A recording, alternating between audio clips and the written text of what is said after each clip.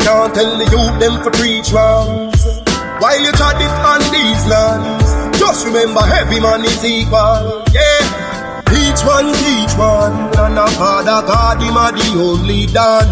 So make we ease and reason, smoke trees, span the ends, all the deep meds. Take a look at life, and don't close your eyes. Sometimes things happen, and it's no surprise. And I just, so it go, so it go, so it go, so it go. It's the government, no have no heart, them no care about poor people. Yeah, bigger heads no love people again, them more than little of them. We see friends now reason again, vex through whistle a blame. More time it hurt me if you see how the face, deal with the eagle of them. Regular me see it a pain, regular me see it a pain. Take a look at life and don't close your eyes. Sometimes things happen and it's no surprise. And I just, so it go, so it go, so it go, so it go. It's the government, no have no heart, them no care about poor people. Social commentary, drop the one your principle, you don't know the global will come and do it. Some people life every day it's stress. The high price from JPS, that topic is currently. Jah alone him a go help you. We need food and we no healthy. We are feel the pain, beg you protect we. In a life we have no envy. Take a look at life and don't close your eyes. Sometimes things happen and it's no surprise. And I just, so it go, so it go, so it go, so it go. It's the government, no have no heart, them no care about poor people.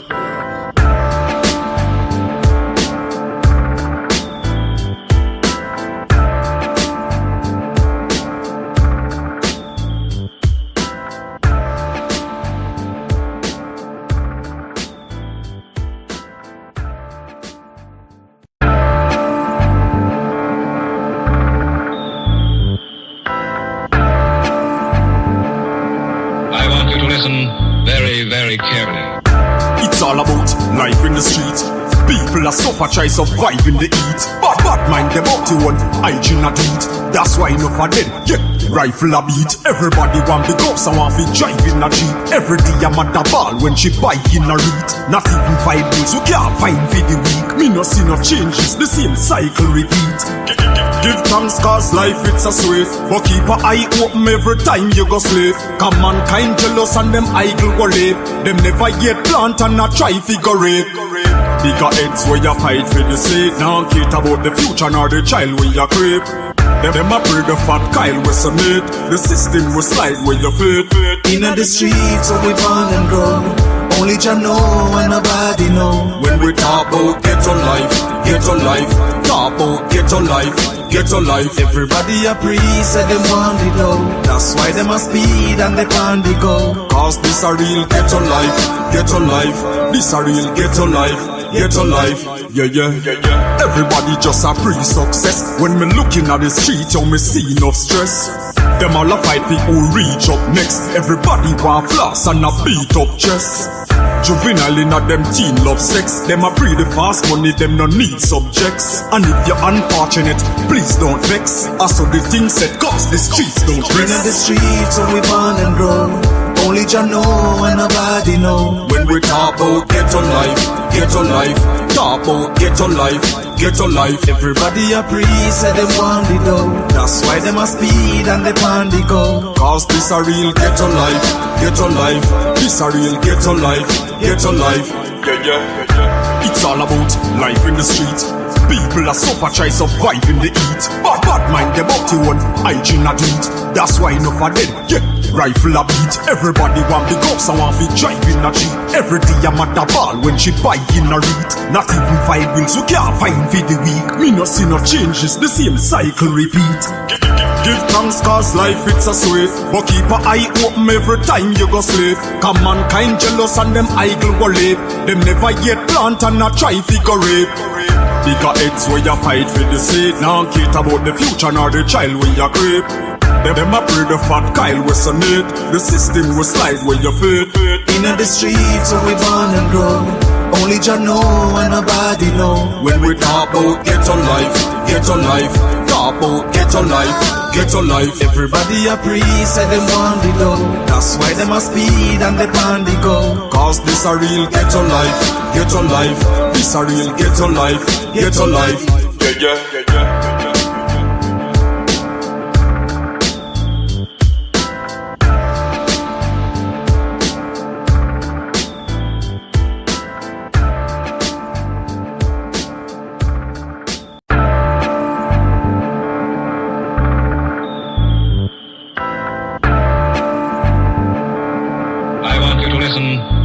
Very carefully. Just because we're black, they say we are slaves. Speak of righteousness, they say we are praise. Just because we're black, they say we are slaves. Speak of righteousness, they say we are praise. Brought us from the motherland in bondage and chains. Bury our culture and change our names. They claim we're free, yet we are in pain. As long as there's life, there's a lot to gain. Just because we're black, they say we are slaves. Speak of righteousness, they say we are praise. Just because we're black, they say we are slaves. Speak of righteousness, they say we are praise. When God spoke his words, they said he was deranged. Marley sung his songs, they said the same. Malcolm X and Martin Luther fought relentlessly so we could be better. Just because we're black, they say we are slaves. Speak of righteousness, they say we are praise. Just because we're black, they say we are slaves. Speak of righteousness, they say we are praise. Brought us from the motherland in bondage and chains. Bury our culture and change our names. They claim we're free, yet we are in pain. As long as there's life, there's a lot to gain. Just because we're black, they say we are slaves. Speak of righteousness, they say we are praise. Just because we're black, they say we are slaves. Speak of righteousness, they say we are praise.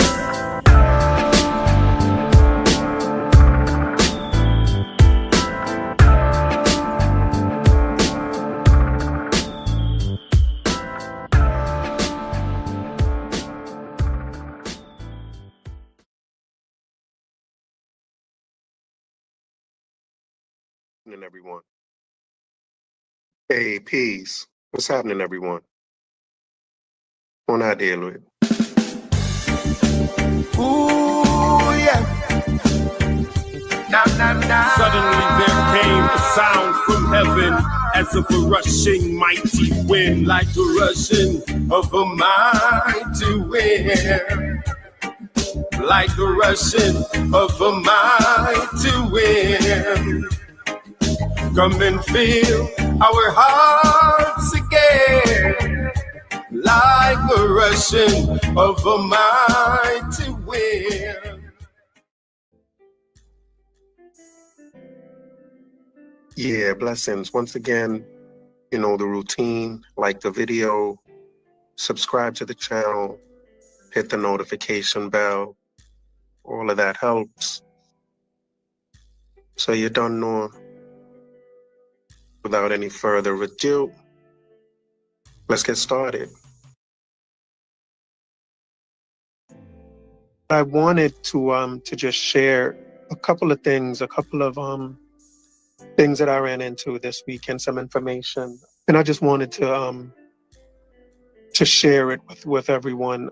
You know, I had the conversation with Dex a few days ago, and he mentioned that Ghana was giving away free land to Black Americans as part of a reparations program.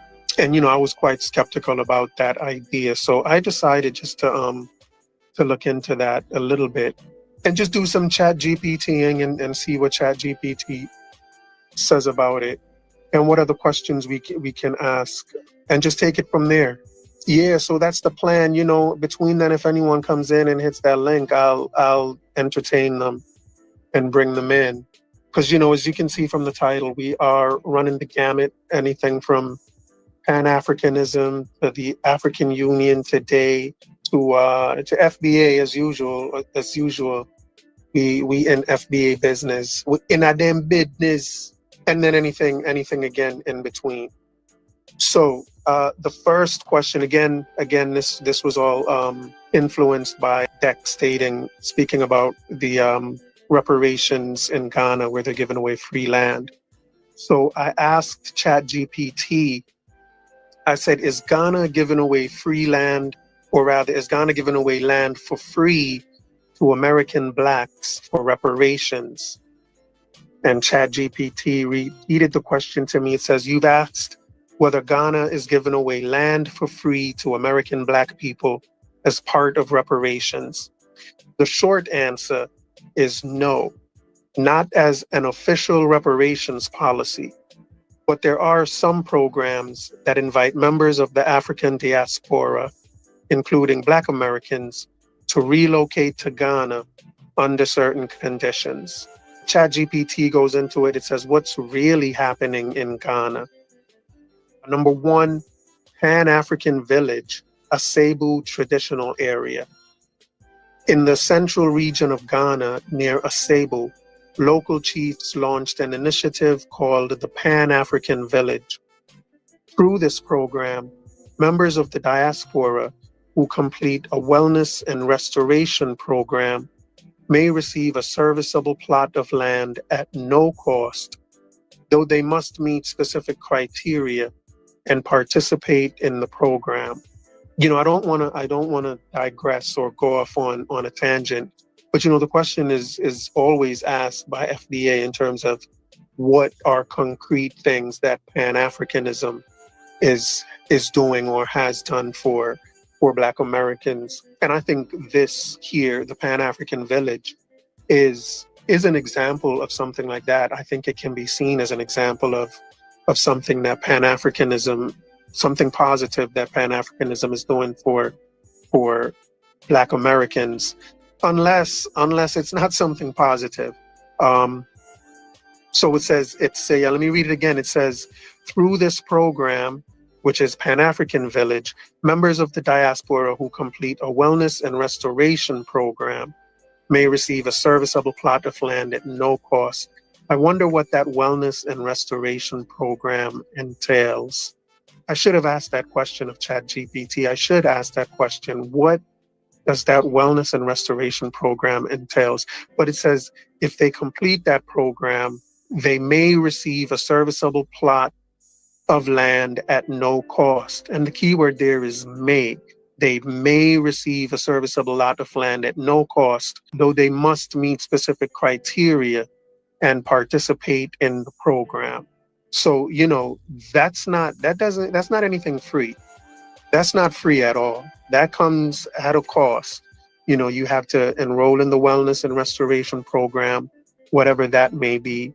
And you also have to participate in that program. So that wellness program is interesting. It says this land giving is not unconditional. So it's not free. It's tied to participation, investment intent, and wellness workshops. So you have to participate. You have to make a commitment to invest in, I guess this is a Cebu in Ghana. So you have to participate in the program, have an investment intent in Ghana, and do the wellness workshops. And again, it's interesting. I would like to know what that wellness program is all about. But before I do, I'll just continue reading. Number 2, the free land claims and misunderstandings. All right, so it says some media and blogs have referred to free land offers, particularly in places like Asebu. But these claims often oversimplify or omit the reality of program conditions, administrative hoops, or promotional language. So there's a lot to the fine print. There's a lot of fine print in this free land offer from Ghana and Asebu to be exact. So it says the claims oversimplify the program conditions, the administrative hoops, and promotional language. Then it says, in fact, most land-related initiatives have drawn criticism for raising expectations based on incomplete information. You know, people can be misled. I think that's what that means. This can absolutely be misleading. And I think a lot of people that see this are very much misled. Number 3, the year of return and beyond the return. The year of return and beyond the return. Since 2019, Ghana has run the Year of Return campaign, symbolic of 400 years since the first enslaved Africans arrived in the U.S. Under this initiative and its successor, Beyond the Return, Ghana has encouraged African diasporans to visit, invest, and resettle. Yeah, so there's the return to the year of return, and then beyond the return. The year of return and beyond the return. That's interesting. For some reason, I think that that's leaving out the idea of staying, or at least the idea of staying there isn't either required or expected. Required, expected, or maybe even desired. Well, let's read on. There's no official policy to give land away for free as reparations. Instead, the focus is on tourism, cultural reconnection, investment opportunities, and citizenship pathways. And you know, that makes sense to me as what, you know, any of those African countries would be pursuing in terms of a policy that deals with the diaspora. Cultural reconnection, tourism, investment opportunities, and citizenship pathways. You can have pathways to citizenship, but free land just doesn't sound like anything tenable or you know, sustainable. Number 4, citizenship by concession. It says Ghana has granted citizenship to hundreds of African diasporans by presidential concession, including many Black Americans. However, this is not connected to land grants. It's more a goodwill gesture, acknowledging cultural ties. Let me read that again. Ghana has granted citizenship to hundreds of African diasporans by presidential concession, including many Black Americans. However, this is not connected to land grants. It's more a goodwill gesture, acknowledging cultural ties. So citizenship is what has been offered from Ghana. Ghana has offered citizenship to people in the diaspora, and I think that's something quite tangible. Citizenship. And again, this is a Pan-Africanist effort, in my view. They are offering citizenship and investment opportunities for people in the diaspora. And yeah, I'll just leave that at that. The next thing it talks about is reparations context. The context of all of this in terms of reparations. It says Ghana has participated in broader reparative justice efforts, such as supporting the Global Reparation Fund established by the African Union and CARICOM. But these efforts are diplomatic and symbolic in nature. They do not involve giving land or funds to individuals. So that can be seen as something else, because I think this too is from a Pan-African perspective. The Global Reparation Fund, which is established by the African Union. I'm pretty sure the African Union can be seen as a Pan-African union. Somebody may choose to correct me if they know better. But it says these efforts are diplomatic and symbolic in nature. They do not involve giving land or funds to individuals. So the first question of whether or not they are giving land away, free land, so far the answer is no. The short answer has been no. The long answer so far is still no. But they are offering other things that I think can be seen as tangible. So the summary table: claim free land for American blacks as reparations. It says no formal nationwide reparations policy includes land grants. The next claim is Pan-African Village land giveaway. The reality is that this is possible for those who participate in specific programs, but not automatic. The next claim is citizenship or investment opportunities. Reality, there are active campaigns, the year of return, beyond the return, etc., focus on cultural ties and investment, but not reparations. So there are opportunities to become citizens and to invest, and there are investment programs that I think can be seen as tangibles. You know, they may need some time to sort themselves out and to become concrete in terms of how they're really going to work. But I think those are tangible things that are being offered. Last thing, reparations via land or money. It says Ghana is part of a broader reparations dialogue. Example, the Global Reparation Fund, but no direct land reparations to individuals. Final thoughts. There's no official reparations program in Ghana that grants land for free to Black Americans. However, some targeted programs like the Pan-African Village in Asebu offer land under specific conditions. These should not be conflated with reparations or widespread land giveaway schemes. All right, so there is no land giveaway scheme in Ghana, and I think it's fair to say anywhere else in Africa as part of a reparations plan. Nothing like that exists. Is there reparations programs that Ghana is a part of? Yes, there's the Global Reparations Fund that the African Union is a part of, along with CARICOM. So they are speaking of reparations, and they are also speaking of reparations. They're speaking of it from a Pan-African perspective. Yeah, and so I think if we're going to be fair to the Pan-Africanists, I think this is more than concrete stuff that they are working on and that they have in mind. And that's the next thing I'm going to talk about, is what's the Global Reparations Fund.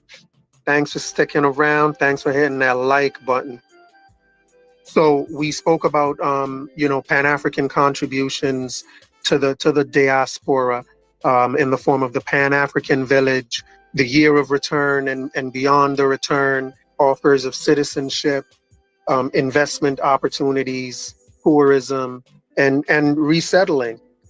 There are absolutely opportunities to resettle, but it's not through free land. It's not free. So I just wanted to clear up a myth that was out there from the get-go.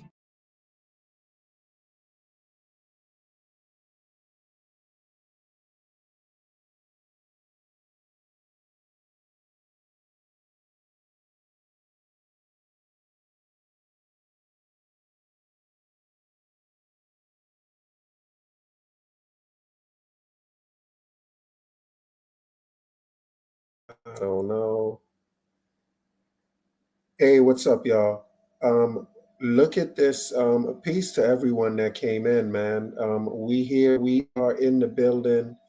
I am doing a replay of this video. I'm just playing this video. I think it's a good read from ChatGPT about some really interesting stuff, and we go into some some interesting ideas as well. So I'm glad you're here to check it out. But while y'all are here, remember to like hit that like button, please. Hit that like button, please. But yeah, I was caught off by this statement from FBA Convo. FBA Convo says, and it's on your screen, FBA's built America before it was called America. FBA is on code, and the code is the leader of the FBAs. So FBA, I was wondering if you could tell us what it was called when y'all built it. Like what was it called before it was called America when y'all built it? Can you fill us in? That would be like amazing to know. So if you could please, FBA, just let us know what the name of the country was before it was called America and you built it. The New Land. It was called the New Land. And can you tell us what time period it was called the New Land? When did it begin to be called the New Land, and when did it stop being called the New Land? Undisputed truth. You're all over the place, my friend.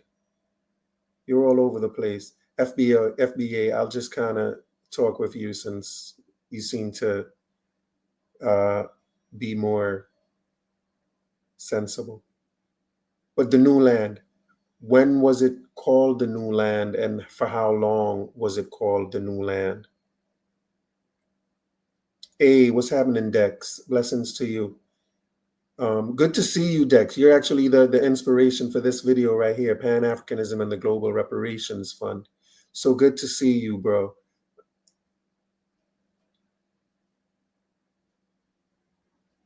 So since 1619, that's your answer, FBA Convo? The country, your country was called the New Land since from 1619 to 17 to what? So y'all named the place the New Land from 1619, and then when did it stop being called the New Land? But yeah, Dex, you had brought up the idea of a global reparations, and sure enough, there is a global reparations fund from the African Union. After I looked it up, so you are in fact the catalyst behind this video right here. We found out some really interesting things about whether or not Ghana was giving away free land. That was the first thing we started off with, and you were pretty much proven wrong, Dex. Ghana is not giving away free land. You need to stop with that. First things first. I know FBA may equal FBI, they may, but Ghana's not giving away free land either. FBA Convo, come on, buddy, tell us, from 1619 till when was this land called the New Land? Oh, you said for 400 years? Wait.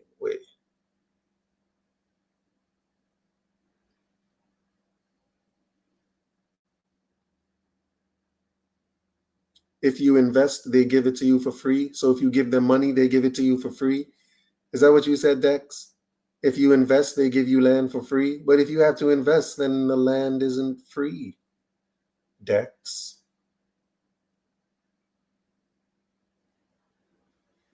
FBA Convo. You know what? I'm going to just let this video play. I'm going to let this video play. I got some time on my hands tonight, so I may drop the link later on so we can have a conversation about a few things. But for now, I'm just going to let this video play. And see where it takes us. So once again, Undisputed Truth, welcome back to the channel. Good to see you. Awede Rahas, good to see you, buddy. And then the rest of y'all, hit the link. FBA, what's the joke? You're going to answer my question or not? You're going to answer my question or not? All right, let me let this video play. All right, so the next question I asked ChatGPT is, what is the Global Reparations Fund? You know, there's nothing local that Ghana or any other African country is giving away for free in terms of reparations. I think investment, resettlement investment is a more accurate way to frame what they're working with locally in terms of reparations. But they are a part of the Global Reparations Fund through the AU and CARICOM. So the next question I asked ChatGPT is, what is the Global Reparations Fund? It says the Global Reparations Fund is a relatively new initiative tied to the African Union, AU, and the Caribbean Community, CARICOM, created to push forward the case for reparations for slavery, the transatlantic slave trade, and colonialism. Here's a detailed breakdown. And I think that itself is worth reading one more time. You know what I mean? Sometimes it takes me a while to get a grip of things. So the Global Reparations Fund is a relatively new initiative tied to the AU and the Caribbean Community, CARICOM, created to push forward the case for reparations for slavery, the transatlantic slave trade, and colonialism. And here's a more detailed breakdown. The origins and purpose. The fund was launched in November 2023 during the Accra Reparations Conference in Ghana, which brought together African heads of state.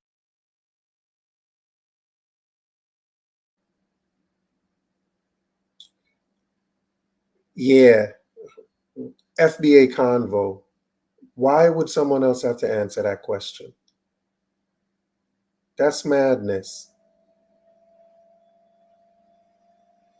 I mean, you should be answering that question. Because who said it? Was it Undisputed Truth said FBA is the greatest? How y'all the greatest, but y'all couldn't come up with a better name than the New Land? Y'all got to a new land, and the only name y'all could come up with it for is the New Land. Y'all may be the greatest at something, but you're not the greatest at naming countries.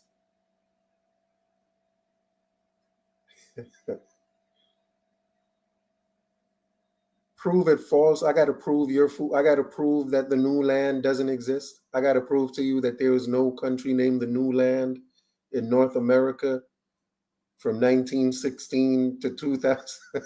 I got to prove that to you, FBA Convo.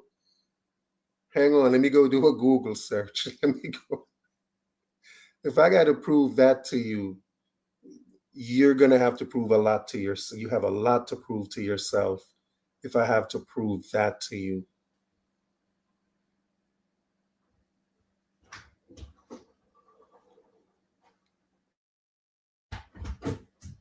Yeah, Dex, you may be right. But what I was talking about was you're saying they were giving away free land. And Dex, no, you're actually not right. They don't call none of what they're doing reparations. They're not calling any of it reparations. They're calling it something else.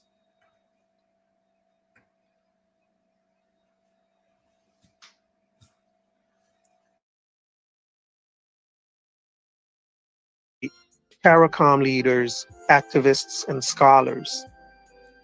So this was in 2023. This fund was started in 2023. It was established as a joint AU-CARICOM project to consolidate and finance reparatory justice initiatives globally. Its primary purpose is to serve as a financial instrument that will collect and manage resources for reparations-related projects on behalf of African nations and the African diaspora. Yeah, I wonder if America is one of the nations they're going to be going against and petitioning for reparations. I wonder if America is going to be one of those countries. Interesting. The goals of the fund. Number one, justice for historical wrongs. It's to address the legacy of slavery, colonial exploitation, and systemic underdevelopment of Africa and its diaspora. Number two, global advocacy. Strengthen the call for reparations at the United Nations and other international forums, making the case that reparations are a legal and moral obligation. Number three, development financing. Channel funds into education, healthcare, cultural restoration, infrastructure, and economic empowerment projects in African and Caribbean countries. Channel funds into education, healthcare, cultural restoration, infrastructure, and economic empowerment projects in African and Caribbean countries. Yeah, I wonder if any of those funds are going to be channeled into African American communities. Because, you know, if African Americans are to support this fund, then I don't see why they should not also be beneficiaries of those funds. Unless, you know, as Pan-Africanists, they are willing to just, you know, give up the rights to their share so that it builds up Africa and the Caribbean.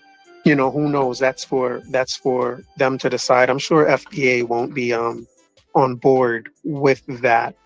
I think FBA would want the funds channeled into more diverse communities than what's in mind here. Number four, support for reparations movements. Yay, let's see if they're going to support the FBA movement. It says assist governments, NGOs, and what are NGOs? Non-governmental organizations. So it's going to assist governments, non-government organizations, and grassroots movements pressing former colonial powers such as Britain, France, Portugal, Spain, the Netherlands, and the US for reparations. Yeah, so, you know, in the US, it's ADOS pressing for reparations, ain't it? And not just ADOS, because I think HR 40 has been around since before ADOS. Someone can correct me. You know, HR 40, the HR 40 bill was first put to vote in 1989, if I'm correct, which is, you know, a long time, it's over 35 years. So reparations in terms of HR 40, reparations in America has been, you know, going on for way longer than ADOS. So, you know, the wording of this doesn't rule out the fact that they'll be supporting American-based grassroots reparation movement. The key backers are the African Union, representing 55 African states, CARICOM Reparations Commission, the CARICOM Reparations Commission, or the CRC, which is representing 15 Caribbean nations leading the reparations movement since 2013. Leaders like Ghana's President Nana Akufo-Addo and Barbados' Prime Minister Mia Mottley have been among the most vocal champions. So yeah, but I don't see FBA as one of the key backers or ADOS. Right now, it looks like it's just the Africa and Caribbean movement. How it differs from local efforts. It says, unlike national programs, example, Jamaica's Reparations Commission or Ghana's Beyond the Return Initiative, the GRF is global and collective. I got to read about Jamaica's Reparations Commission. I've never read about that. I have to read into that and see exactly what that's talking about and where that's coming from. I'm interested. Next time. So the GRF, the Global Reparations Fund, is global and collective.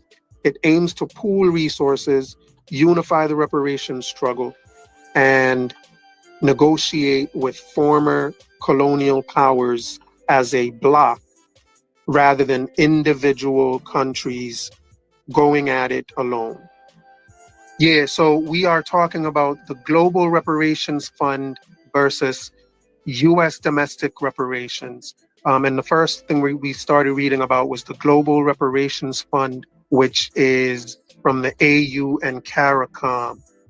Yeah, so the scope of this fund is international. It covers Africa, the Caribbean, and the global African diaspora. The focus is justice for slavery, colonialism, and transatlantic slave trade. Its focus is also collective negotiations with colonial powers, which is the UK, France, Netherlands, Portugal, Spain, etc. And the last focus is development projects, such as education, healthcare, infrastructure, and cultural revival. Those are not bad focuses, I tell you. Those seem like very nice Pan-African foci or focuses for my non-proper English-speaking friends. Yeah, that's a very good focus. I'm not mad at that focus at all. The leadership is the African Union plus CARICOM government. So it's an African and Caribbean thing. All right, so the leadership is the African Union plus CARICOM governments. The status is they were created in 2023. And they are in the early institutional fundraising stage. Now we're going to compare it to the U.S. domestic reparations, which is H.R. 40 and California's task force, etc. The scope of the U.S. domestic reparations is national, and it's focused only on Black Americans descended from enslaved people in the U.S.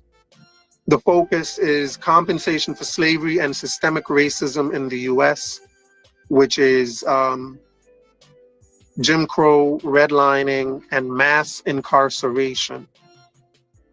So even mass incarceration is part of, the focus, compensation for mass incarceration. Now, let me tell y'all, FBA are not the only people that have gotten caught up in mass incarceration. If mass incarceration is a real thing, it's not just FBA. Caribbean blacks are in there with them under this mass incarceration. So are African blacks. You know what I'm saying? So if there is to be, this reparations is not just going to be for FBA. Immigrants are going to have a claim to this as well. Any immigrant that can show that their ancestor was locked up for no reason and was a part of this mass incarceration movement, then why wouldn't they have a stake of this fund that is going to be put together by our Congress? Y'all mad in y'all head. Y'all want a lawsuit or something? Y'all must want a lawsuit. All right, so studies, truth commissions, and potential payments or targeted programs is the next focus. Again, the last focus is studies, truth commissions, and potential payments or targeted programs. Yeah, so far with HR 40, I think it's only talking about studies. Truth commissions, I think, is just fact-finding stuff, I guess, and potential payments or targeted programs. The leadership, U.S. Congress members like Representative Sheila Jackson Lee with HR 40, state commissions, and grassroots group. The status is it is still under debate. No federal reparations enacted, though states like California have proposed frameworks. Yeah, no federal reparations enacted as yet. And we'll talk about whether there's been anything from the states. And final summary, the Global Reparations Fund is not about direct cash payments to individuals. Instead, it's a collective global fund to push reparations demands, finance development projects, and build international pressure on colonial powers. By contrast, U.S. reparations debates like HR 40 are domestic, centered specifically on foundational Black Americans, descendants of enslaved Africans in the U.S., and how the U.S. government might repair centuries of racial injustice. It even mentions FBA. But that's craziness. My lawsuit is going to start with ChatGPT. If your reparations claim has to do with redlining, Jim Crow, and mass incarceration, there are non-FBA people that can make that claim. There may be Hispanics that can make that claim about Jim Crow, redlining, and mass incarceration. Why not? If there's a reparations movement that has these things in the basket, the menu, Jim Crow, redlining, mass incarceration, this cannot just be for FBA. It cannot be just for FBA. You're crazy. This is America. Let's remember that. This is America. So that cannot just be for FBA. If you want it to just be for FBA, you're gonna have to just stick to slavery. Did y'all hear me? If you want it to just be, if you want this movement, this HR 40, specifically HR 40, I presume, and even the California, I don't know about the California Task Force or any other movement that's out there, but any of them that includes Jim Crow, redlining, and mass incarceration cannot just be for FBA, because people other than FBA can have claims about Jim Crow, redlining, and mass incarceration. Why can't immigrants have those claims? I'm not saying they're going to have these claims in great numbers, but if an immigrant has that claim, they're entitled to it. Why not exactly? Anywho, let's continue. The final summary.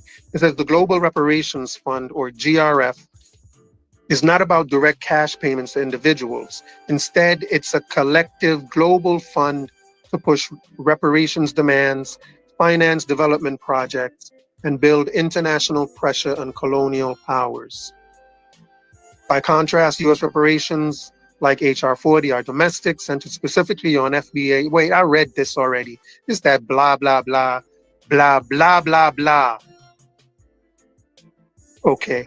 But still, we are talking about the GRF, the Global Reparations Fund, and now we're talking about countries being targeted.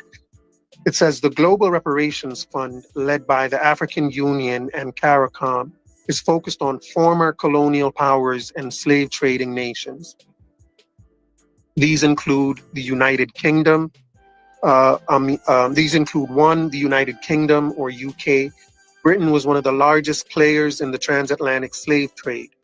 Caribbean colonies like Jamaica, Barbados, Trinidad, and others suffered immense exploitation. Reparations demands are strongest here, since the UK compensated slave owners after abolition in 1834, but gave nothing to the enslaved. Yeah, that is, I guess that is a slap in the face. You know what I'm saying? But I guess it was a legal slap in the face. They legally had the right to slap you in the face, you will. But that's the UK. The second one is France.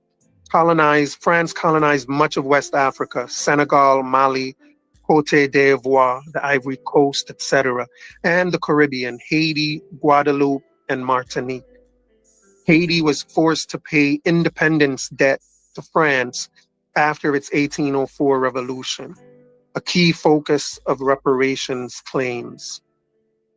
Wow, I would love to see the legal claims, like how this happened legally, where that's something.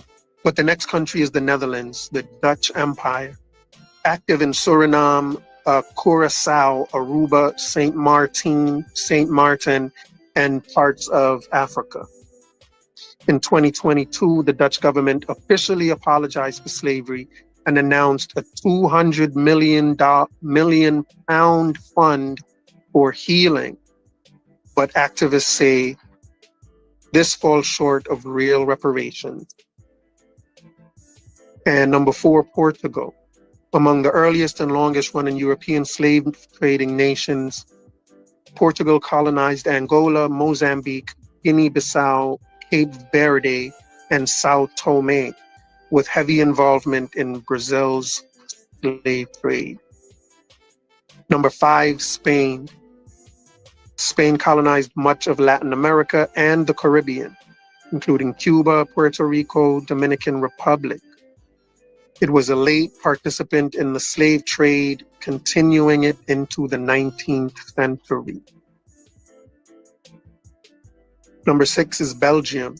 Not part of the early slave trade, but notorious for colonial crimes in the Congo Free State, where millions died under forced labor and extraction. Reparations claims here are tied to colonial brutality rather than slavery. And number 7, last but not least, the United States, to a degree. While the U.S. is not a former colonial power in Africa, it did directly benefit from slavery and the slave trade. Some African leaders argue that the U.S. should also be part of reparations discussions. I mean, if there is going to be a reparations discussions, and if America is going to be, I will be in favor of America being in that reparations discussion under one condition. And that condition is that all these African nations would have to be in that discussion as well, as people who have to pay up this reparations fund. They are not going to be exempt from it. I don't care. They're going to have to put something in the pot. They just can't be exempt because their role in it was significant. So it's not going to be ignored. If there's going to be a global reparations fund, all of those countries, those African countries that benefited from the slave trade, from the transatlantic slave trade, all of them are going to have to donate to this fund as well. That's the condition under which America and any of these other countries are going to be a part of this. And that has to be what is offered by these African countries. These African countries have to at least go to the table with that in mind, right? Listen, we're going to be in it too. We're going to donate too because, we had our role too. If not for us, y'all wouldn't have done nothing. So we going to do it too. But let's fix up this place. You know what I mean? And unless they're willing to, put that step forward, then I don't see why any of these European nations, especially America, should step forward. That has to be the first step, and it has to be made by them. And I don't know if they're willing to, and I don't know if they're going to be willing to. Next, we're going to talk about specific reparations demands. It says the AU CARICOM 10-point plan for reparatory justice, adopted in 2013 by CARICOM and expanded under the GRF in 2023, lays out the main demands. So these are the main demands by the GRF. Number 1, formal apologies, not just statements of regret, but legally binding state-level apologies for slavery and colonialism. Number 2, debt cancellation. Many African and Caribbean nations still pay debts to international lenders while dealing with underdevelopment rooted in colonial extraction. So debt cancellation. The demand, cancel odious debts and free resources for growth. Free resources for growth. So they want some free money. Is that what that is? Free resources for growth? Is that free money? I mean, yeah, it's what it is. So formal apologies, debt cancellation, and number 3, development programs. Fund healthcare, education, infrastructure, and technologies transfer in African and Caribbean nations. Number 4, repatriation support. Help African descendants in the diaspora resettle or reconnect with Africa, land citizenship, cultural restoration. Number 5, compensation. financial settlements. Let me say this, like this sound, you know what I mean? This sounds like what a reparations thing should sound like. I mean, it just, it sounds more professional. It sounds more presentable. It sounds more feasible. It sounds than anything that this U.S. domestic reparations is talking about. And, you know, maybe I just, because I've taken a look at the HR 40 thing. Maybe I'm just forgetting, you know, how professional that was, but, you know, let me not knock it, but this sounds presentable. Again, the only thing missing at this point is they're not willing to put their foot forward. You know what I'm saying? They're not willing to put their foot forward, but it's a professional, statement of demands. You know what I mean? So I had gotten to number 5, compensation. Financial settlements to affected states and communities, similar to how Germany paid reparations to Israel after the Holocaust. Does it sound like a scam? Does it sound like a scam? Come on, bro. This ain't, come on, man. What you mean? Does it sound like a scam? Wait, Africans don't be scamming, bro. Wait. Africans don't be scamming, bro. Caribbeans don't be scamming, bro. What you talking about? This don't read like, wait, this kind of, I mean, I told you I'm not no bad African, because I can see where, you know, I can see where this is, I can see where this can be seen as just that, a scheme. A scheme to siphon money from European nations and from people, and even people in the diaspora. I can see where it can be seen as that. Absolutely. I'm not denying that. You know, is it professionally presented? Yes. Can it be a scheme? Yes. Can it be a scam? Yes. You know. But it is what it is. Outside of that, I'm gonna continue to read. So compensation, financial settlements to affected states and communities, similar to how Germany paid reparations to Israel after the Holocaust. Number 6, restoration of stolen wealth and heritage. Return looted African artifacts, gold, and cultural treasures held in European museums. That's not a scam. Return looted African artifacts, gold, and cultural treasures held in European museums. Is that a scam? Return looted African artifacts, gold, and cultural treasures held in European museums. I mean, that's not an unheard of scammy demand. Number 7, addressing the Haiti debt. France is pressured to return or compensate Haiti for the billions it extracted after Haiti's independence. You know, if stuff like that is, if they have records and, you know, if they can prove stuff in a court of law, I wouldn't see that as a scam either. You know, so where certain of the demands can be questionable, I think some of them are, you know, are legitimate. Current status. Britain refuses direct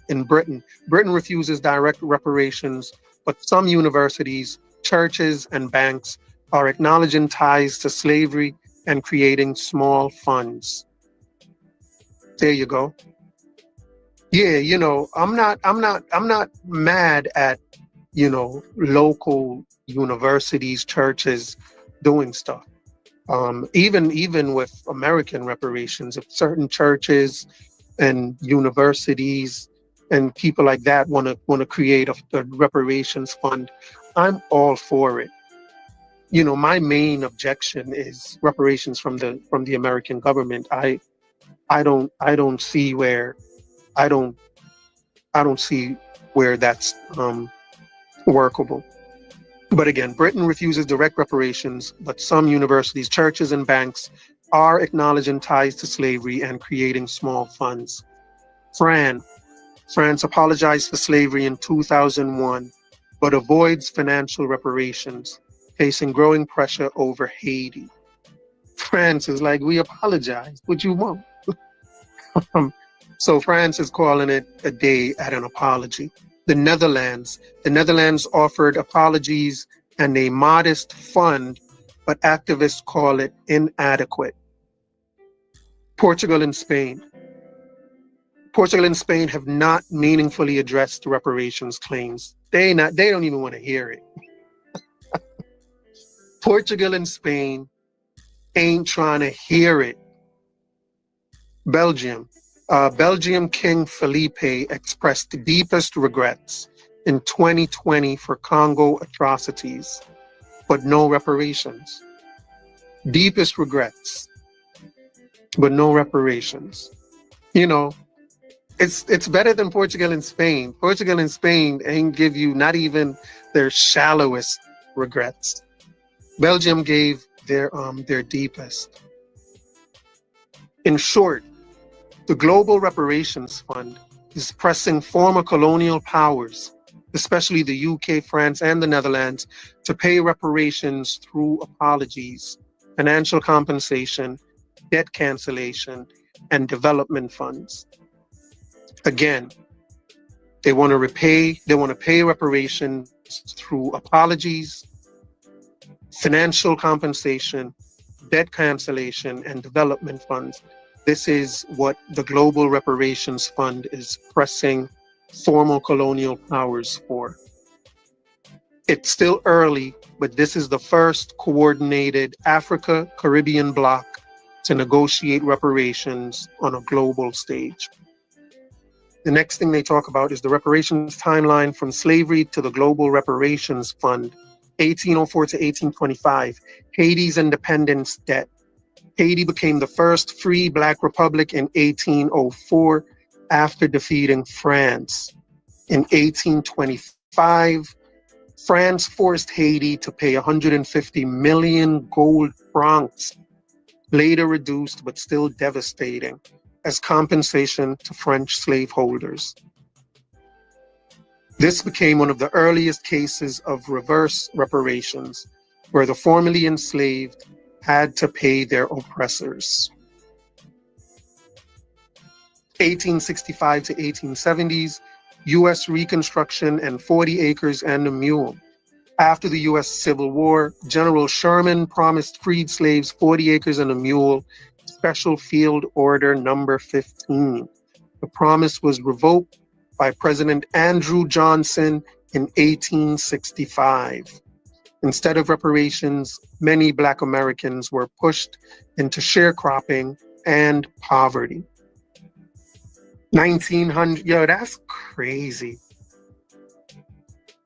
The promise was revoked by President Andrew Johnson. I would love to have been in Congress, to be a fly in the wall in Congress at that time, and to hear that debate. I know I'm gonna read up about it. I'm gonna read up about it and see what I can find out about that. But that seems so interesting.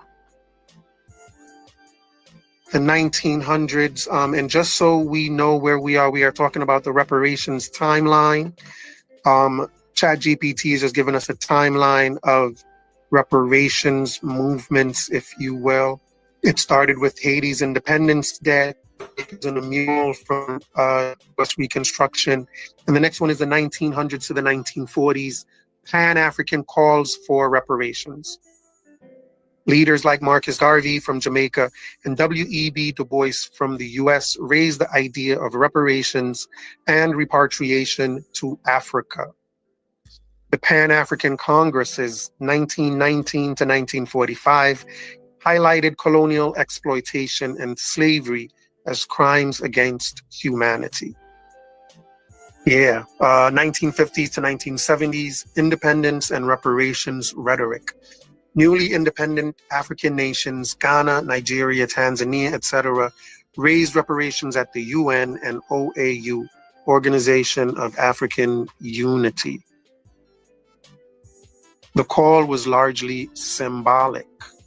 No binding mechanisms existed to force colonial powers to pay. 1993, the Abuja Proclamation.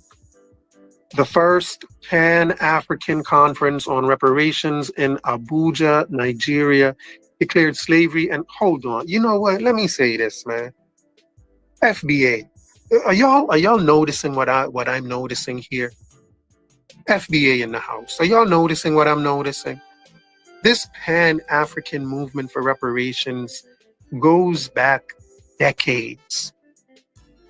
Like, goes back way further than your reparations claims. You know what I'm saying? This FBA movement reparations thing is brand new compared to this Pan-African stuff. Let me continue. It says newly independent African nations, Ghana, Nigeria, Tanzania, etc., raised reparations at the UN and OAU. The call was largely symbolic. No binding mechanisms existed to force colonial powers to pay. 1993, Abuja Proclamation, the first Pan-African Conference on Reparations in Abuja, Nigeria, declared slavery and colonialism crimes against humanity, called for reparations from Europe and the Americas, helped establish reparations as a global movement beyond grassroots activism. All of these movements are gonna go to naught, and they should, until they start making calls on Africa itself. 2001 Durban World Conference Against Racism. At the UN conference in Durban, South Africa, activists and states pushed for recognition of slavery as a crime against humanity. While slavery was acknowledged, former colonial powers blocked binding reparations commitments. 2013 CARICOM Reparations Commission. CARICOM, Caribbean Community, created a 10-point plan for reparatory justice targeting Britain, France, Spain, the Netherlands, and Portugal. Demands included formal apologies, debt cancellation, healthcare or education programs, repatriation, and compensation. This became the most organized regional push for reparations. 2019, Ghana's Year of Return, marked 400 years since the first enslaved Africans arrived in Virginia, 1619. Ghana launched the Year of Return, inviting diaspora Africans, especially Black Americans, to visit, invest, and reconnect. A symbolic step toward linking reparations discourse with cultural reconnection. 2020 to 2022, renewed global pressure. The murder of George Floyd, 2020, reignited debates of systemic racism and reparations in the US and abroad. The Netherlands, 2022, and some European institutions issued slavery apologies and created small healing funds, but activists called them inadequate. And finally, 2023, Accra Reparations Conference and Global Reparations Fund, held in Accra, Ghana, with the African Union and CARICOM, created the Global Reparations Fund as a financial mechanism to coordinate global reparations demands. First time Africa and the Caribbean formed a united reparations bloc to negotiate with colonial powers. The key takeaways: early 1800s to 1900s, reparations were mostly demanded by grassroots leaders, Haiti, Garvey, and Du Bois. In the mid-1900s to 2000s, newly independent African states and international conferences raised the issue, but no enforcement.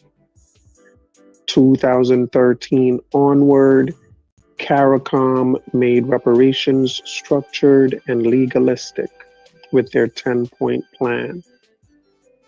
And in 2023, the Global Reparations Fund institutionalized reparations at the continental plus diaspora level, marking the most coordinated global push yet. Yeah, so that's where we are right now, and that's what ChatGPT had for us. Where are we right now? Yeah, I think I can read this last little bit here and then call it a day. This last piece I asked, is the African Union a Pan-African organization? And ChatGPT says yes, the African Union is widely considered a Pan-African organization though with an important distinction between its political structure and the Pan-Africanist ideology it draws from. So the African Union, which is pushing for the Global Reparations Fund, is a Pan-African organization. So when they ask, and keep in mind that for FBA, the most important thing is reparations. FBA was formed around reparations. Reparations is the FBA, call. They're called the call for reparations. But keep in mind that the Global Reparations Fund is a Pan-African movement, which has been around forever. You know what I'm saying? So when they ask the question of what has Pan-Africanism done, I guess we may need to see the results of all of these things, whether or not people are really being given citizenship, whether, people are really having good investment opportunities, resettlement opportunities, whether these things are really truly happening, in order to really judge whether this Pan-African tangible has any weight, but regardless of that, it is a Pan-African initiative. And whether it comes to fruition or not doesn't defeat the purpose or the point that it's a Pan-African initiative. You know what I'm saying? The most important tangible that FBA is looking for and calling for is reparations. That's their most important tangible.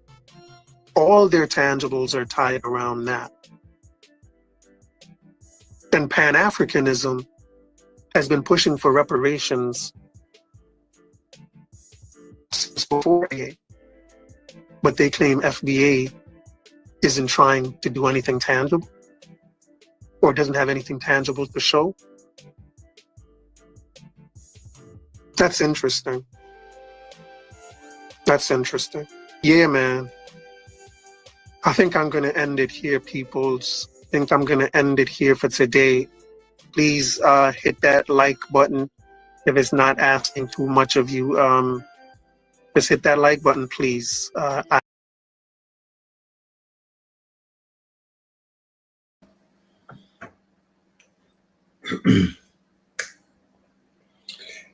Hey, blessings to everybody up in the house. Who's still here? FBA Convo is still in the building. Dex, bless up yourself. Golden Brown. Undisputed Truth, big up yourself. Everybody in the building, man, big up yourselves. Like I said, we're going to be here for a little bit. I'm up tonight, I think. So you're done, Noah. I'm up for another video, though.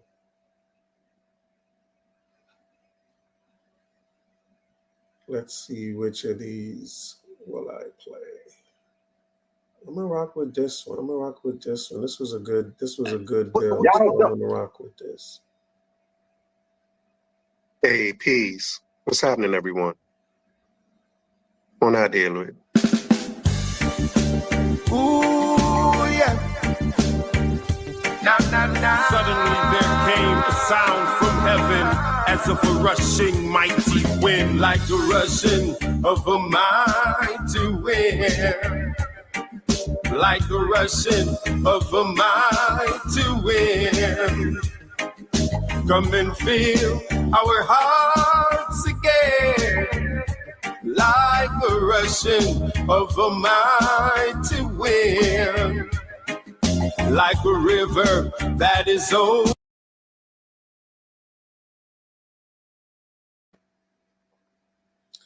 Hey, Golden Brown. I got your comment here on blast. I'm trying to understand.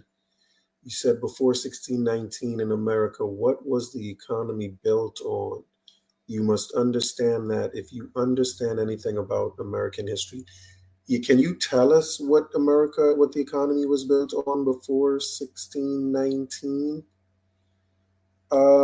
Yeah, if you could just say something in the chat real quick about what the economy was built on before 1619, that would be amazing. Cause you know what I mean? You've sparked my interest. Yeah, you sparked my interest. So if you can answer that, that would be superb. Overflow like a river that is overflow. Come and fill our hearts once more like a river that is overflow. Let it overflow, let it overflow, let it overflow, let it overflow, let it overflow, let it overflow, let it overflow, let it overflow.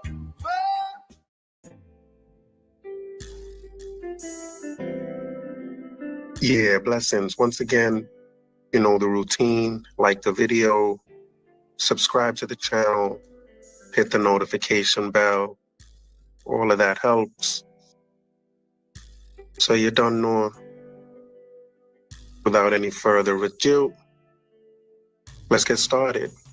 My stance on this, man, I agree with the sister as far as what she was saying, as far as, immigrants coming over here legally should definitely be vetted and deported back to where they go. As far as, Black Americans, I don't want to say versus Black immigrants, but however, we have to be mindful, man, that I'm 45 years old. I'm a 1980s baby. So the days of Malcolm X and Martin Luther King and Fred Hampton, rest in peace, these Black immigrants that they were fighting for to come over here, these aren't the same ones. And when they come over here, to me, it's not really so much a disrespectful thing, but it's such a disconnect. And they have no desire to try to build or connect with us. It's just they're getting into their group and their tribal things, and that's really what's causing the disturbance. And it's almost as if they're hijacking what we're doing and basically trying to replace us. Like if I were to go to Africa, any African place, or any place outside of America, I'm gonna humble myself, get familiar with the people, their culture, and I'm gonna just do my thing and bless up and go on about it. I'm not gonna come through somebody else's already established home and build myself up and basically part of my language start shitting on them. You know what I'm saying? So I think it's really more of a disconnect, man. It's just to the point where, as foundational Black Americans, I think enough has been said. We need to delineate and just do our own thing. It's no malice, it's no hate. Nobody wishes anybody harm. Just like, the Chinese have Chinatown, the Italians have Little Italy. I think we need to do the same thing, and I don't see no harm in that. Well, I think the Chinese that have Chinatown, I think those are pretty much immigrant groups that you're talking about. Right. So why would FBA want to have something like an immigrant town?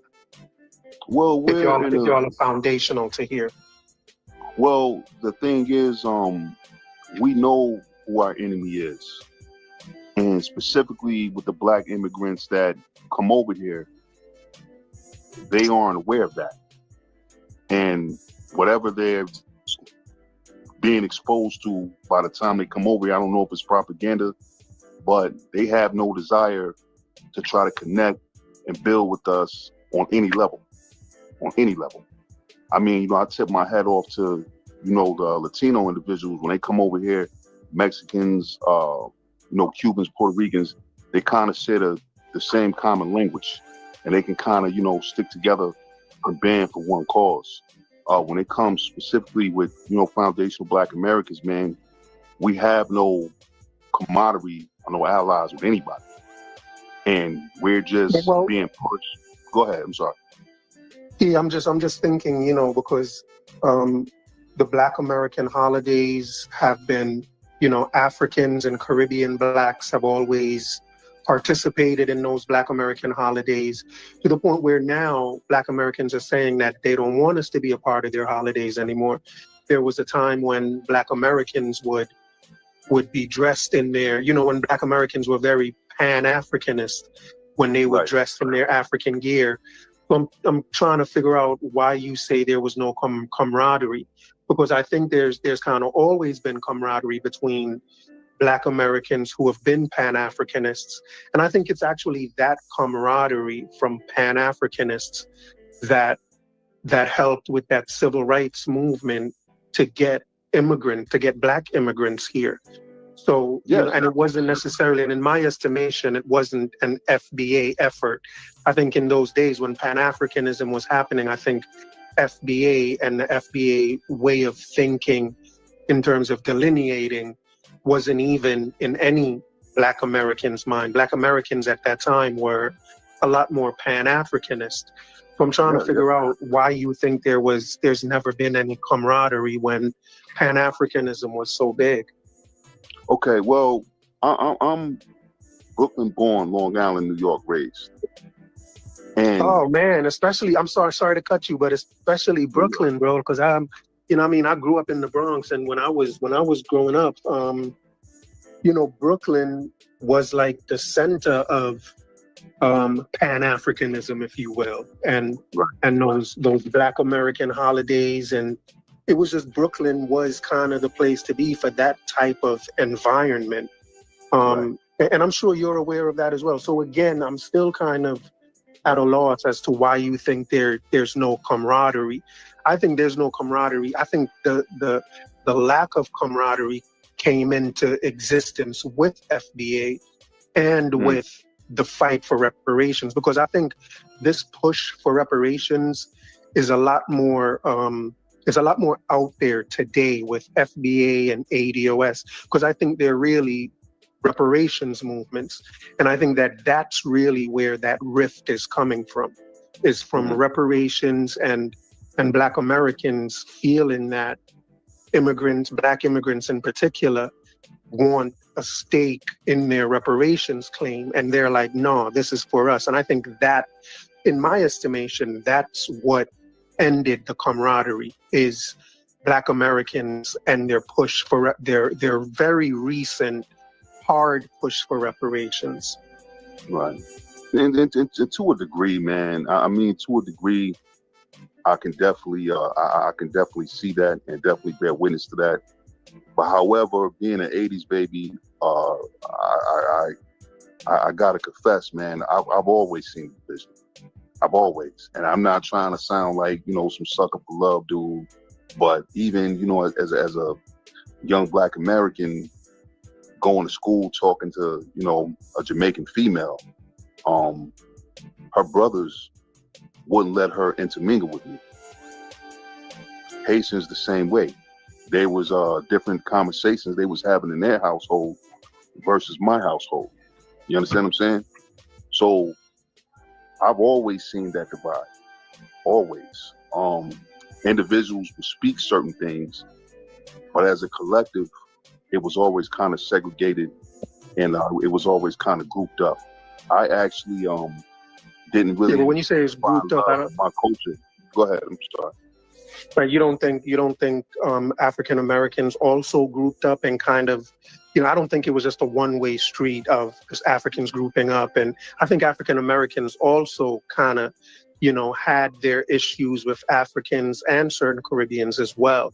You know, there were pockets of each group, but for the most part, I think that the Pan-Africanism kind of overshadowed all of that. There were, I would agree that, you know, everybody has their issues with everybody.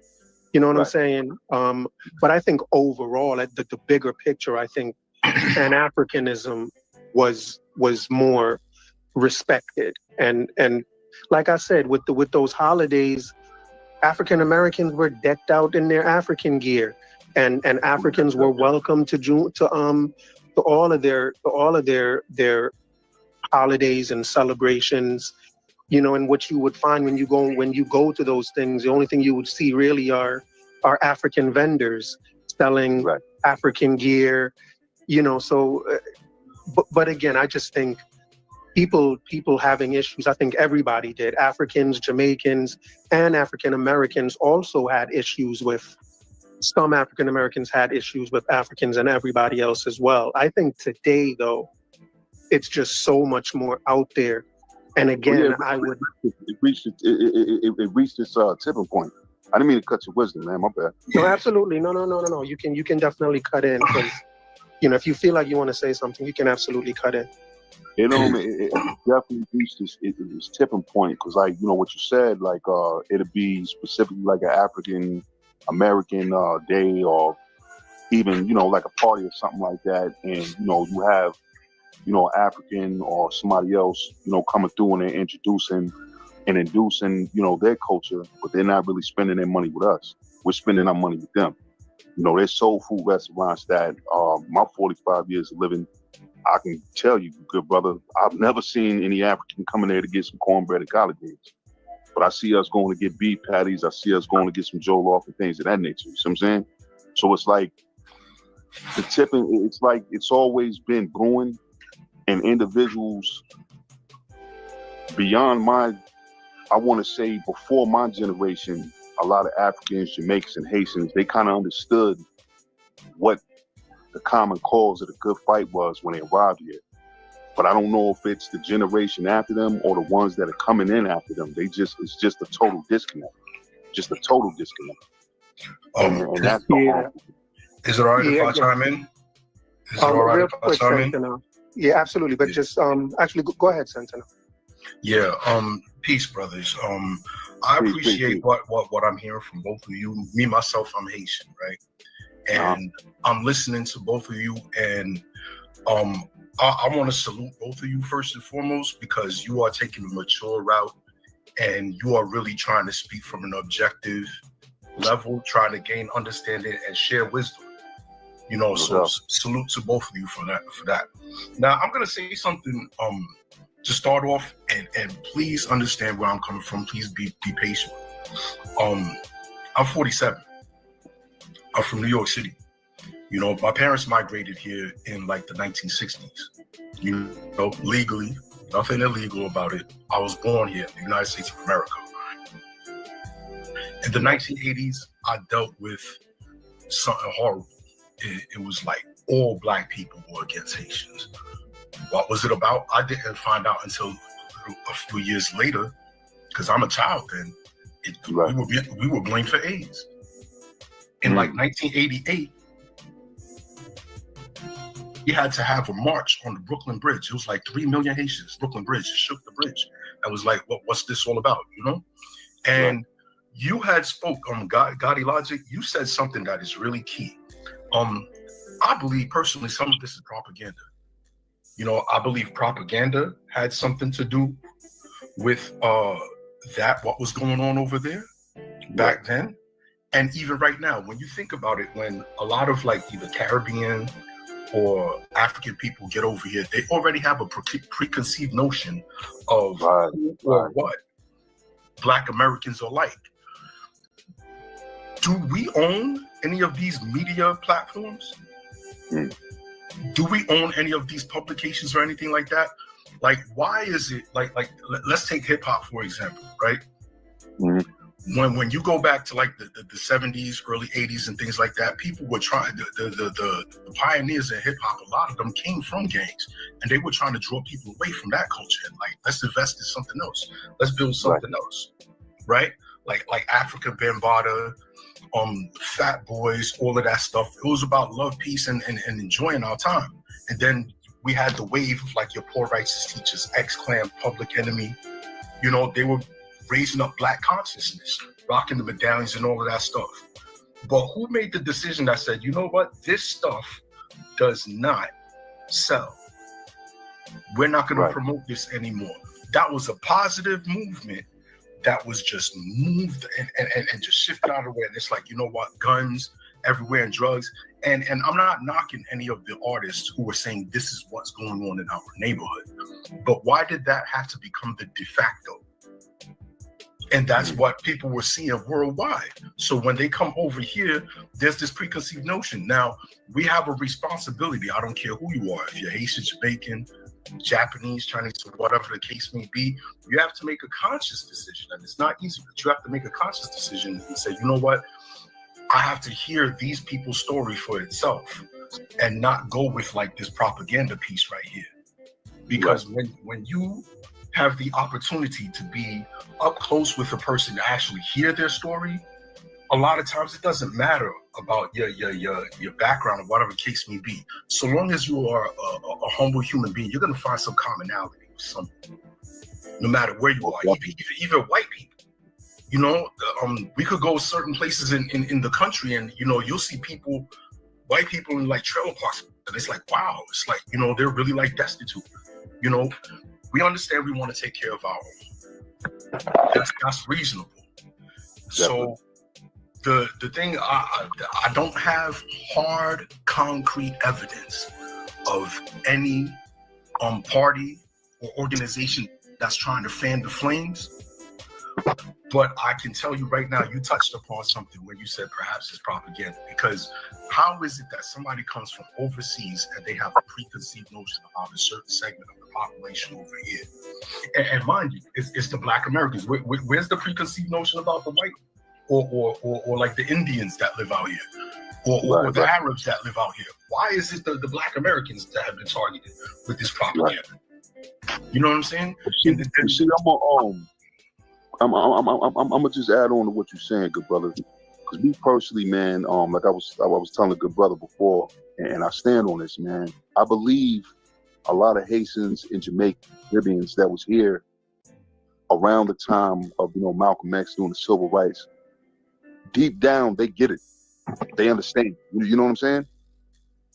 You feel what I'm saying? Yeah. I think the ones coming after that, they're the ones where it's just a total disconnect, man.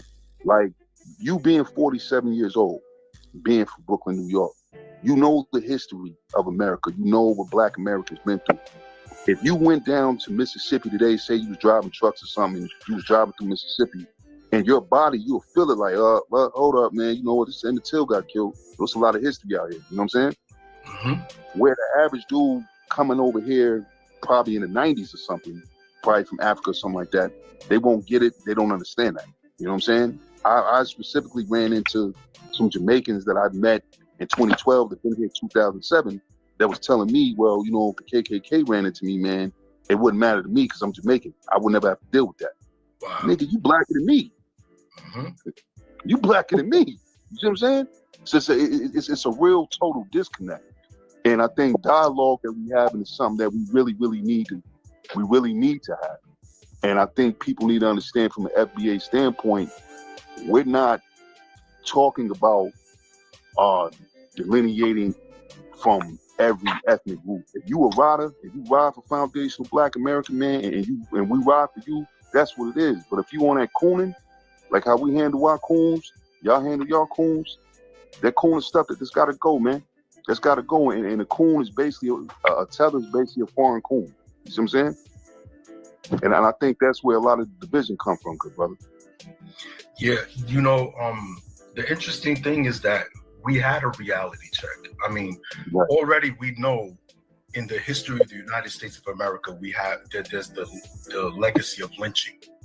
Right. I have a book, 100 Years of Lynching. I forgot who's the author. Well, this is a very traumatizing experience and it's very heartbreaking. But I don't know if you remember in the late 90s, Amadou Diallo. Oh yeah, This was the African immigrant up in the Bronx, and you know, this was like the tail end of that stop and frisk era. Right. And it was like 4 white cops approached him, and he was trying to get into his apartment. They fired at him 49 times. And he tried to display his wallet, and they tried to pass it off like it was a gun. Yes, sir. Yes, sir. Yeah, I remember that. And And the city road form. I didn't mean to cut you off, good brother, but every black person in New York damn near rolled up and stood for that brother, man. We stood up for that brother. You know what I'm saying? And all we saying, good brother, we don't get none of that love back. That's all we saying. You know what I'm saying? And I'm not saying you. I'm not saying other brother I'm speaking to. I'm not talking individually, man. I'm just talking collectively as communities. A lot of them, they don't give us that love back. They don't give us that love back. And we just tired of being the moral punching bag. Our bodies is out on the street where everybody else just go get their money and be like, well, yeah, thank you. I got to get my bag though. That's all good, brother. That's all. You don't think that Caribbeans and Africans came out in support with the George Floyd incident, with all the cop shootings of Africa? You don't think Black Americans and Africans and Caribbeans supported? Me personally, the George Floyd situation, I think that was all propagated from what I seen. I was actually in Atlanta when that was going on, and I seen a bunch of white people out there tearing up stuff. You know what I'm saying? That wasn't organic. It wasn't from the grassroots. It seemed like it was some type of I don't want to say a political party. They was warring fractions, but I think George Floyd was kind of just used for people to get outside of the pandemic, man. I don't really think it was I don't think whether that's true or not, whether it was organic or made up or whatever, I think it's true that Caribbean Blacks and Africans came out in support of that movement. You know, and whenever any African American was shot, I think in New York City, I think, you know, all of those Black immigrants came out and supported as well. So I'm still kind of like, you know, on the fence when you say it's a one-way street in terms of you guys supported Amadou Diallo, but no one came out and supported y'all. I don't think that's really reflecting the truth of what happened. I think you know, I think they've always, like I said, the way I see it is that, you know, ADOS and FBA are reparations movements. And I think that really, the idea of reparations is really what has caused the rift. And I think, you know, especially the reason they call people tethers, you know, I think the original definition of tethers is an immigrant that undermines FBA and specifically undermines FBA's reparations claim. You know what I'm saying? It's been all centered around reparations. And I think whether, you know, and I think that's really where the drama began. And I think that African Americans are claiming, just don't want anyone else to be a part of their reparations claim. And I agree with that. I'm a Jamaican, and I don't think Caribbean people, like, you should get reparations from America just because you're Black. I think that's ridiculous.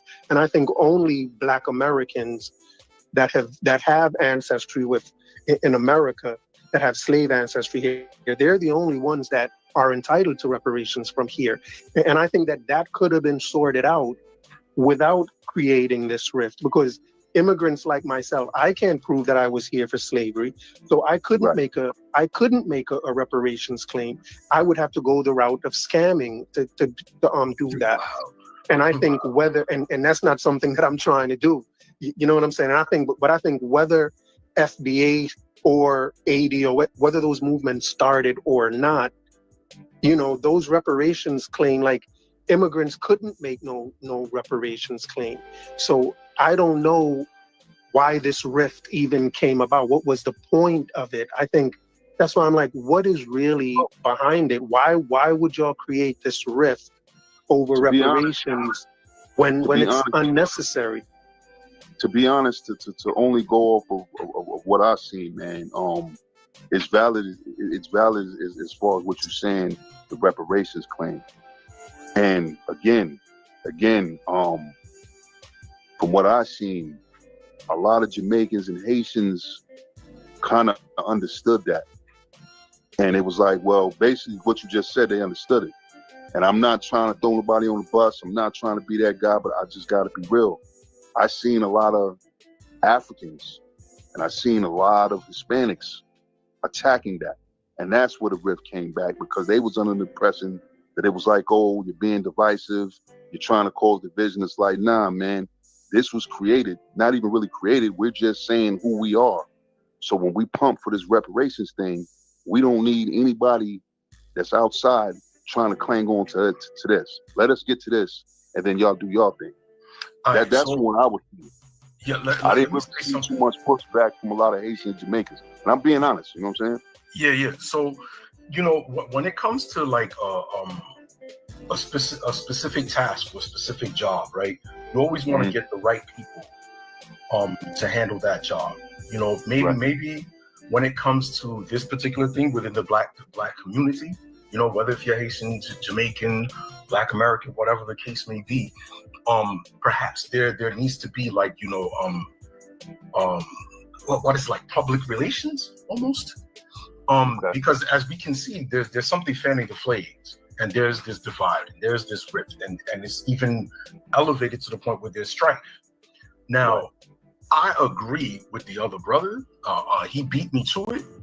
Not only do I believe it from a moral or ethical standpoint that reparations for the Black American descendants of slaves, they should receive that.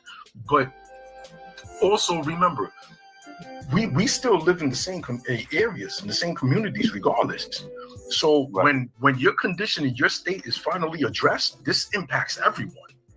You understand? Because there's an economic aspect of it. There is a psychological aspect of it.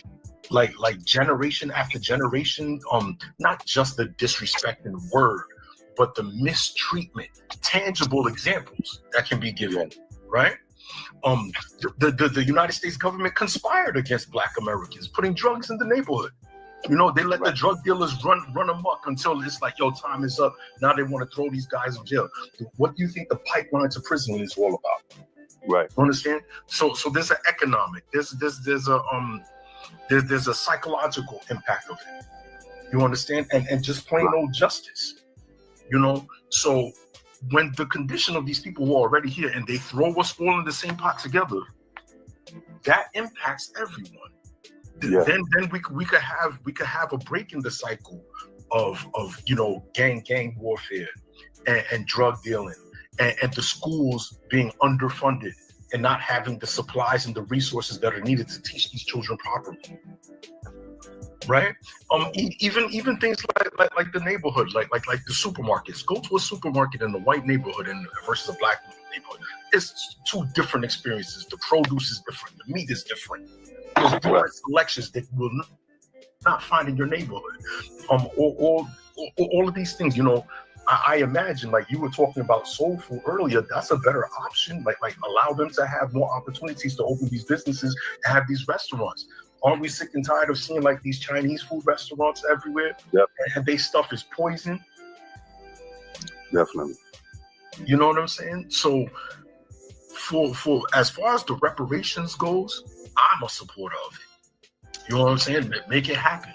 I'm just also a supporter of get the right people in the right places to do the right things. Let's have a sit down, have the right representatives to speak and inform the people so that there could be more of an effective, productive dialogue as opposed to strife and angst. Because some of these podcasts and these things that I'm saying, it's just people getting on and it's like, you know what, I'm gonna roast you and I'm gonna check you and things like that. Yeah. That's childish. We're adults. Yeah. What are you doing? Yeah. And then to add on too, man, and interject to the host I was speaking with, man, too, as far as the reparations, where a lot of the beef is really coming from. Barack Obama had appointed some Nigerian woman over our reparations, and people were, a lot of Black Americans are like, man, like what's going on? And it sees also to the point where I don't know if she's got some type of Congress seat in Georgia, but she opened up the floodgates for a lot of Black immigrants to come into Atlanta as well. And as well as I know, Atlanta was almost like a hotbed, a mecca for foundational Black American excellence. So a lot of things are being pushed, and it comes off as, it almost feels as if we're being undermined. But again, I stand on this. Like I said, I've having for the most part, from what I've seen, a lot of Haitians, Jamaicans, they get it and they understand. You know what I'm saying? I think we know who the nature of the beast is. We know who the beast is that we've been fighting. We've been fighting this dude for 400 years, man, and we're gonna continue to do it. You know what I'm saying? Yeah. Like we know what it is, man. We know what it is. Who is like you the said, enemy? I think a lot of it's just propaganda and just hype. My bad, man. Who would you say is the beast, as you put it, or the real enemy? I mean, you know, the European, man. That ain't gonna stop. European, man. How come y'all have never boycotted European stores? How come it's we've only... done it, man. We got a history of doing that, stemming all the way from, you know, when MLK was doing his thing, and even when Mike Brown got killed, rest in peace to the brother. We'd actually had organized, and I was in Long Island myself participating. It was October 2014. We tried to stage a nationwide blackout. I think Sentinel wanted to say something. Yeah. So, by the way, American Dream, where are you from? You said the Bronx. I think you said that earlier, right? Yeah. I'm from Jamaica. I lived in the Bronx. I left Jamaica and moved to the Bronx, but I'm Jamaican. I was born in Jamaica, raised in the Bronx. Oh, you're in the BX. Oh.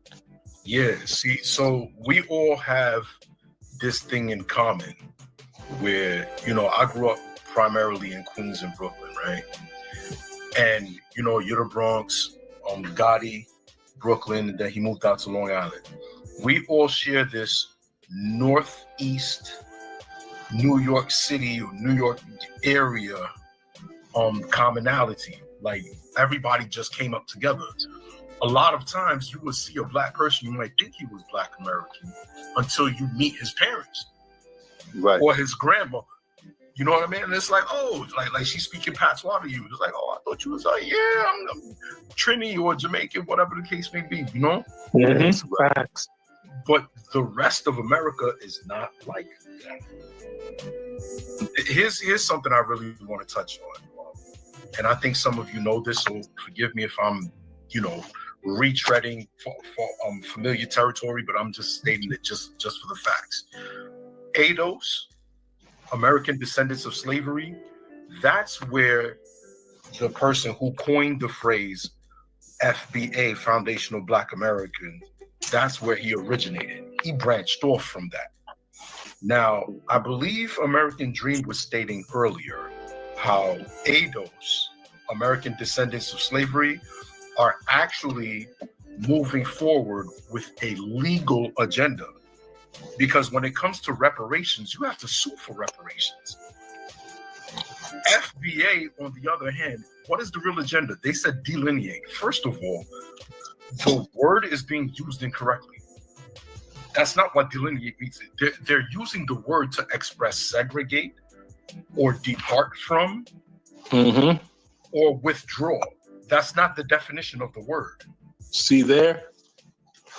Who's speaking? Who's that speaking? That's me, Sentinel. Sentinel. Okay, go ahead. That's not the definition of the word. Now, if you want to withdraw from other Black communities and you know, build up your own, I think that's admirable. Everybody naturally has an instinct to do that. The area where I am concerned is where all these stray shots are being fired at. Because if it's okay, we are against these immigrants. If the immigrants have been speaking ignorantly, the proper response when a person greets you with ignorance is to provide them with knowledge. That's what we're grown men. We don't have time for that teenage agenda. So I'm very concerned with the language, the mannerisms, and you know, the brother said, you know, delineate. I was under the impression that this was about reparations. And if it really is about reparations, then why is there like these offshoots? Don't you think that there is more strength and better opportunity to pool your resources There you go. Well, Ados American Descendants of Slavery, that was created by Yvette Carnell and I forgot the other dude's name.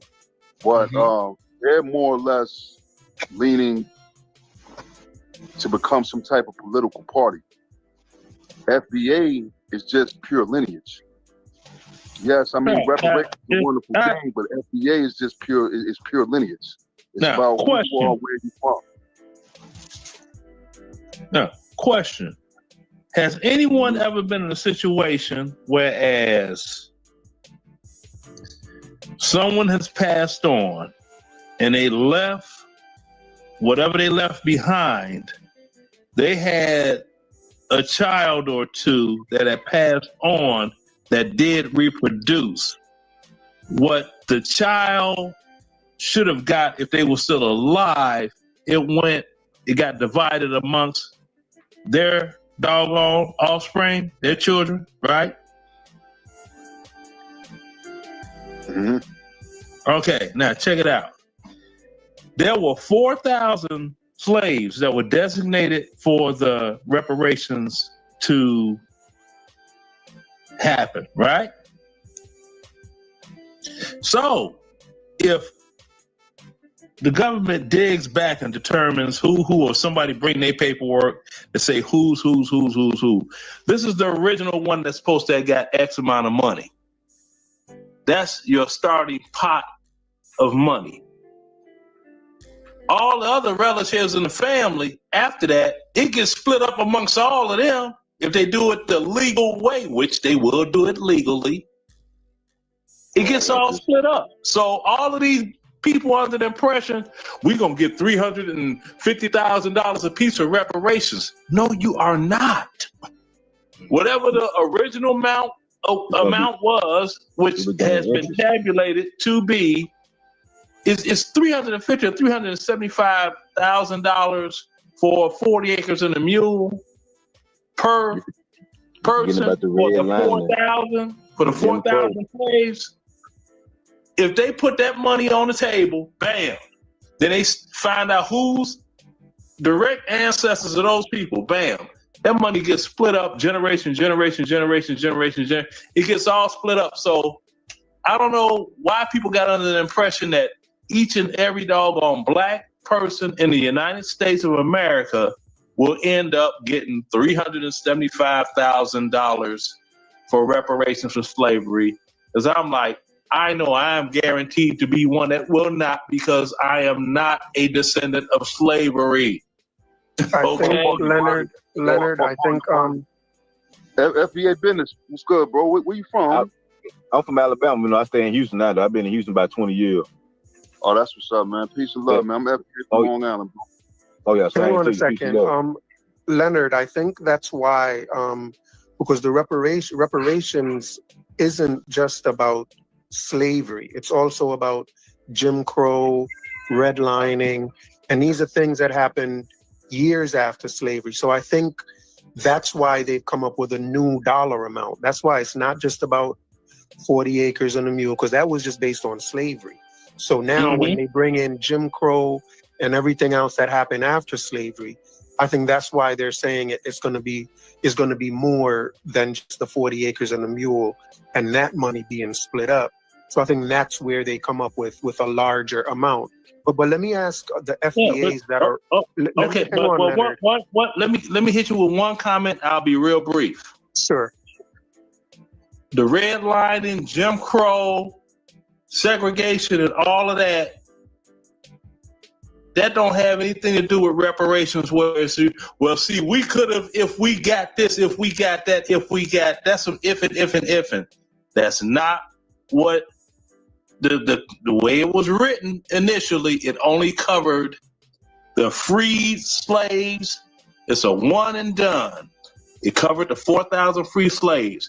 Anything extra added to it, that is not going to get honored. Can I say something? Sure, yes, go ahead. To make it less complicated, let's think outside of the reparations, because you know that's a far off shot. Let's just keep it simple. We don't need people outside of our lineage representing us when it comes to this black caucus, when it comes to these mayors. A lot of people are getting these positions. They're like the Red Lobster CEO.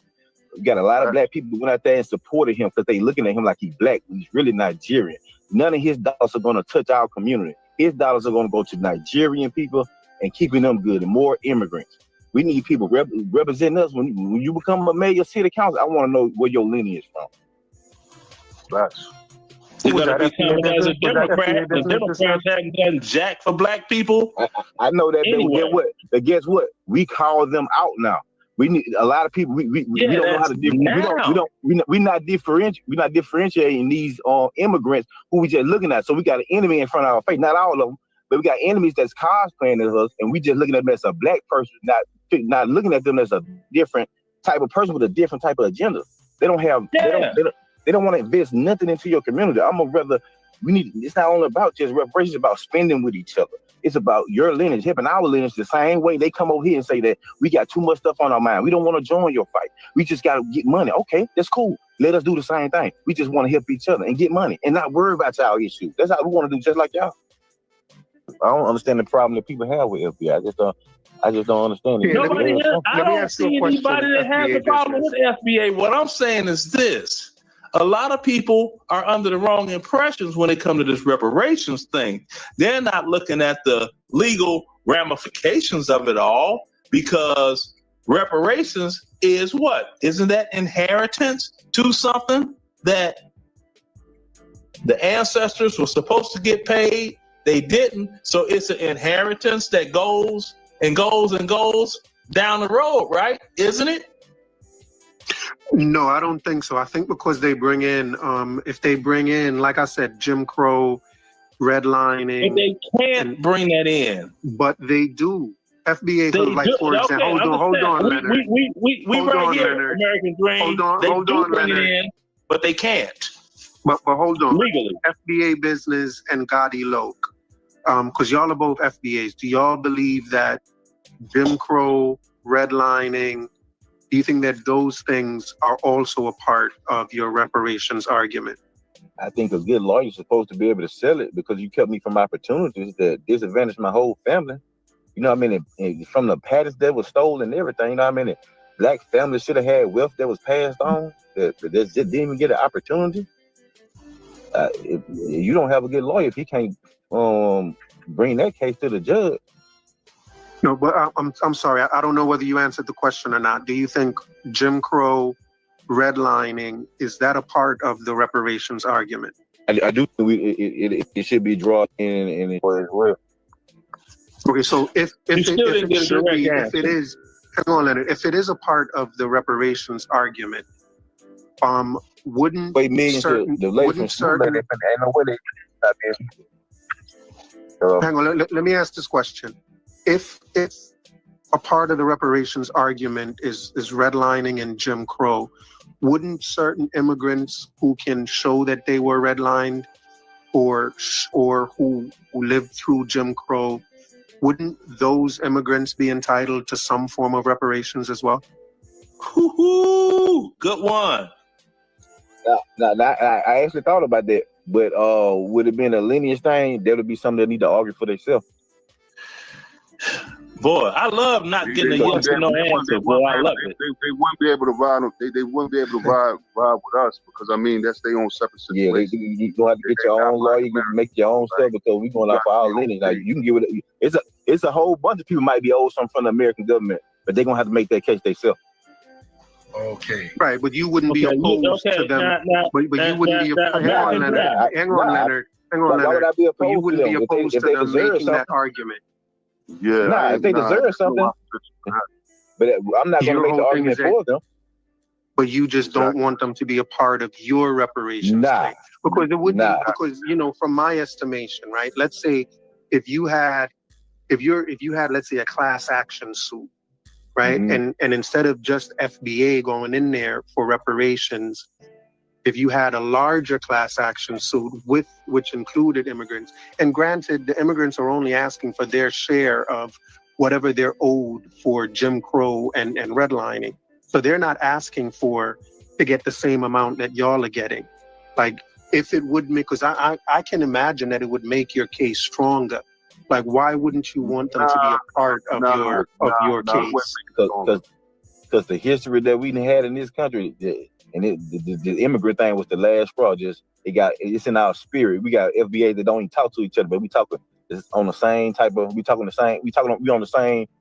same time. We ain't even physically talking to each other. It's just the spirit that we've been crossed too many times. We don't even want to do that. We don't want to align with nobody no more. We just want to do business. We want to help each other. We want to get our community back in shape, and we want to do business. Even with the immigrant thing, if America would have treated us right, the immigrant thing wouldn't be a problem. If we would have been all of us is not going to be rich, of course. But if it was how it's supposed to be, it'd be more black people in the middle class.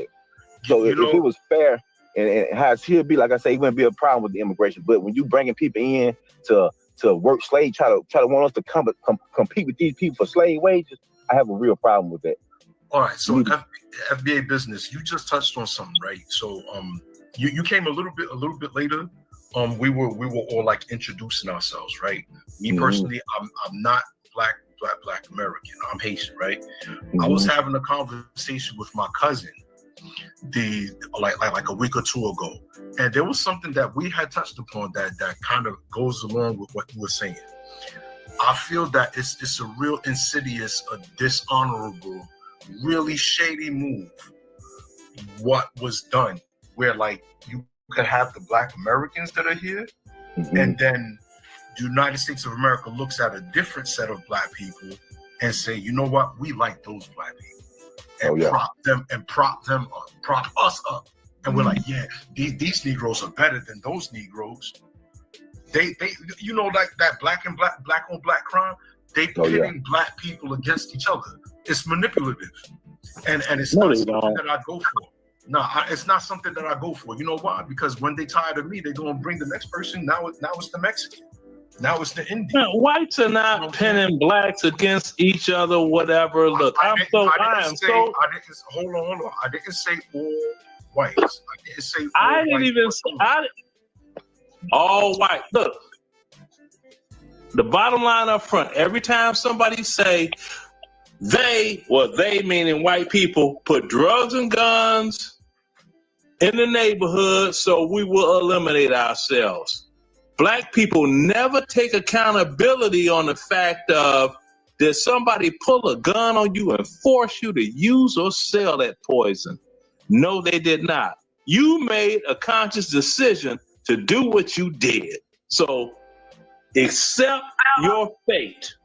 Hold on, wait a minute. That's not entirely fair, and I'm going to tell you why.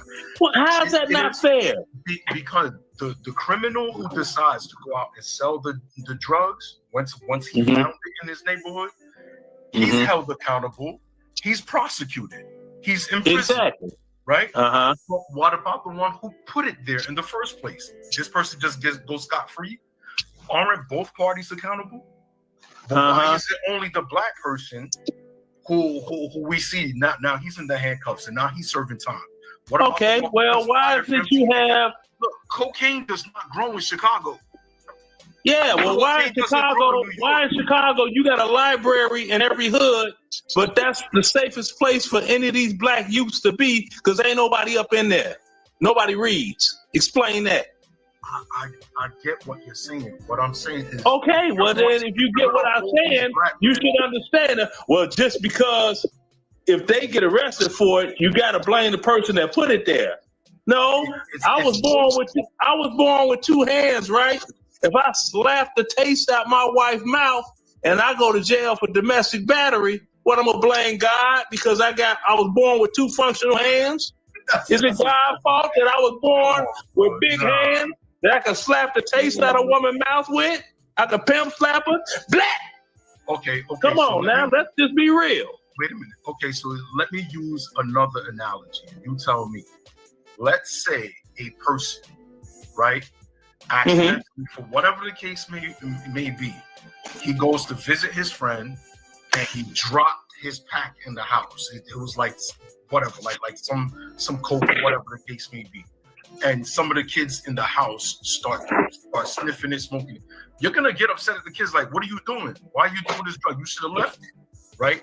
And the parents, rightfully so, will punish these children and say, you're not supposed to be touching this substance. I don't care if you found it inside the house. But what about the individual who dropped it in the house? You're not going to hold that person accountable for their reckless behavior?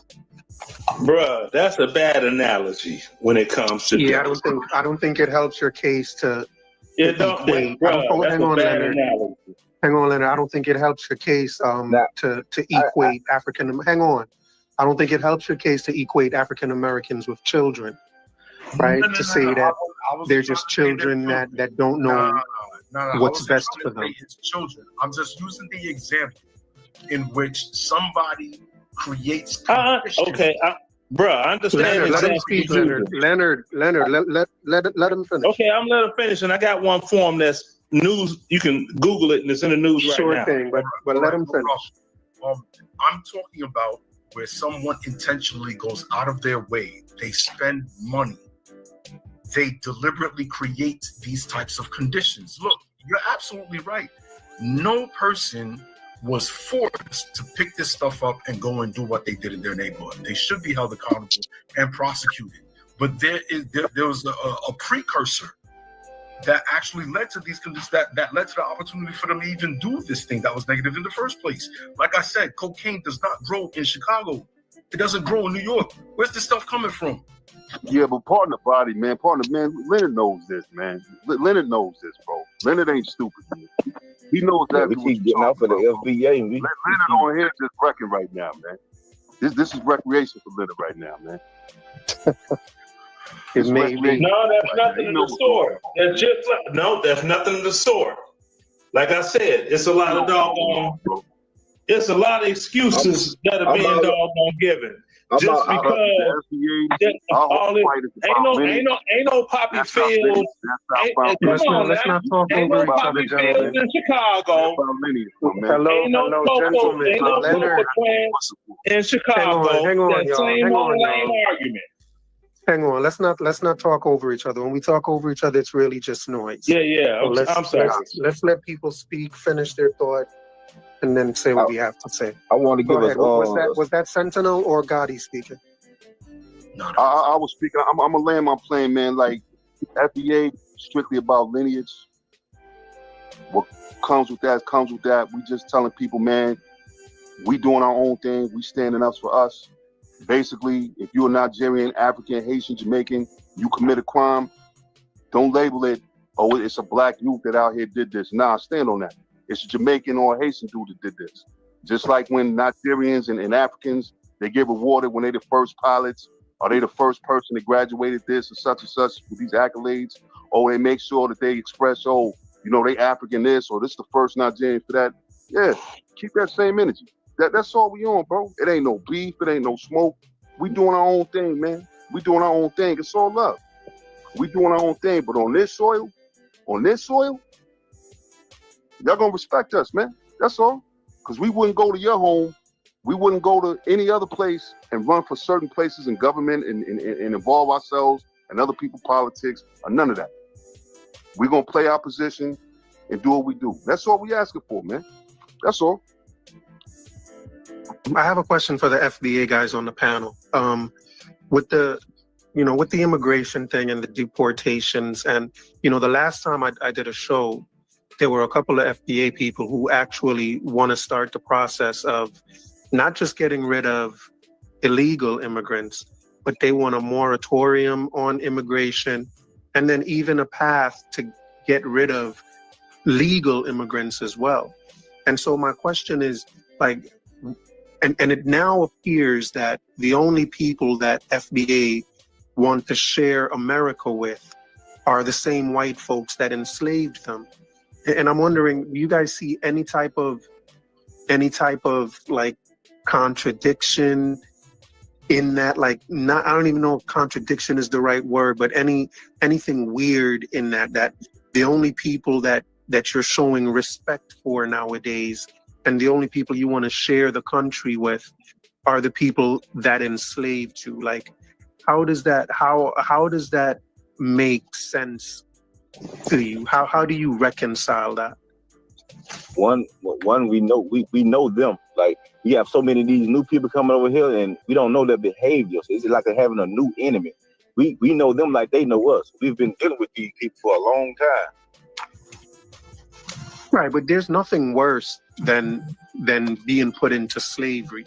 And no immigrant, I'm sure you don't feel threatened by any immigrant that they're going to put you in slavery, right? And I'm like, why do you feel so comfortable now around white people?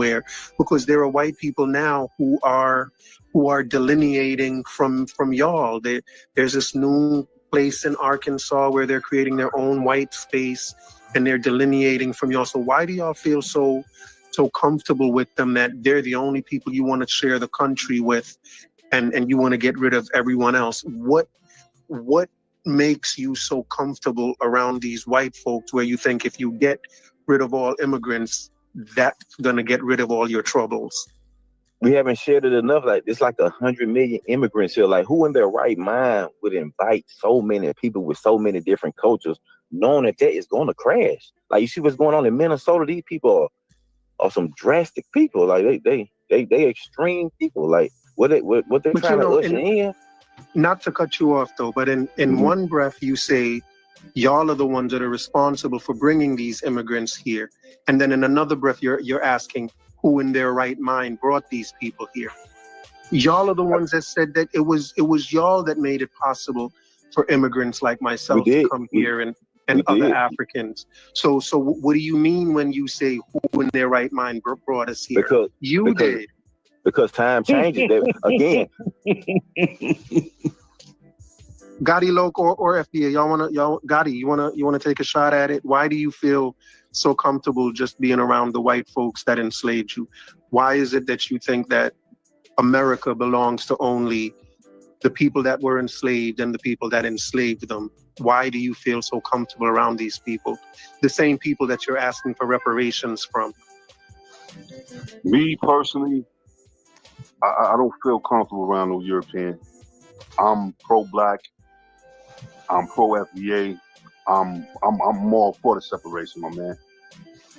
As far as the immigrant situation, my thing is, if you're over here legally and you came through the right way, I'm with all that. That illegalness, the divisiveness, the coming over here thinking that you're better, and you know that you have certain opportunities that I'm not available to have, those are issues I have problems with. You know what I'm saying? I mean, like I said, for me, FBA is a lineage, man. Me personally, I'm just speaking for myself. I'm not too much really concerned with reparations. It's just about my lineage. Like I said, my goal of what I want to see, just like in every major city, there's a little Chinatown, a little Italy. Even in Miami, they got a little Haiti. And Brooklyn, they got like a little Caribbean, spot like a Flatbush, Rutland Road and all that. I just want to see, FBAs have their own enclave and their own community and doing what they got to do. That's my desire. Well, and you mentioned separation at the beginning. Did you say you would prefer that you be blacks and whites be separated? Oh yeah, definitely. Okay. Definitely. Yeah, well, I mean, and just me speaking, they are separated. Okay, where the white folks that's living in Compton, California?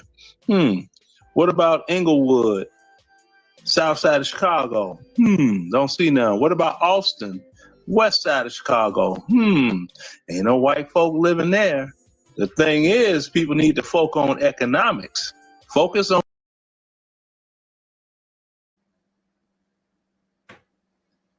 Hey, what's going on, peoples? To the new people coming into the show, blessings to y'all. Hit that like button if you don't mind. We should have a couple more likes than we do. So if y'all don't mind hitting that like button, that would be amazing. So just do it undone. Yeah, and if we can take a look at this, this this comment that Golden Brown made. Golden Brown says the monitors are a joke.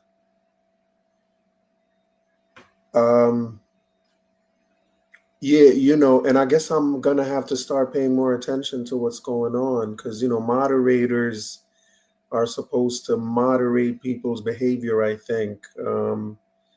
So their behavior should also be moderate.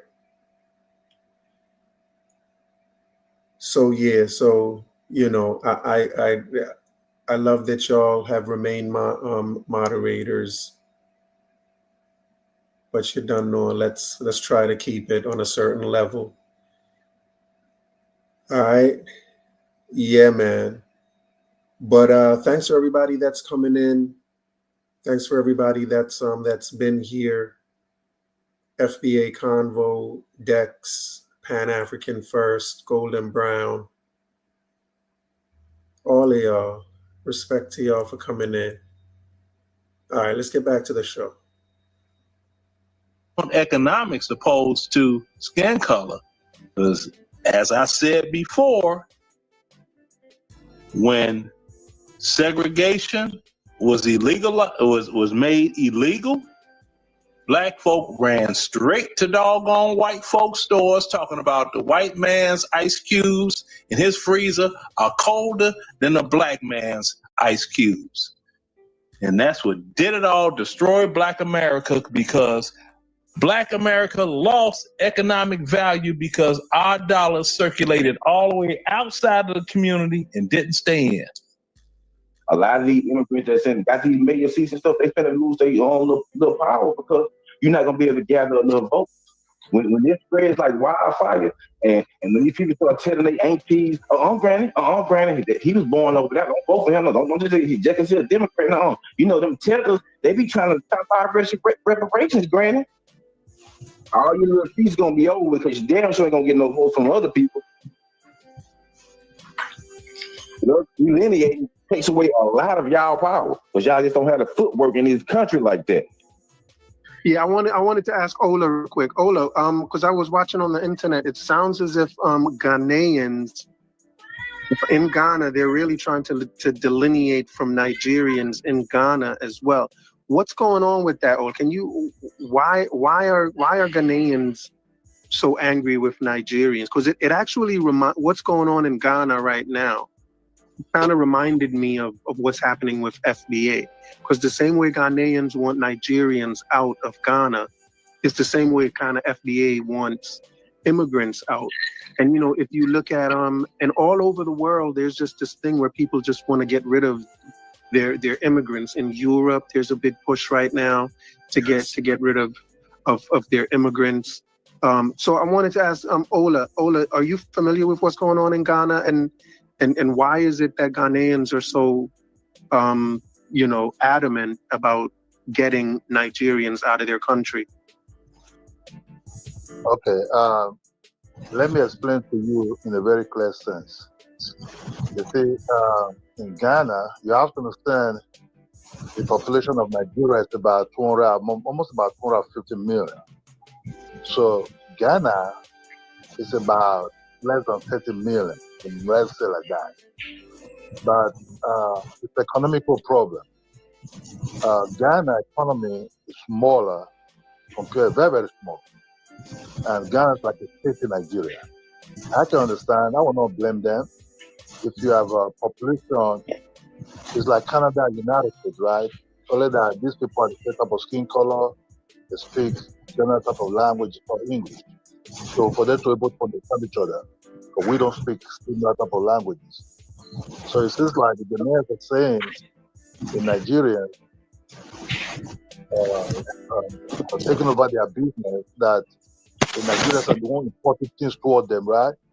Or it is the same Nigerians are the one in the retail, right? And they're selling on the cheaper price compared to the Ghanaians who sell on a very expensive price. But people like to buy from the Nigerians, I think so. You understand me? The people don't like it, that some Ghanaians are going to buy from the Nigerians, where the Nigerians are the one importing these goods to them, right? And they're supposed to buy from the Nigerians, and they will be the retail.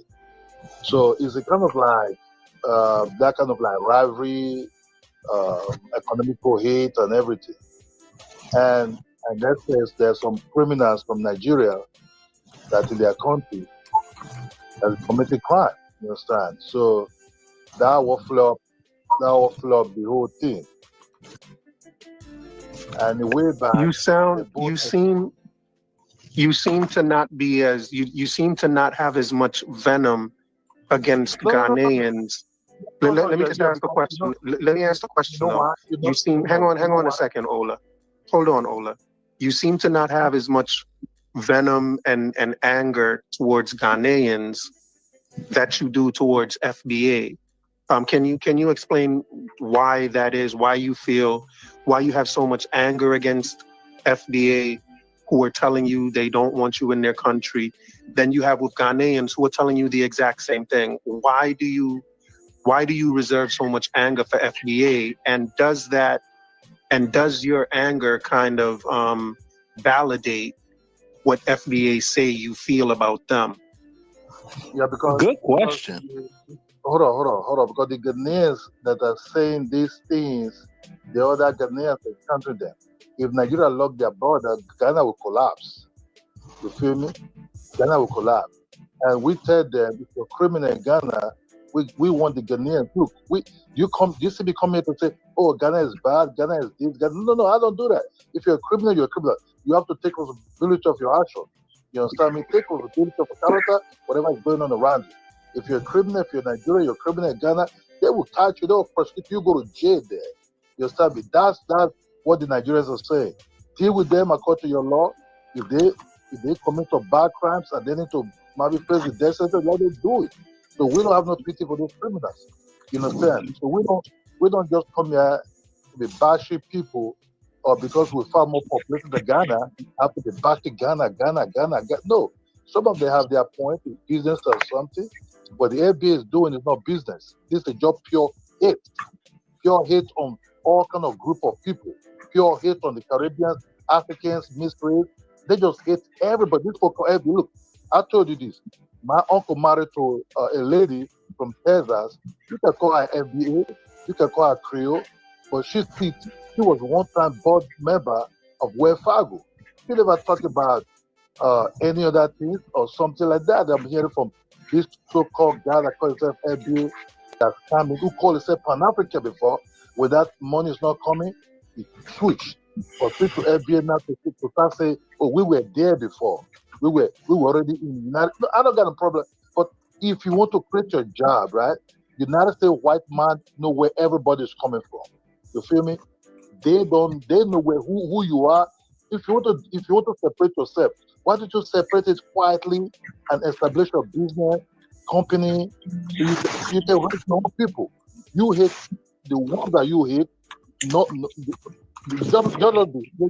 Let's be honest. Man, shut up. Okay. Hang on a second, guys. Real quick, guys.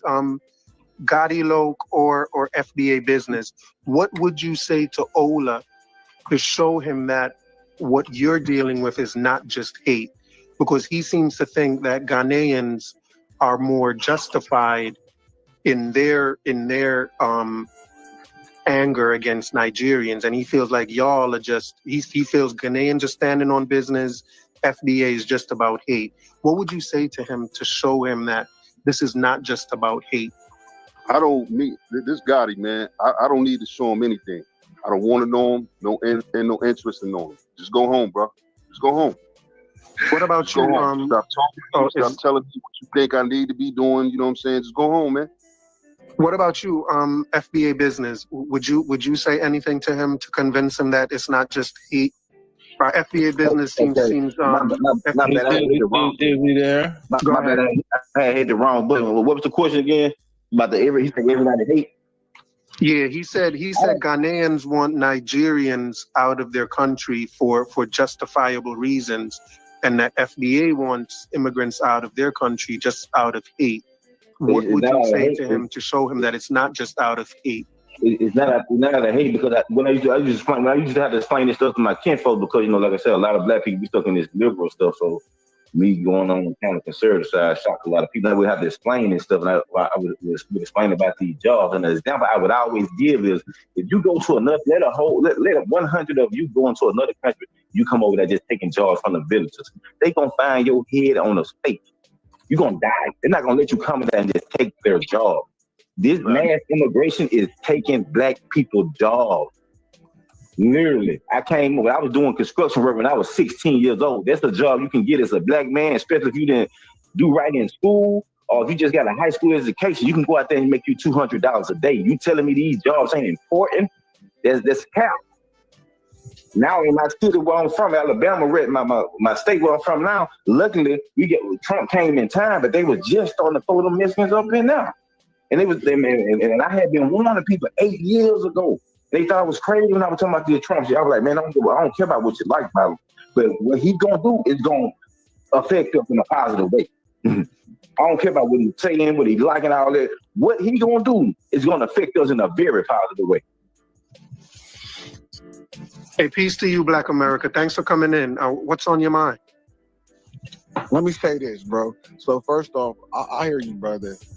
I'm also so-called FBA. I don't really subscribe to the ideology, but the lineage part I do subscribe to.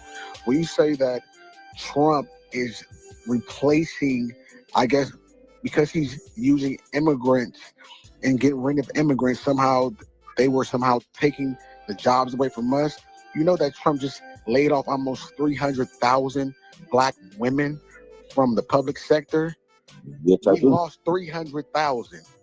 Federal jobs. On top. Federal jobs. Right, hold on. Yep. And then the emphasis, this is the problem for me. The emphasis is on, for the most. Those were the same job that they gave black women them contracts for. Hold on. He's bringing in European immigrants. He's already said that he has no problem importing not only South Africans. He said he has no problem in bringing white European and Indian immigrants in for higher tech jobs, and those that would also finance the brain drain from other so-called countries he finds favorable. He's going to import other people that are basically either white or white aligned. He doesn't mind importing those people in here, but he doesn't have a problem getting rid of mostly black and brown. Y'all always to say this, but brown is on the border. These folks have input 50 million people in 30, 40 years. That is a problem. Wait, hold on. You didn't address what I said. I said that everybody seems to be hyper-focused on him deporting people. You said that they were coming to take our jobs. Mm-hmm. He's allowing white immigrants, and the U.S. policies always allow white people to come import into the U.S., and nobody said a word about it. These white folks have been coming in and been imported in here to take pretty much everybody's job that you said the black immigrants are here to take. Nobody has said anything about. He's been mass importing white people, and it's been crickets. Everybody's been hyper-focused on black immigrants who are probably like 5%. I agree with the Hispanics, but when the talking points mirror white supremacist talking points, you don't think that's problematic. I do agree that illegal immigration is problematic. Talking points that I said? Huh? You said that they were coming. No, I said that. Well, because mainly Europeans are trying to, obviously they're worried about, because I do believe that immigration can negatively adversely affect us. What was the white supremacist point that I said? I was talking about FBA in general. Let me speak one. Immigration. The only people, for the most part, who is trying to whiten America, who wants who's anti-immigration, usually, hold on. The people that usually are anti-immigration for the most part, the people who are worried about their birth rates going in the toilet are usually European Americans, for the most part. Now, you might have conservative Latinos who are white aligned or white adjacent who vote for immigration policies. They are negative, and they do some could tend to harm Black America. But I said those policies, those conservative policies you're speaking about, they tend to align with European conservative think tanks. So think tank or not, I don't care if a white supremacist say chicken is good. Do I say chicken is not good? I said that Trump is importing Europeans here by the. And this is what I want you to do.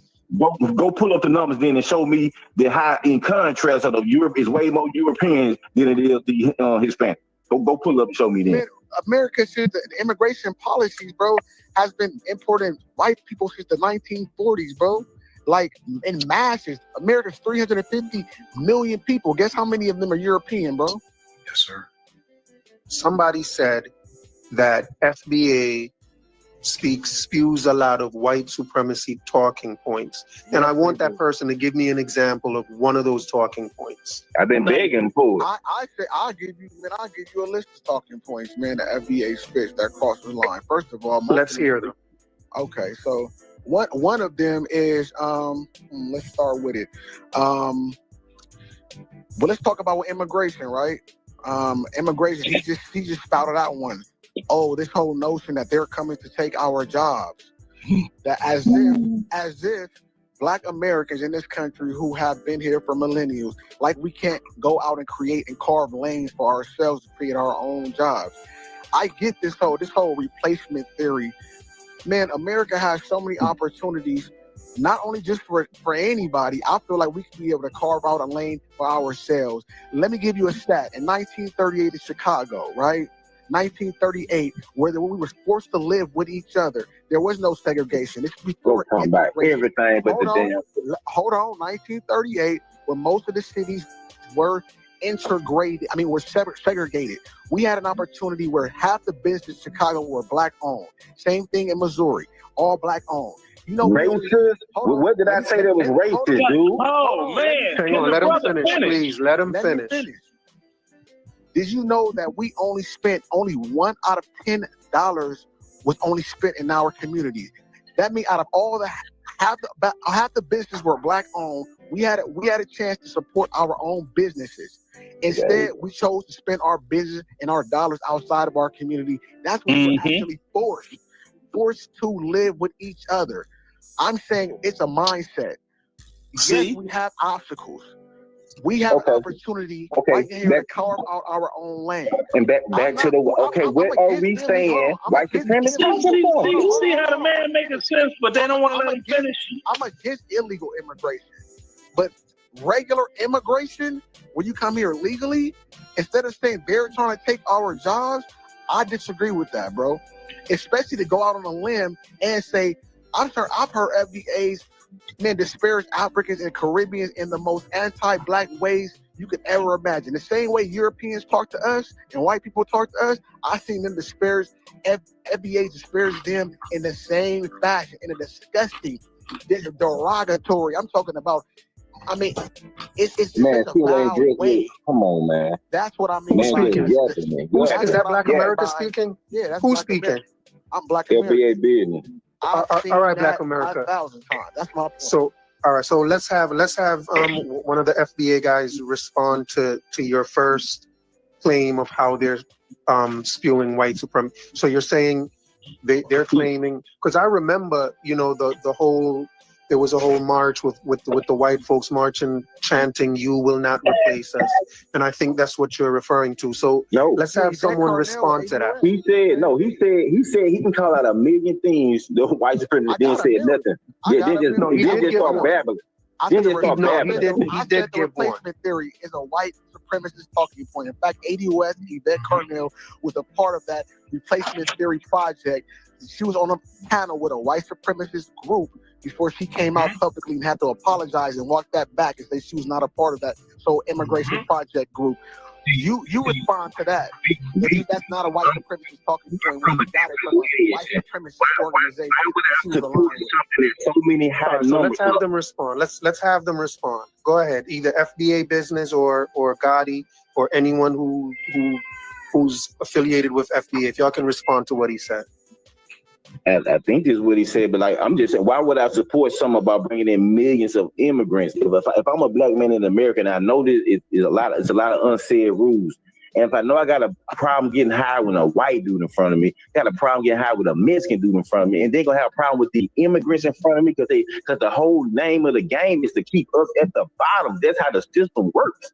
Bro, why am I going to invite people? What do you mean hire? Why are you trying to get hired when you can hire yourself? Dude, stop talking like the top 5 people. Stop talking like the top 5 to 10% of people. 90% of the rest of the people, regular people, who gonna go work for other people, dude? Okay, come on, now stop talking like in la la land. We talking about right now. What's going? Most people gonna go get a job. What other groups own mass corporations like that? Most Mexicans, Hispanics own small businesses, bro. Give me an example where they own Target and Walmart and Fortune 500 companies that are locking you out strategically in that same way that Europeans are. Give me some examples, or Asians. I ain't talking about beauty supply stores. I ain't talking about mom and pop local stores that are not hiring. Did you not hear me say earlier today when I did construction when I was 16 years old? Bro, you could all those major construction companies and sites, bro, are owned by white people, dog. And your point? What's your point? My point is you can go those things. You can go get a job yourself. There's not the Hispanics locking you out, bro. Or black people locking you out. Well, tell me you don't know nothing about math without telling me you don't know nothing about math. When them Mexicans come on the job and he said he can do it for 45 cents cheaper per yard and all that, guess who's gonna get the job? Wait, let me finish. A Mexican American citizen is not doing it for 45 cents. Bro, I'm talking about legal immigrant. Well, hang on a second. In fairness, Black America, when white supremacists talk about replacement theory, I don't think they're just talking about immigrants, are they? For the most part, yeah, they're talking about being replaced by immigrants and the people that are here. Okay, go ahead, FBA business. You can respond. Yeah, as I'm saying, it's simple math. When these guys come out here, they can do a job cheaper. The company is going to hire them because they can save money, and they're going to have a more of a docile person who ain't going to speak up. When you're a Black American, they know you're going to say something to some other place. You know what I'm saying? So am I wrong for checking somebody that's irrespective of me, but they want that docile immigrant who barely got their people right? Legal immigration, or are we talking about legal immigration? Both. Because legal citizens typically, when Hispanics after their first generation, or even a Black immigrant after their first generation, their kids are likely to ask the same thing that you're asking for. The first generation to put my people out of damn work. Man, and mass. I'm sorry, dude. But just like that, the people when y'all get to throwing your shots, what y'all say, y'all at the bottom anyway. Bam, let me claim. Okay, most of your people do. Most of your people do. You know when they get online, they get to talk about us. They want to say we slaves and at the bottom. Okay, let's go by the number. Then we at the bottom. So we need those jobs, my boy. Until we jump into the middle class, we gonna need them labor jobs, my guy. We gonna need it, and we gonna need to get paid for them. We ain't trying to do $9.65 an hour. You gonna have to pay us for the 2025. For us, our mindset is to be about creating jobs in our own stuff. We have enough. Yeah, we need to do that. Until then, we're gonna have to live in reality. Until then, which is part of the FBA, when guys coming together, talking more, saying it. So ain't nothing wrong with FBA, because this is FBA, one of the most popular things that happened to us, and that's why everybody's so mad, because they got all these guys who probably know how much they had coming. Now we coming together. That's dangerous. We have that power. We have that power, why is everything about exclusion instead of building? That's all I'm saying. We should be focused on building. We have that power. But none of the rhetoric the FBA is talking about is about building or empowering anything. It's about online telling everybody we're going to delineate at the same time. F you, boycott instead of building. Who is talking about building? A museum? I ain't talking about a museum. I'm talking about a grocery store, an institution, a bank. How many of these dudes are talking about building something? None. That's my only that's all I'm saying. It sounds good. I mean, we could all just say, hey, yeah, we delineate, let's get online and talk shit about the Caribbeans and the Africans and stuff. That feel good to your soul, I guess. When you leave here, though, why are we boycotting somebody when we should have been building? We didn't have to go shopping with them in the first place, right? They should be for them to come and shop. Hey, bruh, when 5 years ago, if you remember, just 5 short years ago, bond with my African brother. Ain't that how it was? I don't believe it ever was like that. I wish it was, but it hasn't been like that. It was like that verbally. It was like that verbally. Folk wearing cagente, whatever that cloth is called, and all this other stuff. Even when them doggone white folks in the Capitol gonna wear the cloth and take a knee and all that old foolishness that they was doing. Yeah. Let's delineate in terms of economics, group economics, political power, but it's more about slandering people that look just like us than anything. It's evolved into that, bro. Get what we gonna do? We gonna fire that ass up right back. That's what we do. We what up with who? Who up with what? Y'all jumping into the wrong battle. If y'all gonna make 40 million people who good at janking and making fun of people and stuff like that and setting trends, y'all gonna want to anger them people. No, I get it, but it's a roast fest now. I just Pulling the body, man. Pulling the body. You still dealing with regular people. You still dealing with regular people. I bet you ain't got on one Pan African site or one site with some Nigerians and came with that same bro, I've been in Nigeria at least 7 times, bro. I've been all over the Caribbean. And we trying to do it like where your people from, man? Mississippi, bro. Mississippi, Texas, and Louisiana. Hold on. Let the brother answer where his ancestors are from. Family is from the lineage FBA. I ain't got no Caribbean, no African. They all from here, bro. Clarksdale, Mississippi, bro. Clarksdale. Yep. Bro. Louisiana, Freeport, Louisiana. Freeport. You somebody talk like you and they ain't a temper. It's only one other thing they can be. A Democrat. I mean a super Democrat. Come on, man. Look, bro. A super Democrat. So now it's gonna switch up. Hey, bro, hold on. You just broke down. You just broke down where your people from. Now, let me speak. Now it changed to Democrat. I ain't speak, bro. Let me speak, bro. First off, man, you can't confuse what people talking about online.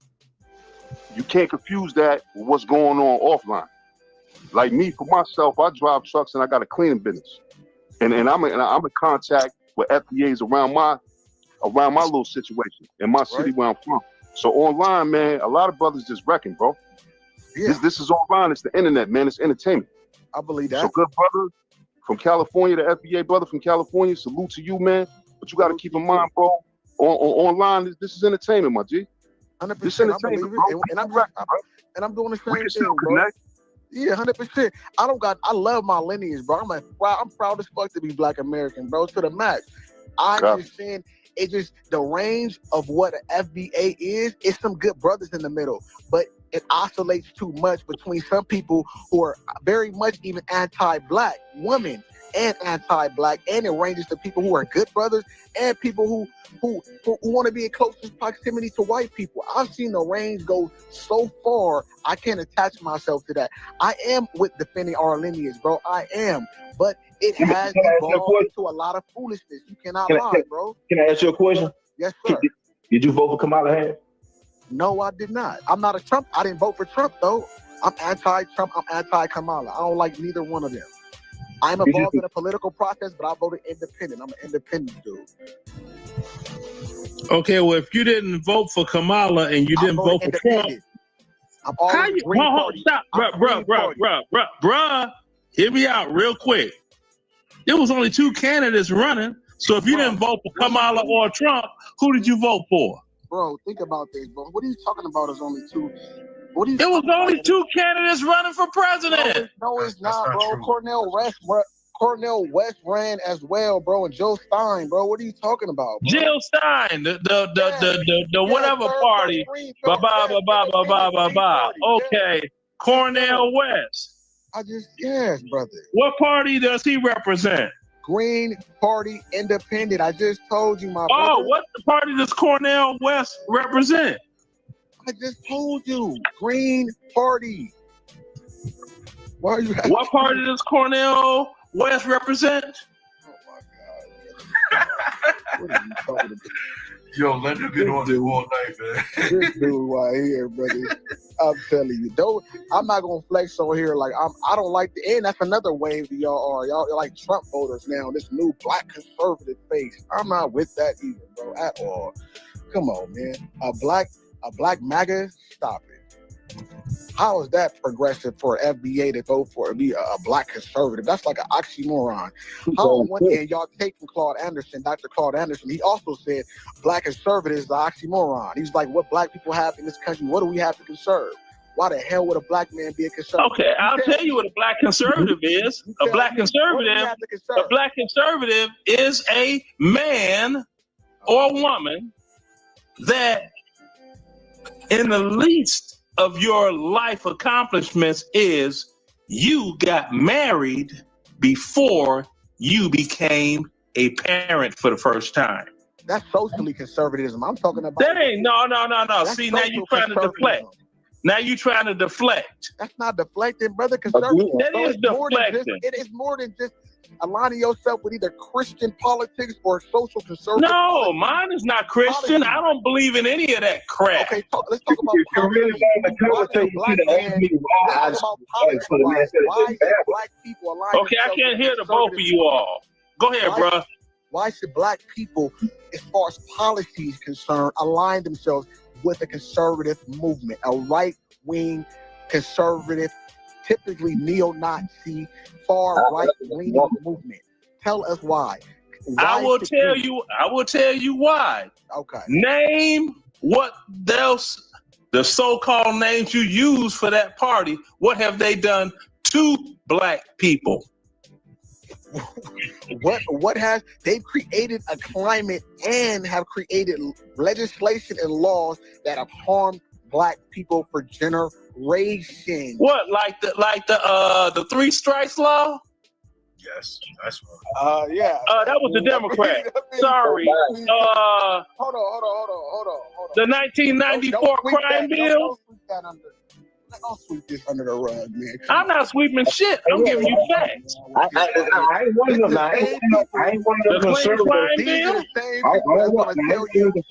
No. Yes or no answers. The Clinton crime bill. People that are going to tell you on one end about this 94 crime bill, but then the next end they're going to tell you those black people were thugs and criminals. They deserve to be locked up. You know what? Y'all do that. I wish I could be a mind reader. I wish I could be a mind reader because I win the lotto. I know how that is. Show me how. Now, again, how does Republican and neo-Nazi conservative policies positively impact the black community? We know about voters. The neo-Nazis were Democrats. Huh? Oh my God! The neo-Nazis were Democrats. Man, I'm talking about today, right now, not. And that's what I'm talking about. So they're today, Democrats. right now, and have always been. So neo-Nazis are Democrats right now. The neo-Nazis have always been Democrats. Let's change the subject. All that have been trying to kill black people in the South and trying the South to rise again and coming north with that rhetoric have been the doggone Democrats that lost out in all their economic power once slavery ended. That's why the biggest part of the base of the Republican Party, particularly the conservative Republican Party, are pretty much white supremacists. No, they're not white supremacists. The biggest part of the doggone Democrat Party as a blacks is who? 92% of black American women. Oh, this dude right here. Let's just change the subject. I don't change the subject. You just can't handle facts, and you don't want to research the facts to look them up. Because prior to the Kennedy administration, blacks were Republicans. Okay, was the first black senator? Let's move along. Was the first black senator a Republican or a Democrat? Do tell. I know these type of dudes. I'm not. Hang on a second. Hang on, Leonard. Leonard, hang on. Leonard, hang on a second. Women. I just wanted to say to I think it was Black American that Leonard is correct. The Democratic Party does more historically. The KKK was a part of the Democratic Party, and the Republican Party. And let me just finish. Let me just finish. The Republican Party was started. The Republican Party was started to end slavery. So historically, the Republican Party is not a white supremacist party. The Democratic Party, I think, takes that label.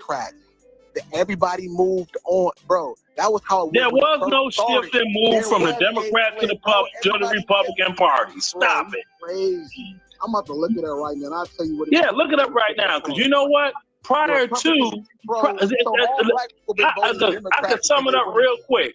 Prior to blacks shifted to the Democrat Party, they were Republican. The first black American senator voted in office was a Republican in Mississippi. The first black Democrat voted as a senator in the United States was Carol Moseley Braun in 1993 in Illinois, Democrat. Listen, brother, it started off like that. Yes, we started off as Republicans. And when Kennedy came into office, that's when it switched. Blacks got all on the doggone page with the Democrats. Hey guys, don't forget to hit that like button, please. Really appreciate it if you just hit that like button. All right, appreciate y'all. Let's get back to the show. But hit that like button, man. We don't have enough likes. That's madness. Let's get those likes up, please. Get those likes up for me. Let's go. Because of Martin Luther King. Oh my God, bro. And Jesse Jackson and the rest of these doggone Negro mouthpieces. Party, bro. All the white supremacists, bro. But hold on, the brother was saying that there was a switch. The information there wasn't a switch. But you just said he can't prove it. Wait a minute. It's called a Southern strategy, bro. Just look it up. Black America, hold on. Brother Leonard, you just said that the blacks originally were attached to the Republican Party and now with the Democrat now. So that is a switch. No, that's a switch. Hold on, brother. That's a switch of the voting habits. That's not a switch of the parties and what they try to do. Now, check this out. Let me give you another piece of history. Now, you all know about the D.W. Griffiths movie, Birth of a Nation, right? Yep. Yes, sir. Okay. That was the first movie ever shown in the White House, right? Yep. By Woodrow Wilson, right? Democrat president that tried to turn the North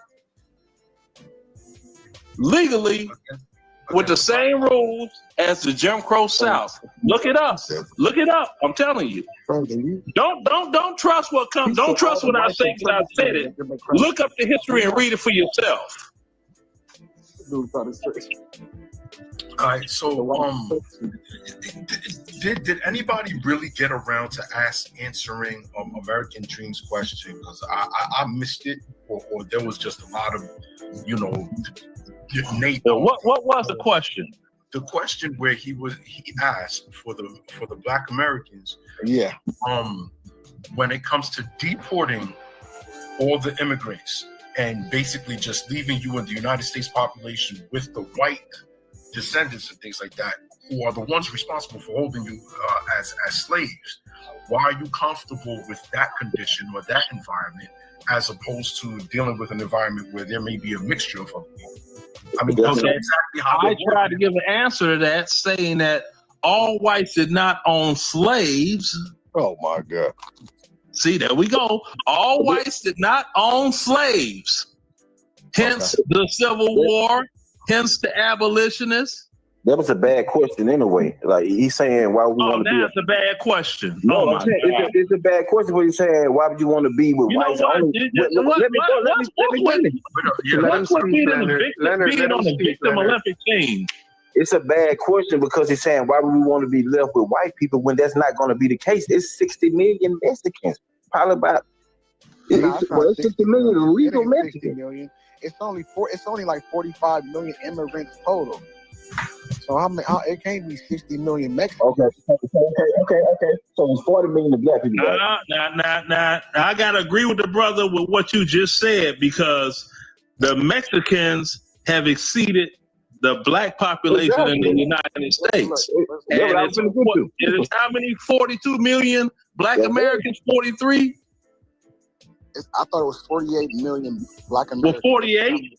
Of that 48 million is 10% for immigrants, half of immigrant children, and then the other half of immigrants who were born in another country. 37 million Mexicans. It's 10 million more of us than it is of them. It ain't no 10 million. How they number one minority now then? What you say? They the number one minority now. We're not the number one. We're the third. We're the number two minority. Okay, so FBA. You're probably I think you're misconstruing the Hispanics. Yeah, exactly. Hispanics as a whole, because that would be Mexicans plus Puerto Ricans plus Dominicans. Exactly, and they're what? They're Hispanics. He said Mexican. And guess what? The 8 million that you're saying black, 10% of that is immigrants from the islands to the Africans. See there? So when you got you classified Hispanics, which they're all Hispanic. Technically, yeah. Okay. Now, if you look it up, what are they? 20% of the population of the United States, and Black America has been holding steady at 12 to 13%. So that means, yes, there are more Hispanics in the United States than Black Americans. And then you have to consider the Black Americans the blacks that are here, they look like the foundational Black Americans are counted into that doggone ratio. Absolutely. And then you also have to consider those Hispanics, they could legally classify themselves as white. Right. So all of them don't even classify themselves as Hispanics. Just depending on which census they taking or how they want to use the information. Yeah, non-white or white. They can set that. Okay. See what I'm saying? Yeah. So blacks don't have the doggone ability to classify themselves as black, white, of white descent. Come on now. I know. What was the question? What question? Back to the question. Why I was saying that, because I didn't think it was a good question, because I was saying that the 40 million illegal Mexicans or whatever, they're not going anywhere. I believe all the illegal should be gone.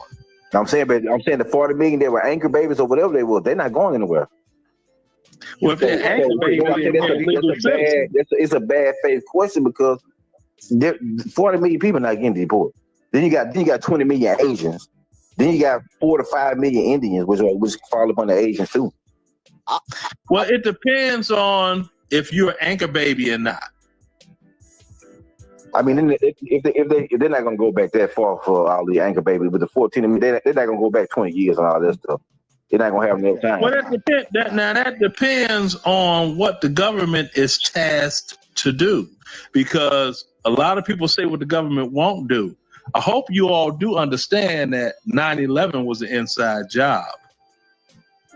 So do not underestimate what the government is capable of. I mean, one thing you don't have to worry about the FBA doing is underestimating the government. You got books, and then you got what we know. We got a little.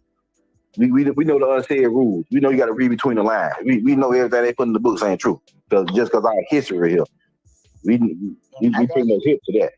Like I said, so now this goes back. White immigrants coming in. This goes back to something that one of the brothers mentioned earlier, where they were talking about white nationalist or white supremacist talking points and things like that. Mm-hmm. When you're talking about how far back the United States government might go to potentially strip X amount of people of their citizenship, that's what happened in Nazi Germany. When they decided they wanted to get rid of those Jews and things like that, they went back and started checking out their history. They quote unquote delineated from those Jews that were over there and started stripping millions of people of their citizenship. Yeah, they could not trace back 3 generations. Right. Those that could not be traced back 3 generations. Yes, I'm well versed in that too. Right, exactly. So what I'm saying is, in the conversation with like the FBA, and they're talking about, okay, I can trace my lineage back in this country X amount of generations, things like that. I just hope that a lot of people who are delving into that or going down that path are cognizant of parallels in history and what was the implication where people started doing that. Mm-hmm. Because when people make themselves ignorant of history, history repeats itself, does it not? Yeah, 100%. I mean, these dudes, half of them want to be Native American or Indian or something. I mean, let's keep it a buck. I mean, I mean, the black Greek just sued the government saying that they forced them to not claim that the black Indian was already here. This stuff is coming out.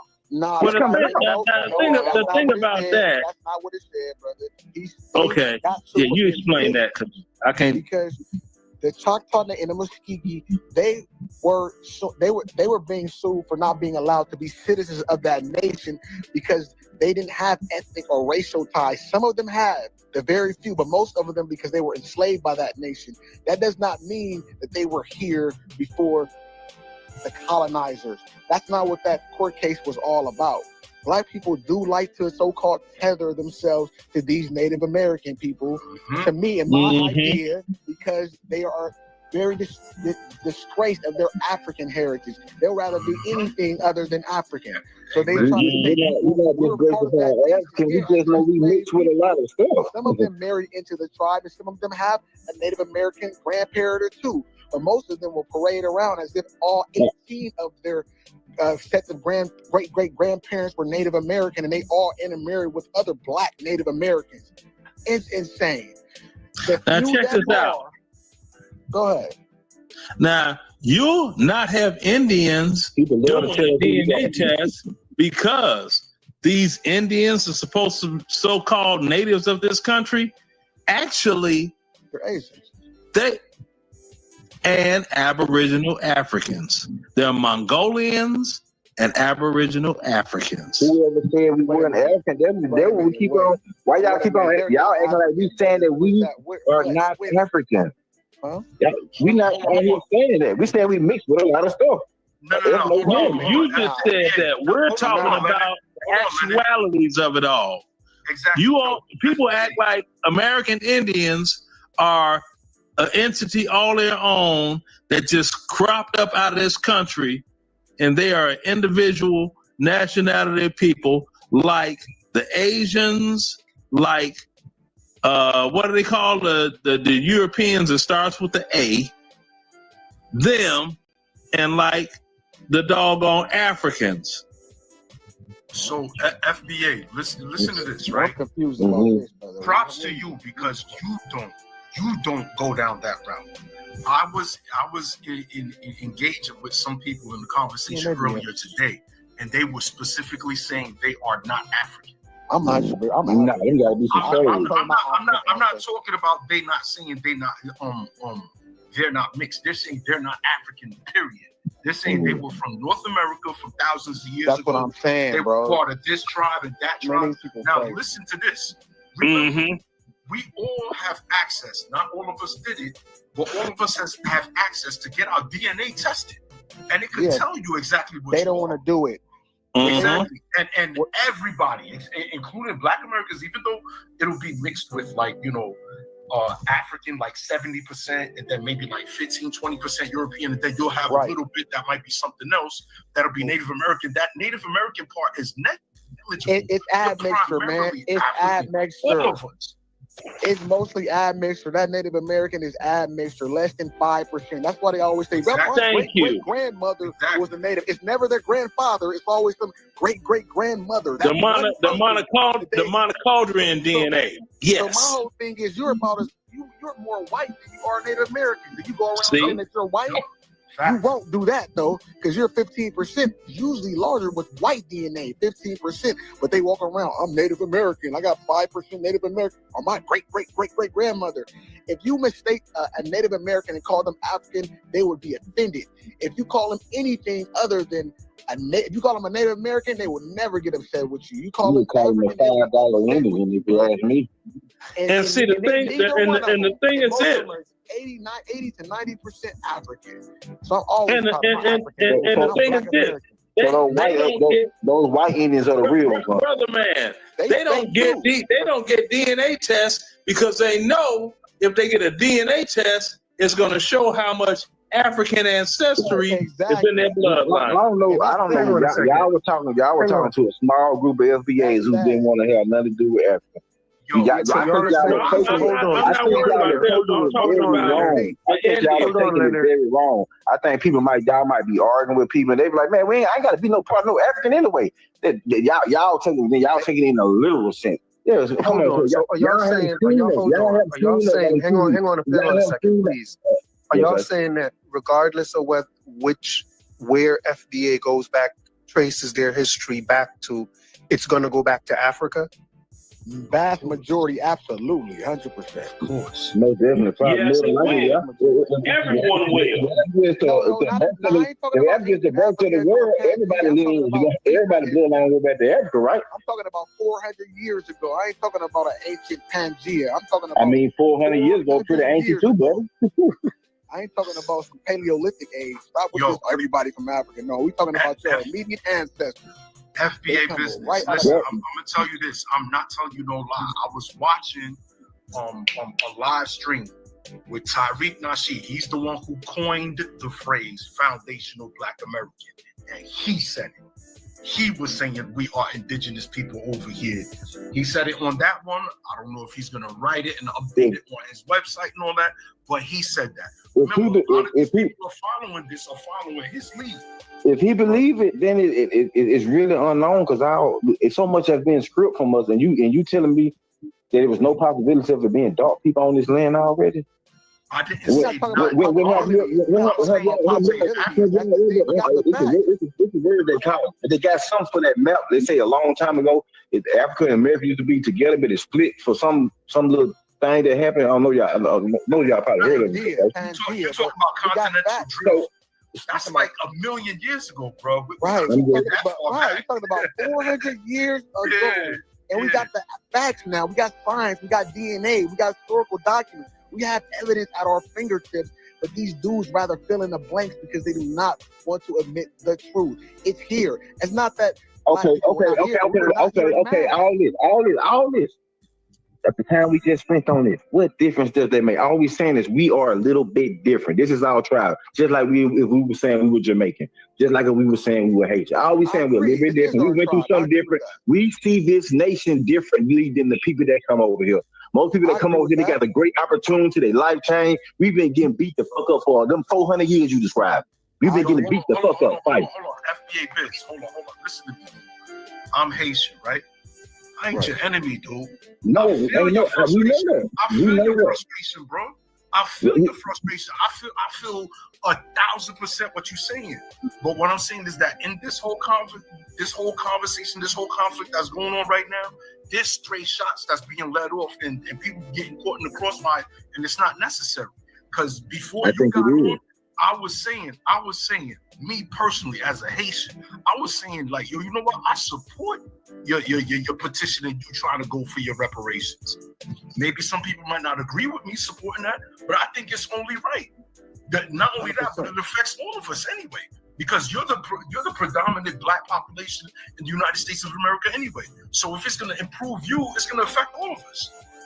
You know what I'm saying? But so, listen, who's the predominant? He's right. What did you say? He said that Black people, which he's right, out of all the Black people, Black Americans have the numbers here in America. We are the dominant population. Oh, okay. I just want to make sure because I thought I heard something else. Fairness, right? In fairness to FBA, they are. If we're gonna say Native Americans, if we're gonna call those Indians Native Americans, knowing that they came from Asia somewhere. Yes, right? Mongolia. Like they are. Hang on, Leonard. FBA, in calling themselves Native, they're just as Native as the Native Indians, or they're just as indigenous. If it's true that they've, like, you know, in fairness to them, if the Native Indians can be called indigenous, given that they came from somewhere else, FBA can also be called indigenous, even if they came from Africa. I don't see how those are congruent. Okay, now riddle me this. How does that work? Now riddle me this. You know what I'm saying? We all don't have a problem. Hang on, Leonard. We all don't have a problem. We don't have a problem calling Indians that were here Native Americans, even though we know that they came from somewhere else. They didn't just pop up out of America. But they were here. You're saying it was such a okay. Thousands of years. Yes. Okay, I get what you're saying. Black people were here before. Black people were here before Columbus, but not in mass like they tried to pretend as if like there were millions of African people here before Columbus. That's fair. Right. It was millions of people on this land. Now check this out. Did anybody ever wonder or think in their mind when they talk about all the Indians and this and that? All of this was west of the Mississippi, right? Right. Initially, but slavery started on the East Coast. And my whole thing is the East Coast. But the Aboriginal Africans, they were here already. The Aboriginal Africans and the Mongolians, they were bumping and grinding, and that's what made the Eskimos, and that's what made these so-called Indians, as they call themselves, why they look so much like Eskimos that come from that cold climate. Stop playing. But that's the argument against them. North America, if you go on the East Coast corridors, that weather is conducive to people who look like red-skinned, more Indians. The tropical regions down in South America and Central America, those people would have even more of a connection with that climate to be darker skinned. Exactly, because the Aboriginal Africans inhabited that land and moved north. Yeah, we would not look the way we look phenotypically with our hair texture in those cold-ass climates that you guys are loving to attach yourselves to for thousands of years. It's no way, bro. We will be in tropical environments. Why is our hair and our skin look just the way Africans look like in those tropical environments? Even in Papua New Guinea, even the Australian Aboriginals, these people are in climates that produce these type of skin tones and hair textures. These and throw this on top of there. Throw this on top of there. Hold on, Leonard. Throw this on top of there. Let him finish, Leonard. Let him finish his thought. Okay, it's important for me to add it into his point, though. I gotta add it in. Go ahead, bro. Go ahead. Oh no, we are not hairy people like the Europeans. We're not. Because you don't need all that hair covering over your skin to protect your skin from what? The cold elements? Hello. Fun fact, I got no hair on my lower legs at all. My sister was questioning me the other day, like, yo, you shave your legs? Hell no. That's what I'm saying. No hair. We not I don't got no hair on my arms really like that. We come out of I have no hair on my arms, on my legs, on my chest, on my back. None. Absolutely. I got hair on my head, over my lip, around my face. That's pretty much it. These dudes that get lost in Africa, man. These Black Americans that be claiming they Native American, they would get lost in Africa. Nobody would notice you was not like Indian, brother. And the thing is, on one end they'll be like, "Hey, I am Native. Look how red and look how straight my grandmama hair was." But then they'll be like, "Well, I'm Native because my skin. Look, we grow hair and nappy hair too." Like, y'all will admit that these people are red skinned, long straight hair. You heard three people that say most black people do not deny them being African. Like I said, we thought Africa was something more than what it was when we was little. When we didn't find out Africa was a piece of shit till we got old. Nah, brother. If you call somebody black or African in the 60s, then black just got accepted. Brother, you call somebody black or African in the 60s, that was like a fight. Before that Black Power movement, that was a fringe group. A lot of Black Americans today are trying to take credit for a fringe group of conscious people that had the Black Power movement, as if all No. Hold on. No, bro. Let me just finish this point. A lot of us nowadays saying like, "Oh, we were always Pan-African." Man, I've been in Black America for the longest, brother. You know how long it took for even people to even say the word that they were African or Black without fighting? Most of us wanted to be anything but Black before African. They'd be like, I'm mixed. It took us until generations to even accept the term Black before Kwame Nkrumah and SNCC and a lot of the Black Power movement came about as a backlash to the Black exploitation films in the 60s. Now, James Brown, when he did I'm Black and I'm Proud, he had to do that, though. And a lot of Black people have perms at that time. Straight presses. A lot of Black people at that time, you would get into a fight for being called that you were Black or something like that. So gradually, this stuff became mainstream. Black people started to accept their Blackness. People trying to just figure out trying to pinpoint who they is. You putting this much energy in when there's so much other stuff to this FBA. The only thing you want to pinpoint is 5 people who online who came on set and said they might got some Indian in them. Nah, I'm just like we a whole figure out everything was script from us. So you won't even give people the right to wonder or try to figure out who really they are. And that's what you are. That's what you want to spend 3 hours on the phone talking about instead of the issues of FBA or what our purpose is or what we believe. Well, that's what they have DNA analysis for. Go do that. Spend that money and find out. I'm not saying that, brother. I support some of the things the FBA say. I'm just telling you some of the negative elements. It's some positive. You want to talk about? So what's the negative element of this? Are you saying that some people say they got some Indian in them? Most FBAs you ever had, like you said, had grandmamas who said they was Indian, Cherokee and stuff. Of course they gonna think they're a little Indian. I said one of the talking points was this notion that FBAs always say this talking point. So all these grandmamas just had a reading a lie while they're saying they were everybody who came to the Caribbean. We was always accepting other Africans, like all Black Americans were like Pan-Africanists, like it was some kind of dream. Okay, get out for that. So you telling me, and none of these immigrants can come to America and a Black American didn't welcome them in? If you came to, you can go get food off of somebody. People feed you. You stay in the community. Come on now, man. It wasn't. We known for getting paid because we be too nice. I thought you might kind of judge us off the violence, but we known for getting paid for being too damn nice. Listen, I'm gonna say this. I'm gonna say this. We are welcoming people. You are right about that, 100%. Did we have our isms too? We did. We have a roasting culture. From people who come from the outside, they probably was not used to that. FBA slandered people from the outside. We did. I believe as adults, though, we're very welcoming. We're very. Man, you had the same people who was calling the folk African booty scratcher. The few that did, guess what? He was going back to the FBA and said, "Look at them dirty ass shoes you got on, nigga." Everybody had to go through it. Yeah, every African I hear online, the only thing they say is African booty scratcher. It was tit for tat.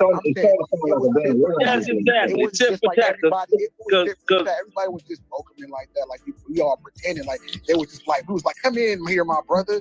Nah, it wasn't like that. I agree. I just wanted to share something, if that's all right.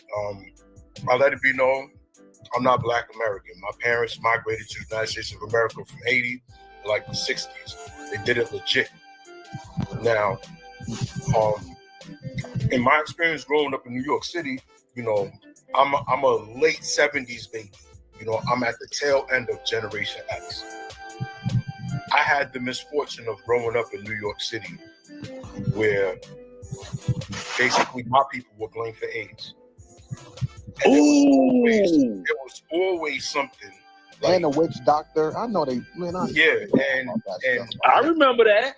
Not only that, but it was always something. I had like these funny neighbors. You know what I'm saying? Like it was always something like, "Yo, you Haitian?" Like just being born was like some curse or something like that.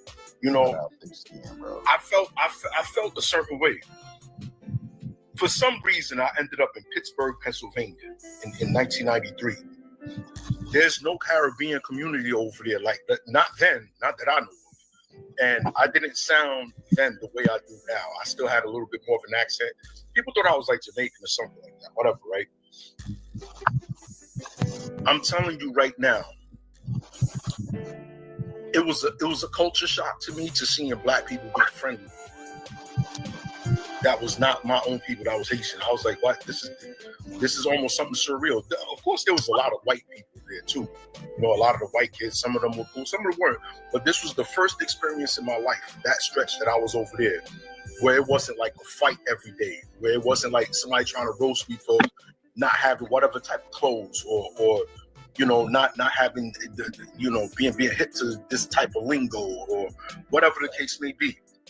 It was so much to the point that I didn't even want to come back to New York. It was that bad. But eventually I did have to. And I had issues with some of the same people. I ran into them again.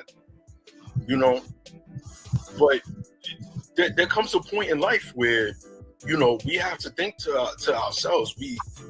When we start to acquire knowledge and wisdom, and we have to ask ourselves, what do we want to pass on to the people who are observing us?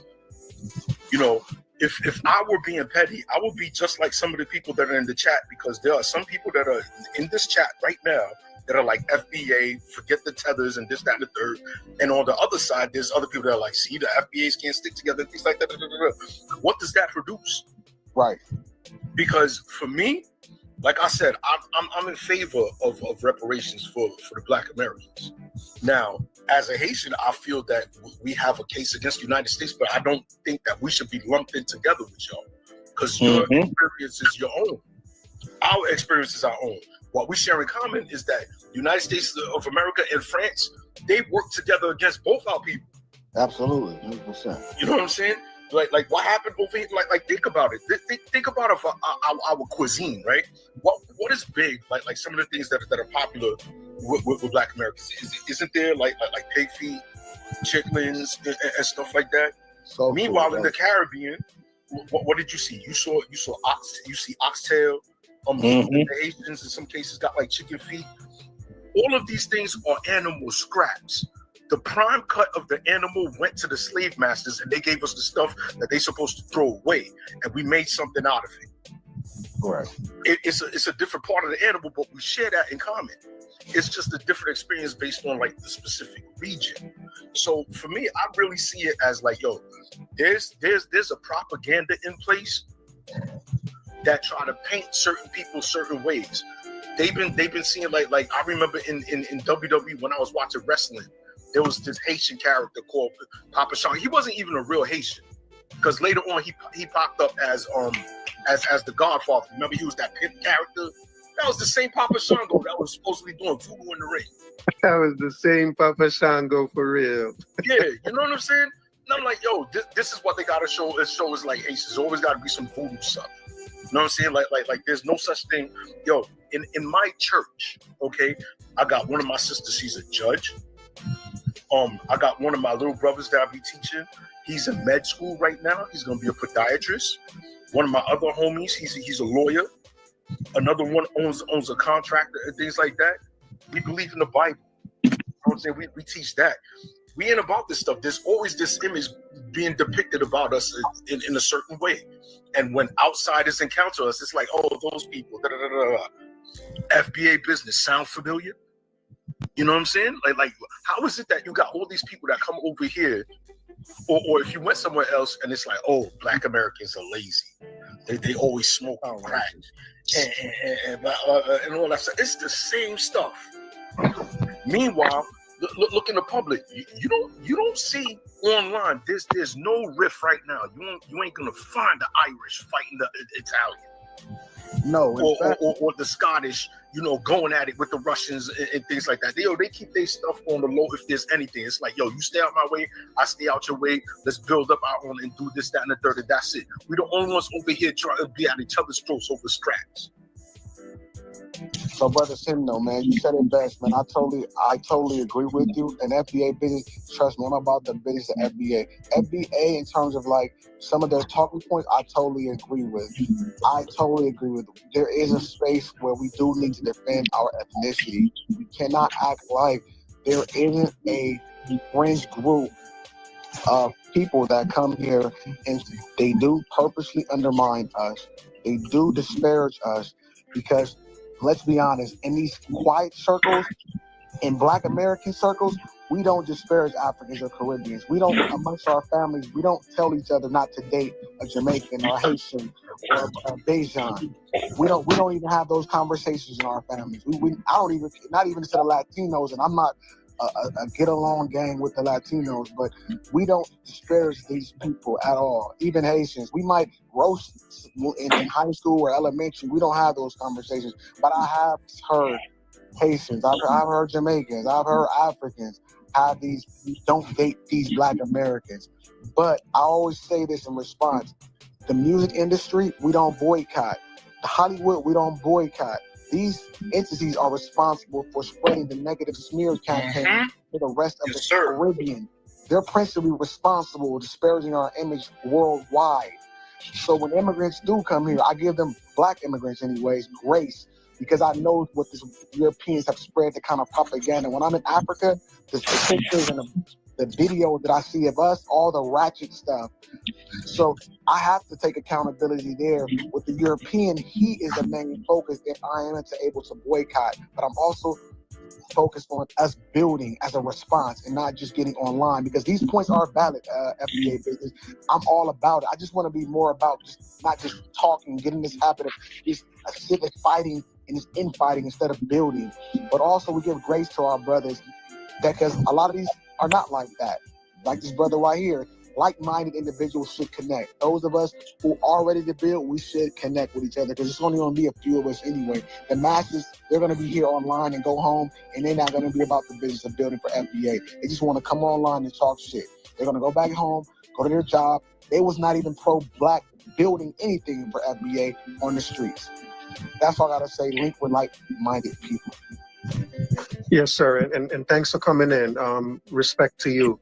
FBA business, final words? I think FBA is probably one of the best things that happened in a long time. Just because it's bringing a lot of people together. Like I said, we got to have conversations at first. Guys got to talk.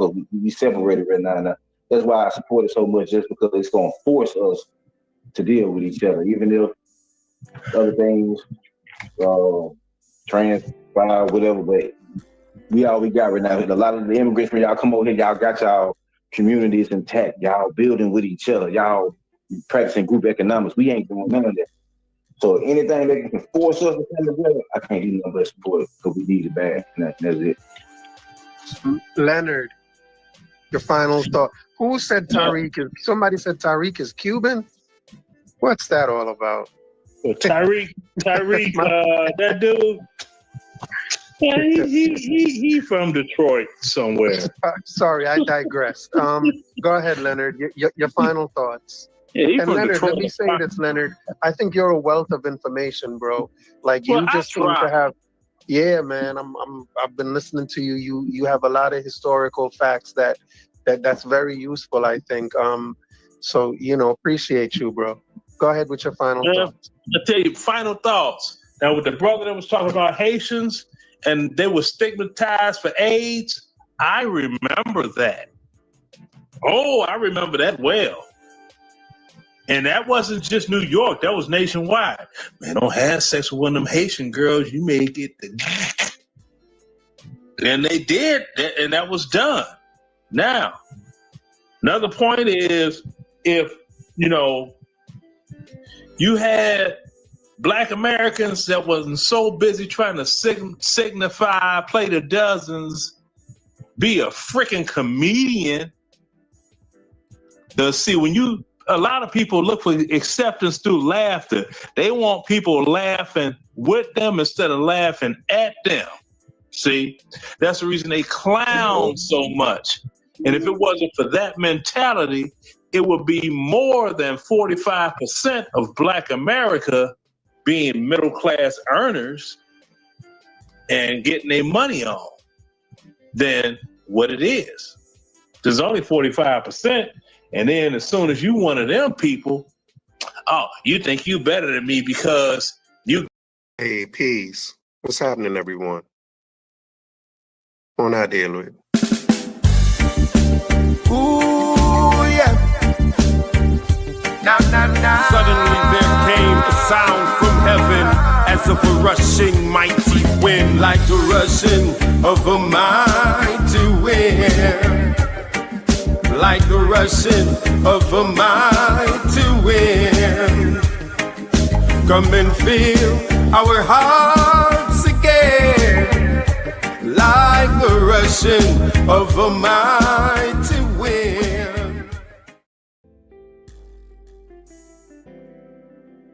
Yeah, blessings. Once again, the routine, like the video, subscribe to the channel, hit the notification bell. All of that helps. So you don't know. Without any further ado, let's get started. I'm back. Yeah. All right, Ola. Blessings to you. How's your day going today? I'm good, bro. Yeah, man. Tell us where you're at again. Remind us where you're at again. Nigeria. Where in Nigeria are you again? Lagos. Lagos. Is it in Lagos that it's hot today? Is it hot in Lagos? It's raining. We're rainy season now. It's the raining season. How long does that season last? We'll be having the rain now might be heavier. Once in a while, might be 2 weeks. There'll be heavy rain, then something like that. So because I live in the island aspect, so we have a little bit more rain sometime over there. Okay. Lovely. So, you did fall off yesterday. Yeah, that was a bummer. Yeah, because sometimes it's a little bit late at that time. It's about midnight and I just fall asleep. Something like that, sorry. Yeah. So, the topic of today is the AU and the 6th region. I'm not sure how long you were listening, but I want to start off by asking you, what do you think of the idea of the 6th region? Okay. What do you mean by 6th region? What do you mean by 6th region? So the African Union, the African Union considers Africa to be broken up into 5 regions: the North, South, North Africa, South Africa, East, West, and Central Africa, which are the 5 regions of Africa. And then the 6th region is the Diaspora. Yes, that's 6. So there is 6 regions of the African Union. Yes. And so I guess I'm asking you, do you recognize that 6th region as being a part of the African Union? I think what would have happened is this. African Union is vast, right? We start bringing the North Moroccans and all these things. What will keep us like Ito connection, you have to be like ECOWAS and the CARICOMs. ECOWAS and the CARICOMs, which is the Caribbeans. The darker part of Caribbean, the Africans descendants part of the Caribbean, from Haiti, Jamaica, Barbados, down to the African descendants. The Black United States should be exempted from that immediately. Wow, that's interesting. So before you go to the Black United States being exempted, you also said those North African states, which are more, I guess, those Arab African states, should also be excluded. Yes. So that we will know. Look, bro. So that we'll know. Are they? So Libya, Morocco, those countries are also part of the African Union? Yes, Libya, Morocco, and all those things. Let me ask you this before you go on. Hold on. Just because I have this question in my head. Do you know if they count, given that those Arab nations are a part of the AU, do they count? That's why they don't know if they. That's why they don't know if they recount. No. I mean, do they count? Do they count the Middle Eastern countries? Yeah, because the Gulf of the Middle Eastern countries that also have Arabic countries. Arabic people? Do they count those as in the diaspora? No. When we mean diaspora, mostly we talk about the really sub-Saharan Africans. The sub-Saharan Africans, talk about the ones that have directly from West African descendants. Then we start having the Kenyans, the Malawis into it also, because those are sub-Saharan group of people also, which have similar. We all look the same, right? Right. The Zulus, the Malawians, the Zambians, the Zimbabweans, down to Botswana. You understand me? The Kenyans. These are like sub-Saharan, Inside of sub-Sahara, which would have been very perfect for us to form a union, because we have similar and the same type of DNA. Then, when you want to talk about the unity, the 5th region now, or whatever, ECOWAS plus the CARICOM, which is the Caribbean Union. That's when you start talking about the descendants of the West Africans they took for West Africa down to some of this island and and everywhere, because we all have identical DNA, twins DNA, no different. That's interesting. So in terms of those Arab states being a part of the African Union, would they also benefit from? They wouldn't get any of the money in the reparations fund, right? The reparations fund, it would be reserved to those, I guess, for lack of a better term, sub-Saharan, ECOWAS type states. Yeah, I think the so-called reparation, I think they're crazy. It's not going to happen because right. So don't you think? So wouldn't those North African Arab states be required to pay into the fund?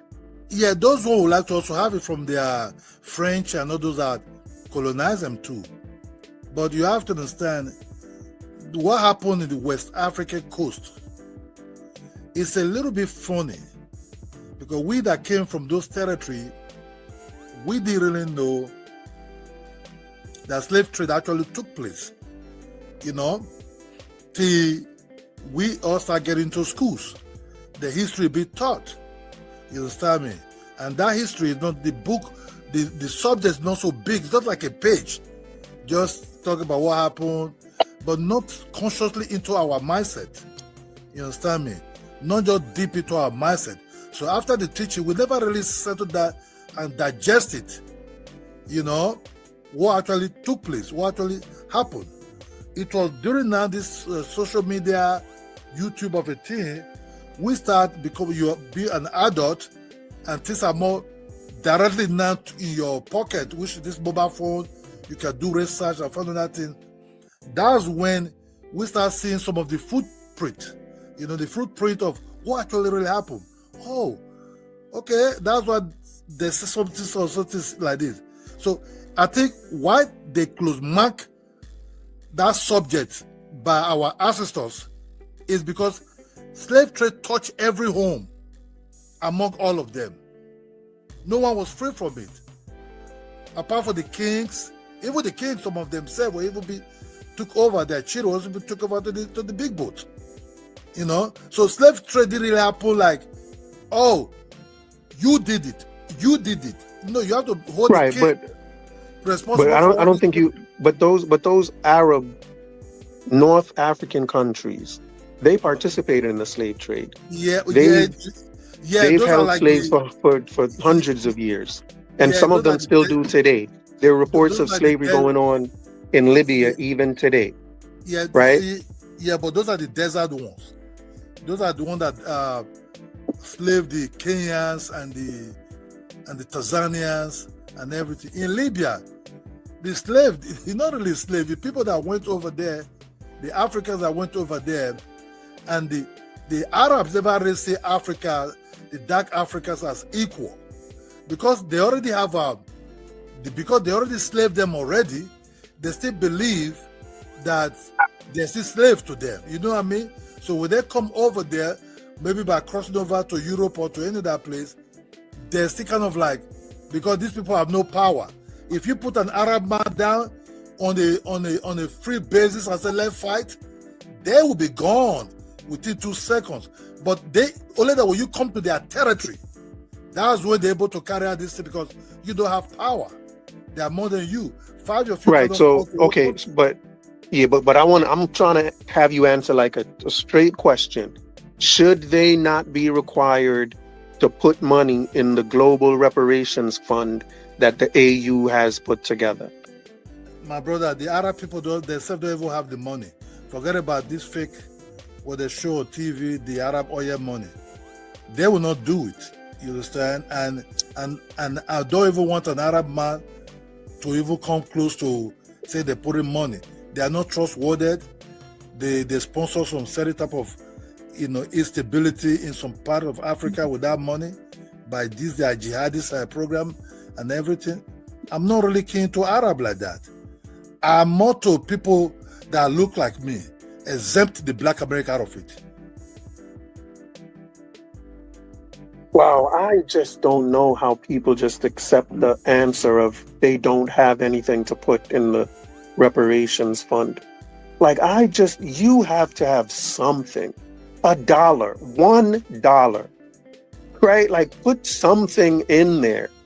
Like, you cannot convince me that all of those African countries, some of the West African ones and the North African ones that all participated in the slave trade and benefited from the slave trade, how they refuse to put anything in the reparations pot, as if and their excuse is, oh, we don't have anything, but they're thriving as countries though. Like, I'm like, no, y'all, we cannot hold. I would see why the AU reparations fund would be not trusted. Just for that reason alone, because just for that reason alone, I don't trust it. Because I'm like, how do y'all say you cannot put $10 in the fund? That's crazy to me. Look, and then there are people like you, right, Ola, that don't want them to be a part of the African Union, but you accept that. But you accept their response of, we don't got no money. Y'all gotta have some money from all them slaves you've sold over the years. And what about the ones y'all continue to sell even today? How do you accept from them this notion of we ain't got no money? And then you start to echo it. I think that you're doing like a disservice because, the ECOWAS state are a part of the AU as well, right?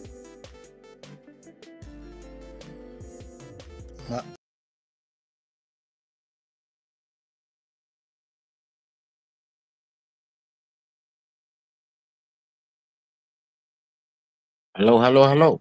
Peace. Yeah, I was listening to you and the Arab. You were saying something about Arabs.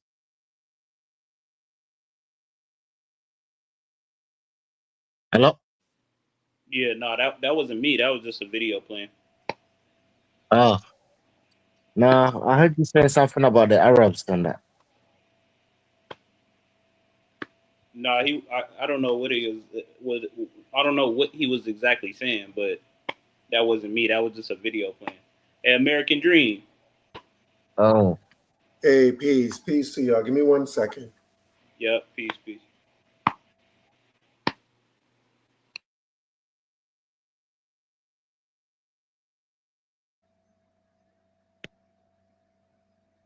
Hey, what's happening? Peace to you, Dex. Welcome back. Jay, what's happening?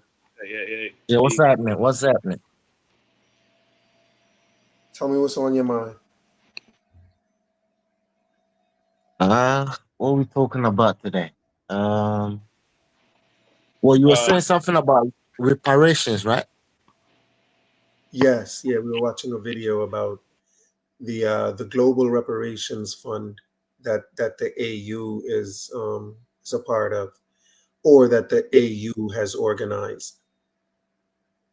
Why is AU in charge of it? Why is that? Why is AU in charge of it? Yeah. Well, it's a AU and CARICOM program.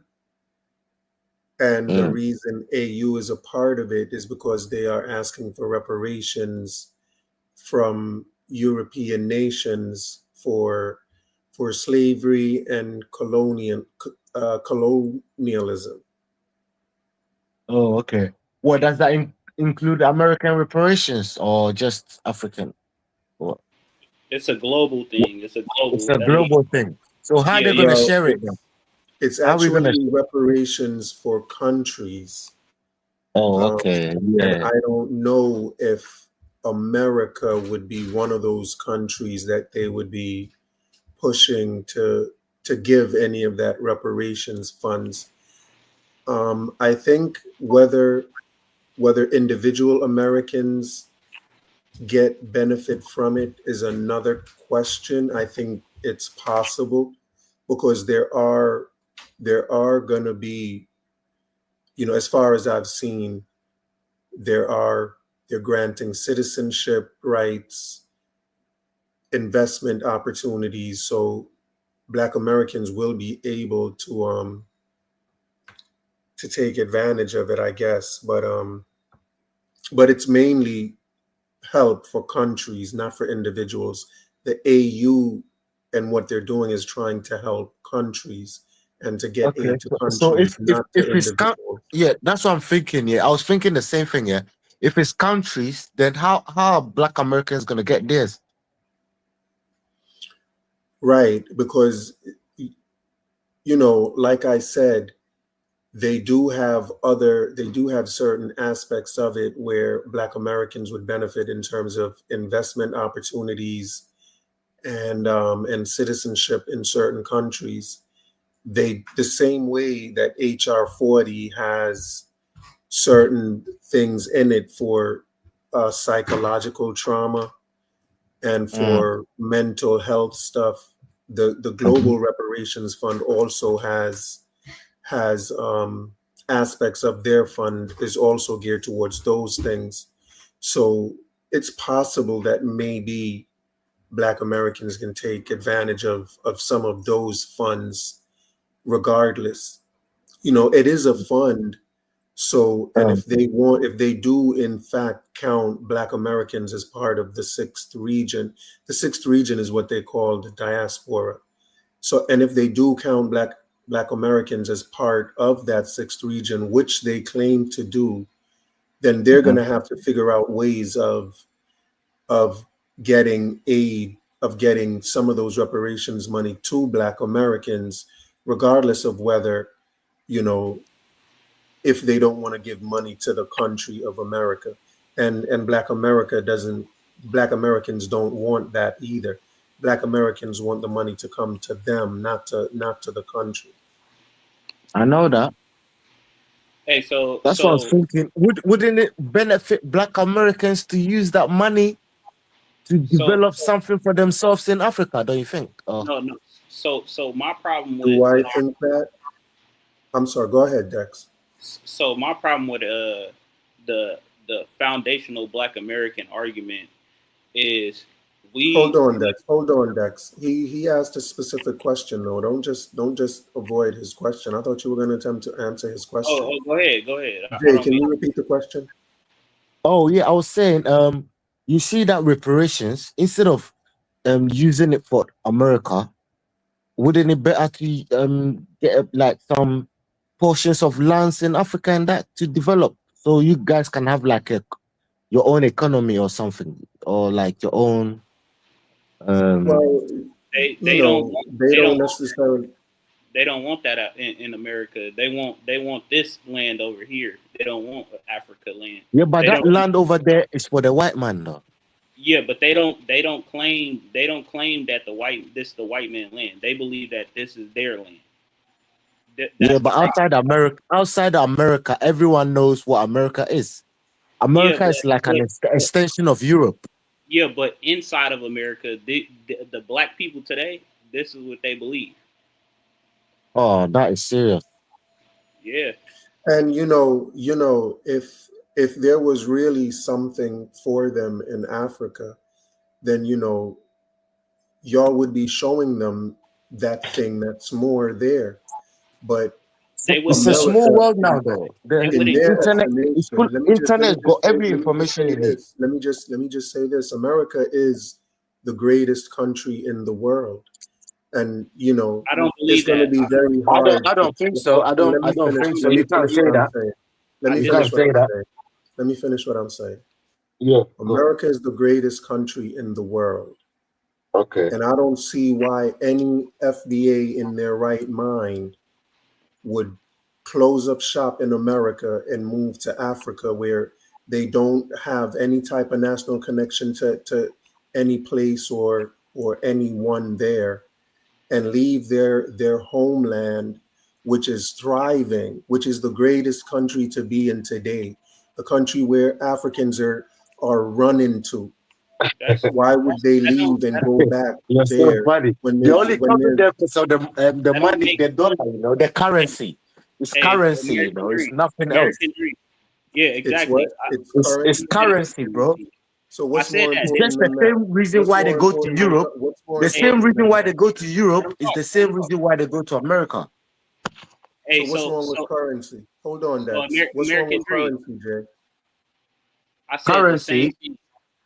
Dex, hold Yeah. on. Jay, what's wrong with currency? Oh, okay. Currency is like let's say $1 will get me further in Africa than it will in America. So if I get like 100,000 in America, I could build a nice house, have my little farm, my little, and live nice. Compared to if I lived in Africa, I wouldn't be able to get that same 100,000 to build that. But if I travel to America and do any shitty job, I can still end up getting enough money because of the exchange currency. You don't get it. So what are you offering them? What are we offering? What? So you What do you mean? said Offering? Yeah. why don't they, instead of investing and living in the white man's land, why don't they go back to Africa? Yeah, I'm just wondering why you want to build a white man's land with Because what's there in Africa for them? That's what I'm asking you. What's there in Africa? You Africa want is them to paradise. build Africa. Africa is more than paradise. Answer to that. Africa is more. Africa is more than paradise. I'm telling you.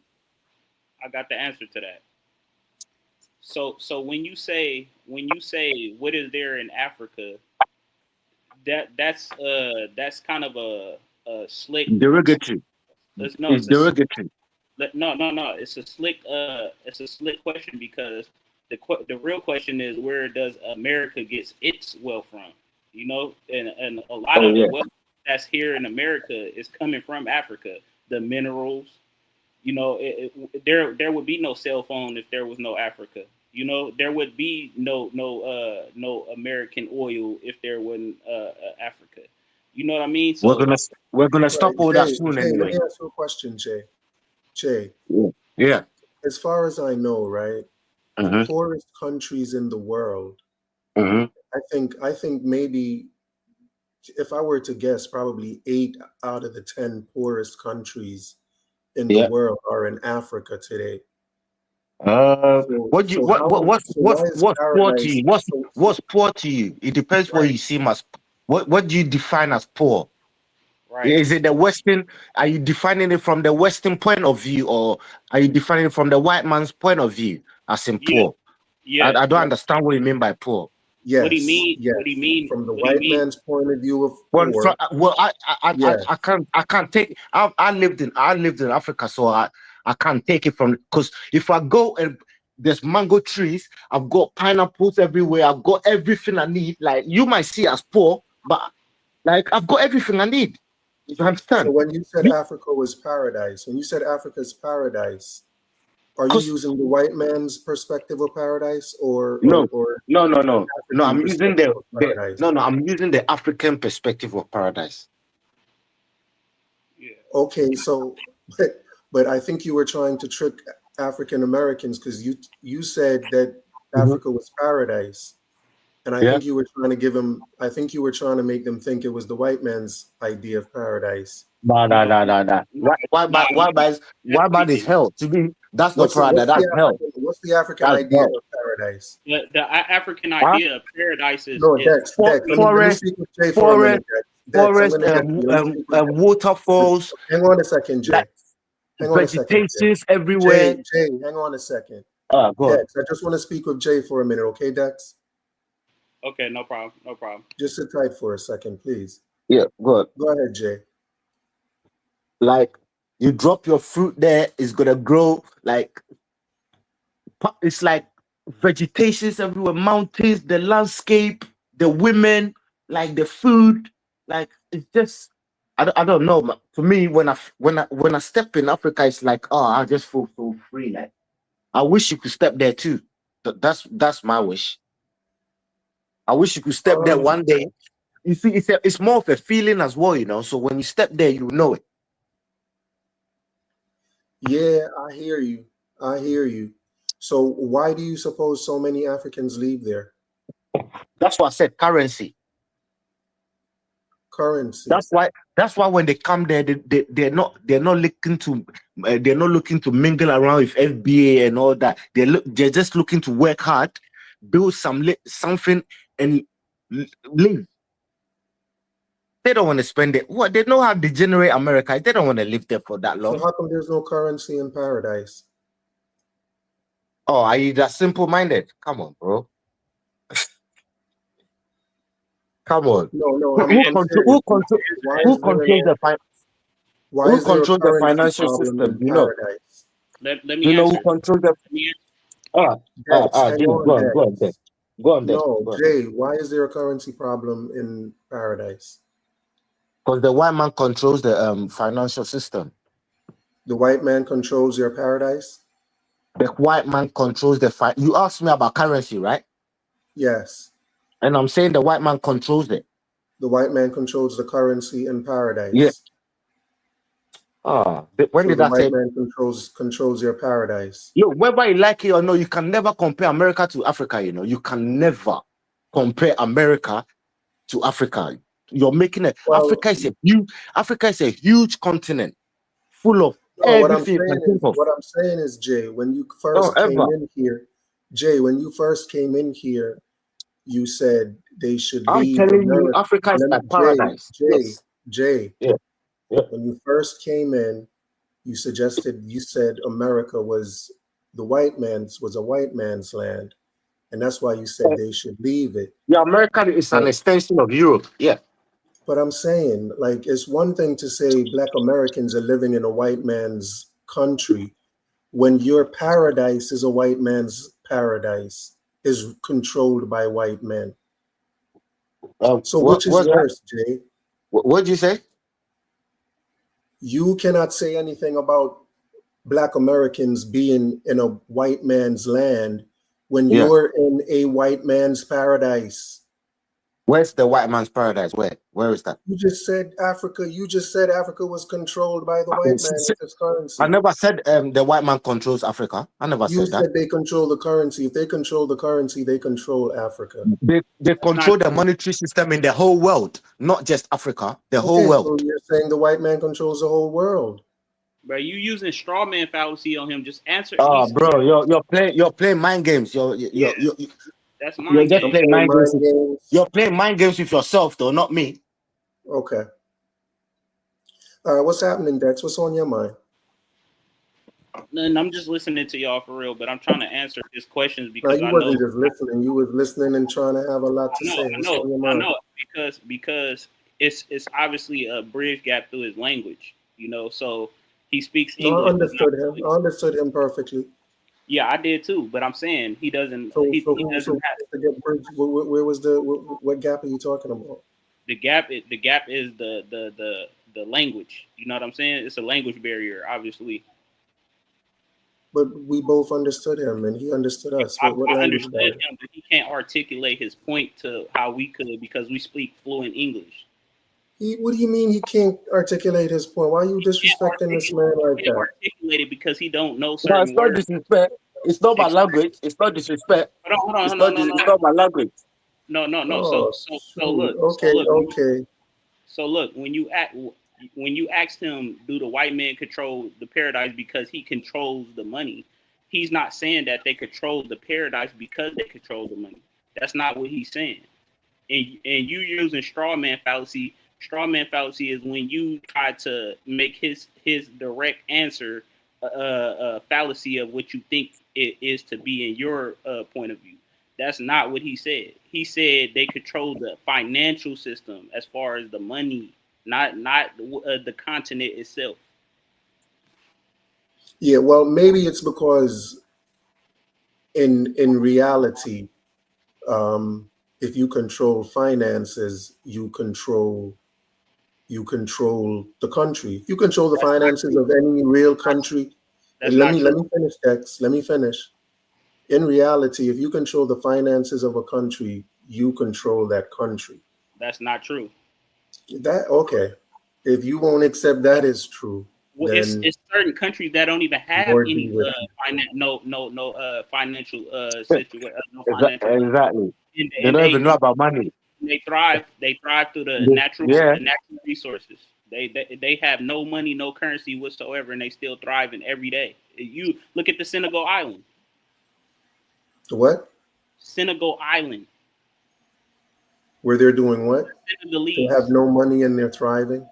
Yeah, yes, they're thriving. Yeah. You don't know where Senegal is? So you mean these are like these are African people that's on an island that thrives there for generations, hundreds of years. Go look Tell him up. to Google it. Look it up. Look it up on Google. That's paradise. That's what paradise. do you mean when you say that's paradise? So why don't you go there? That's paradise. Why don't you go there? Oh, we will. If I could, I would. will. When? You said what? Oh man, you guys. Oh, you guys are horrible. Imagine y'all know where paradise is. Hold on. Y'all know where paradise is, and you refuse to go. Listen. You asked what me a question. What a bunch of hoo-has. I'm trying to answer your question. You don't know about economic migrants. You don't know. Have you heard the term economic migrants before? Dex, instead of trying to answer my question, you should be trying to go to paradise. No, why listen. Haven't you I'm trying to answer your question. You asked why I don't want to go. Why I can't go there? And why haven't you gone to paradise? Because it's not that easy. You have certain viruses that you carry in America. Listen. You have certain viruses that you carry on yourself that you can't go around certain people and it'll infect them and kill them. You know, it's different circumstances that why we can't go there. You're afraid of disease, but you had your shots. No, listen. You're making a your shots, listen. You making a general. You were anti-vaxxer. You see what I'm saying? You're not allowing me to answer it because I think you're reading off of authority and you're playing around. It's not educational. It's not educational. Yeah, you're not a critical thinker. You're asking the question. It's not critical thinking. Yeah. You're asking why I'm not going over there because it's paradise, but I'm telling you, it's multiple reasons of why I shouldn't go there. You know, we shouldn't go there. Yeah, you said because of disease. You said because of disease. Listen. You said it was paradise. I said to you, the same disease that wiped out the Indians. You see the same disease that the Europeans brought and wiped out the Indians. Hang on, Jay. I'm gonna get back to you. Jay, I'm gonna get back to you. All right. You said this place is paradise. Where did you say in Senegal? You said it was paradise. I said to you, why haven't you gone? And you said because of the disease. No, I didn't. No, listen. There's disease in your paradise, bro. You see, he don't even allow me to. I don't allow you to do what? He knows I'm going to kill all that. Listen, that's just one. Listen. That's you never compare America to Africa. Paradise, bro. How are you gonna compare America to Africa? Are you crazy? You see what I'm saying? Y'all not allowing me to answer because I'm trying to tell you exactly why. That's just one reason. Man. Tell us why you refuse to go to your paradise. Listen, that's just one of many reasons of why we shouldn't go there to protect the paradise. Listen, to protect the paradise. Yes. So you don't bring disease to them. Listen, until we become doctors and understand the science behind what we do to these people, if we go over there, then we can go talk about going to paradise. We don't have no scientists. I'm sorry. I thought you said you didn't want you to catch a disease. You don't want to give them your disease. We go around them. We carry all type of shit. The COVID vaccine, the COVID and flu and all this. These people have been there for hundreds of years. So if we just go over there like I want to, then it'll kill them off. And that would be hurting the paradise. No, we need scientists and shit to understand. What's the name of this place again? What's the name of this place? It's called the Senegalese tribe. Just look them up. It's the Senegalese tribe?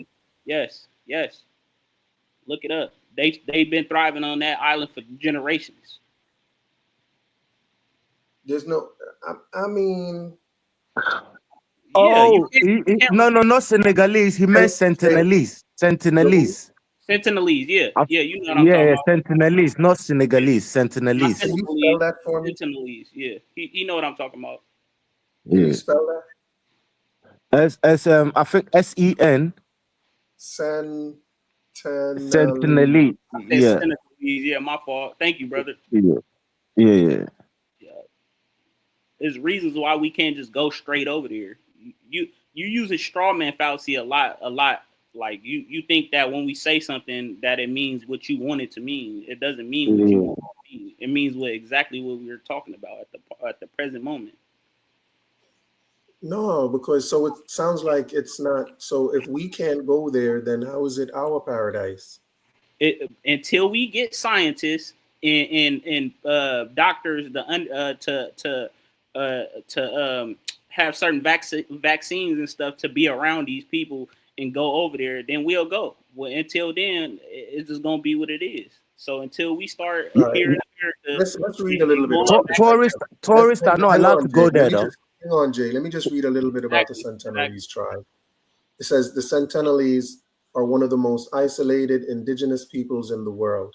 They live on North Sentinel Island, part of India's Andaman and Nicobar Islands in the Bay of Bengal. Here's a breakdown. Location and population. Island, North Sentinel Island, about 23 square miles. Population estimated between 50 and 200 people, but exact numbers are unknown due to their isolation. Lifestyle and culture. They are hunter-gatherers, relying on fishing, hunting small animals, and gathering fruits and wild plants. They make bows, arrows, and spears and use dugout canoes to fish in shallow waters. They live in small huts made from leaves and branches. Their language is unclassified. No one outside the tribe understands it. The Sentinelese are hostile to outsiders and defend their island with weapons. The Indian government enforces a strict no-contact policy to protect them from diseases and exploitation. It is illegal to approach within 3 nautical miles. So that's what you consider paradise, is a hunter-gatherer type situation. Yeah, they're away from society as we know it today. They don't have any cell phones. They're the happiest people. Trust me. Like it's just way different than you might think you're in paradise, but you're not. You're not. Yeah, you're a slave. You're a slave in America. You're just a slave in America, working to pay bills. So Jay and Dex, I get it. You don't want to join that paradise because you don't want to bring any disease to them, and that's commendable. Just that reason. It's not just that reason. I get that, but so let me just address that reason, and maybe the way I address that reason will also address the other reasons. But if you're concerned with bringing them disease, why don't you and Jay just simply start your own hunter-gathering crew, right? It's as simple as just buying a piece of land, right? Jay is an African. I'm sure he knows. I'm not trying to be funny. Like, no, you are being funny. It sounds funny, but it's not because I'm trying to be funny. It just sounds funny because it is. Right? The idea, like, so why don't y'all like land in Africa, making our own bows and arrows, paradise? All right. My question to you: why don't you start if a paradise is just a hunter-gatherer society? Why don't you just start a hunter-gatherer society and live in paradise? Okay. So my you're very simple-minded. I'm simple-minded. Wait, you want to go back to being a hunter-gatherer, but I'm simple-minded. Why not? Yes, why not? Oh man! A lot of the foods you eat in America are poison. Why not? He doesn't know that though. He doesn't know. Like a lot of the shit you are privy to and information is poison. So America's full of poison. So why not? Why not? Oh, that's what I'm asking you. So why haven't you gone? You're here asking me why. I asked you why haven't you gone, and your response is why not? Just go. Why haven't you gone? I got a question for you since you want to ask questions. So my question to you would: what is your definition of paradise? What is my definition of paradise? Yeah, I want to know. Oh wow. Definition of paradise. You didn't say America because you obviously just said America is the best country on earth, so it should be hard. It should be. No, because the term paradise is like. But you just said America was the best country on earth. So how is this not your paradise? I don't get it. Because paradise is. I thought isn't paradise a little bit deeper than that? What's your definition of it? What's your definition of paradise?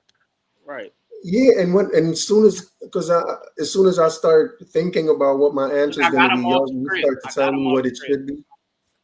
I don't know if I have a definition of paradise. I mean, the only thing I know about paradise, what I know about paradise is that it's a spiritual idea. It's not talking about anything in real life. So, that's all I know about it. Paradise is just another way of saying heaven. And, do I believe there's a heaven out there somewhere? Not necessarily, no. So what I think of paradise is just what is my thoughts about the idea of a paradise or heaven. And I was just trying to see what you vision. Like what you visualize paradise as. That's what I was trying to. Right. Yeah. What do I visualize it as? Well, when I was a little kid growing up, and I used to see these pamphlets with animals and humans chilling out at the park together, and just everything just peaceful. So that's kind of when I think of paradise. That's what I think about. A place where there's just no pain, that's no what Africa worries, is. no nothing. That's what Africa is. Yeah. I know. Telling me that the media shows you all kinds of bullshit, but I'm telling you that's what majority of Africa is. Go chill with the lions in Africa. Sorry? You said what? I said he said Africa is just like them pictures that I used to see in the Seventh-day Adventist booklets with animals and humans just chilling, lions and humans just chilling. And then as soon as I said that, he said that's what Africa is. It is. I'm like, I don't see animals, I don't see humans just chilling with lions in Africa. Unless they're in a zoo. Not cartoonish like that. Not that cartoonish way. Like, come on, bro. But I told you I thought it was some spiritual idea. And here you're okay. So what type of paradise are you talking about? How is Africa a paradise? So okay, all right. I know the nature of a lion, so I'm gonna be chilling with a lion just because I'm amongst lions, so I'm gonna go and chill with a lion, knowing that it's a carnivore. Like, come on, use your common sense, bro. But bro, if I tell you that that's what I envision when you asked me about, you said to me, what do I see when I think of paradise? I said, I see what I used to see when I was a little kid in the booklets. I see lions and humans hanging out at the park. And then you say that's what Africa is. All right, okay. Where do you see lions on? All right, on this earth, yeah. Where do you see? Oh, you mean cartoonish? What do you mean? All right. Where do you find lions? Where are lions and giraffes and all that, and elephants and all that? Where are they? Where are they found? Where are they found? You can find them at zoos and in the jungle. They're not from zoos. In the zoos and in the jungles. I can go to the zoo and I'll find them. Go to the zoo then. His question was, where are they from? Where are they from? Yes. Yeah. You mean in terms of evolution? No. See, fallacy. That's a fallacy. Right now, as you speak, where are lions based? Where are hippos based? You mean which continent? Like, where are they from? Where are they from? I'm not talking about zoos. Like, what continent are they from? Yeah. What continent? Yeah. I would say the African continent. Okay. Oh, okay. So, is that why Africa is paradise? No. Let me say that's where the lions are at. No. Let me say this. See, you acting like you're saying that we have to live amongst these things, right? But the reality is, you have people that do live amongst these animals. You do. You have people that live amongst them, that train them, that do all the shit that they want them to do. Hell, you got American circus. But let's keep it real. A lot of Jay, are you rainwater in the chat, Jay? Carnivore. It's a carnivore. You're not gonna. Jay, are you rainwater in the chat? Wait, hold on. Yeah, that's him. Yeah. You're rainwater? Yeah. Oh, okay. The thing about it is it's a carnivore, so you got to use your common sense and know that it's going. It's a carnivore, right? You don't live amongst it. It's just common sense. All right. So what's America got that you're so proud of? Then tell me, American dream. Where are you living right now? Where am I living? Yeah. UK. In the UK. Yeah. What's the UK got that Africa don't got? A lot. A lot? Mm-hmm. Okay, so you're saying they ain't got no sunshine. They ain't got like you don't have red dirt. No, I said what? There's no red earth. Like there's no coconut juice, fresh coconut water. What else? There's no big booties out here, like in Africa. What else? Is that why you're there? Because it doesn't have any of those things? No, I'm here to get my money and get the fuck out of here, mate. Money again. It's the money. It is. Yeah, of course it is. Currency is a big what part else, what else would it be? What else would it be? What else would it be? Yeah. Probably the peace of mind. No, that's what I get in Africa. I don't get that in Europe. No. Are you gonna get peace of mind in Europe? So you mad? You gotta work. Have you ever been to Africa? Have you ever been to Africa? No, I haven't been to Africa. Then you cannot judge it. You cannot judge it from you can tell. You can tell he hasn't been though. You can tell from how he talks. Hello, we were talking about the UK. What are you talking about? You have to go there. What did I say about Africa? What did I say about Africa? You just you've never been Africa. No, let me tell him.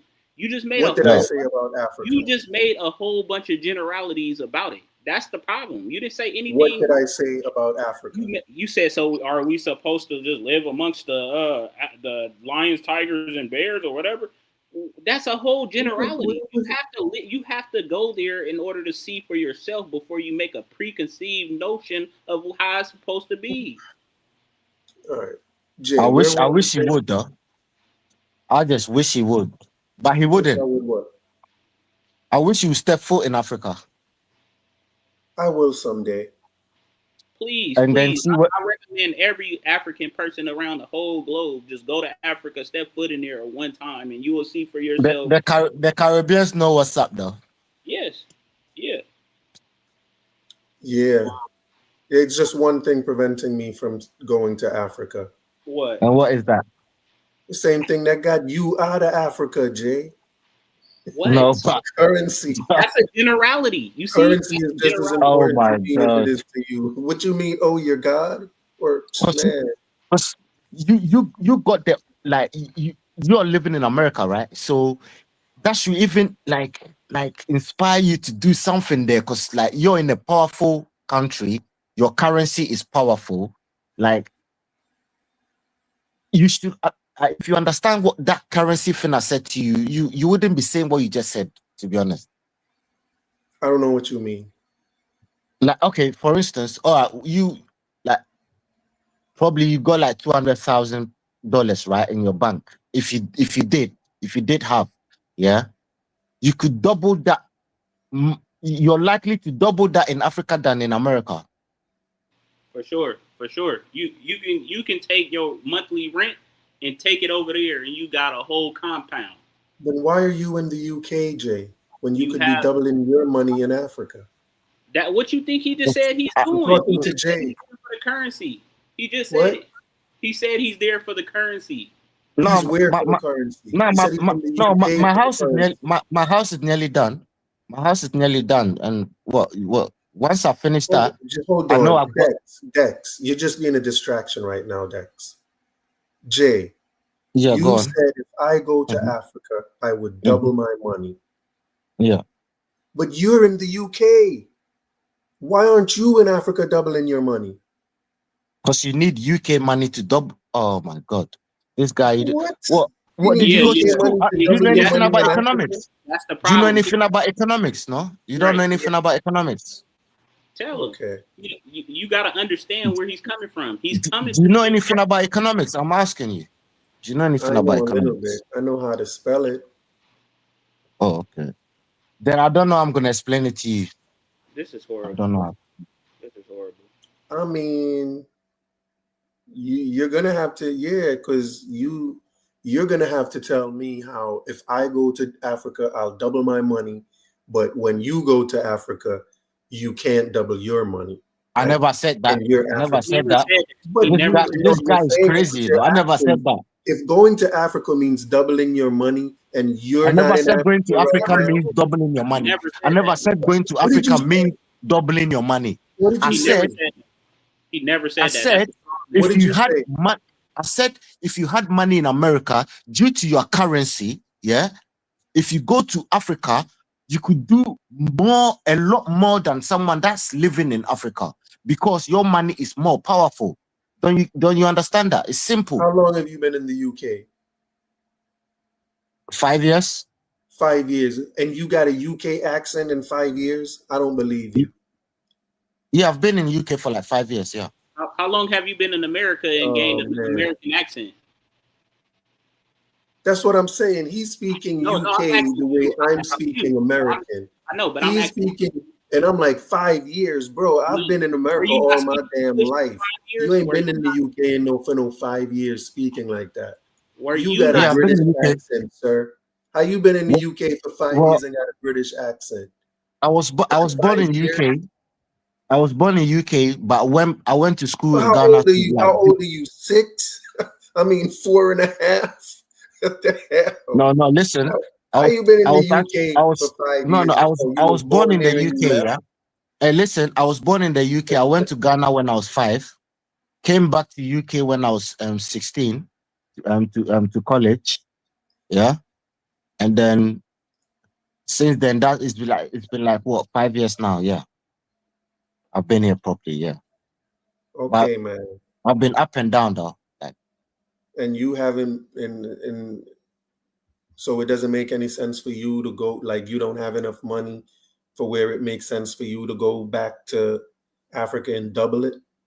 That's the whole dream, you know. That's the whole dream, bro. That's the whole dream? Yeah. Okay. Yeah. How much do you want to have before you go back to double it? I'm not built for the cold climate.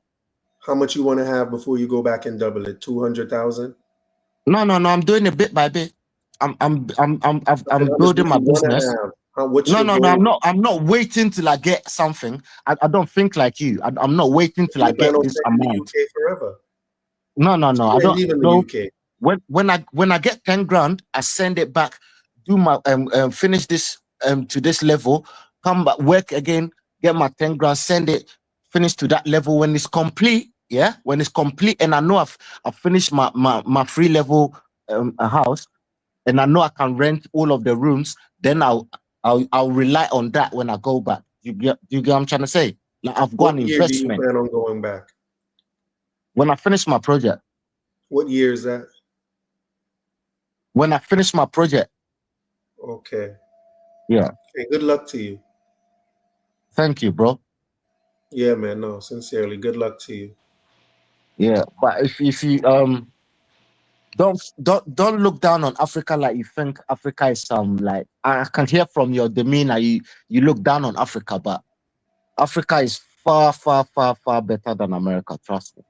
Well, you know the reason you may have gotten that tone from me is because when you came in here looking down on Black Americans. No, I never. I was never looking down on no Black. What did I say? What did I say that was? Are you a Black American? They should leave America because this is the white man's country. Hey, it is. It is though. That's disrespectful, and you know it is. That's disrespectful. It's facts. You know it is. It's facts. It's facts. Okay. That's disrespectful. It's facts.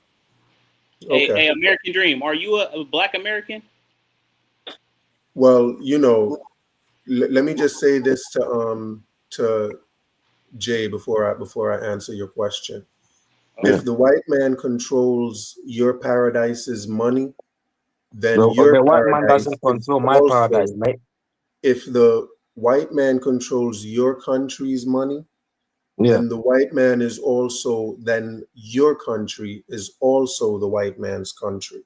No. So stop being disrespectful. Big difference. Big difference. How? My president is, my auntie is black. My neighbors are all black. Our people are all black. We control everything. We just do business with the white man. We don't. They don't control us. We do business. It's just the exchange rate. They determine it. Like they're more like they manipulate the exchange rate. What's the in their advantage? favor. What's the advantage of having all your neighbors to be black?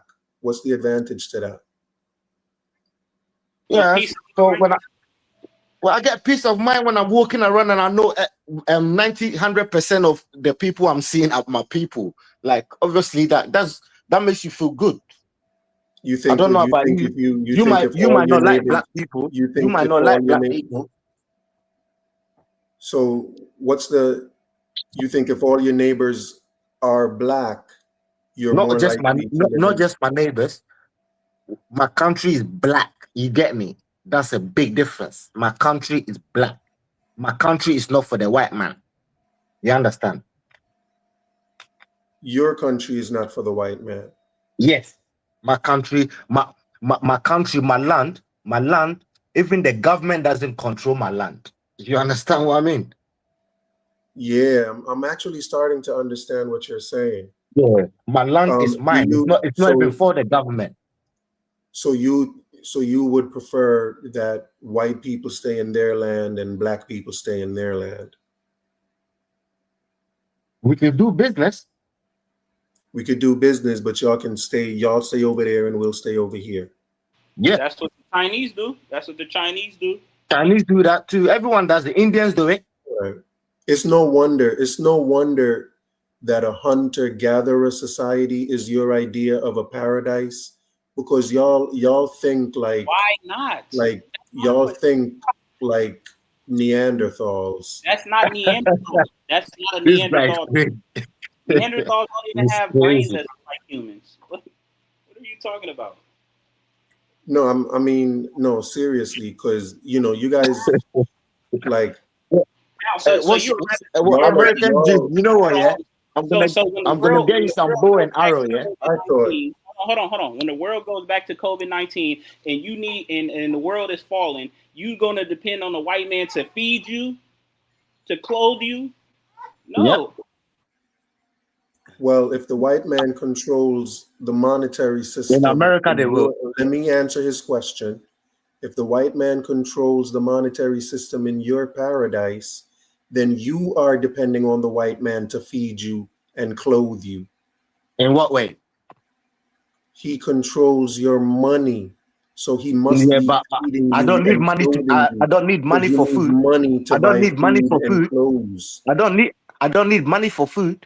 You don't need money for food. You don't need money. No, you need money. You need money for food. I don't need money for food. What do you need for food? Dude, I'm a fisherman. It's in the soil. I just put it in the soil. You understand? And it grows. Then why are you in the UK? You have to go shopping though, don't you? So why are you if you don't need money for food, why are you in the UK?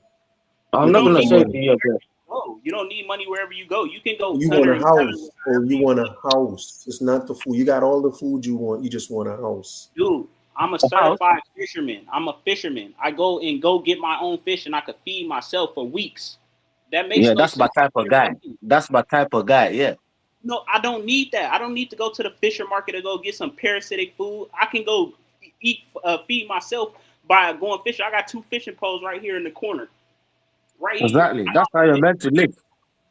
AJ, what continent has a higher starvation rate than Africa?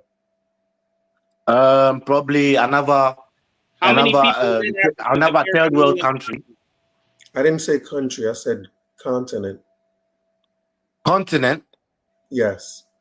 Africa is the largest continent on the planet, though. So, okay, so that's the reason why they have the most starvation. Yep, Africa is so diverse, isn't it? There's desert areas. Obviously, they're gonna go through starvation because it's desert. Yeah, and there's so in the desert area, they do need money for food, huh? There's more people in America that is I'm starving speaking to than in Jay. Africa. Dex, I'm speaking to Jay. Dex, I'm speaking to Jay. Yeah, go on. Jay. Yeah. In the desert areas, do they need money for food since they can't plant food?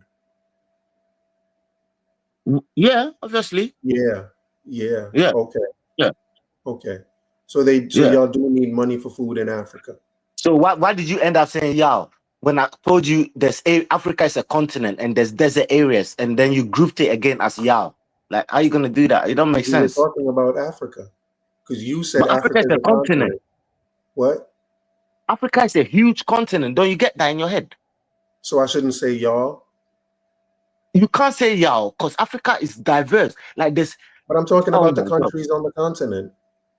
Yeah, but this, like, okay, what am I gonna say? Like the slums in America is the whole of America. Like, I can't do that. I don't necessarily get what you're trying to say. How am I gonna equate the slums in America to the whole of America? How am I doing that? You're equating like desert areas in Africa and saying y'all.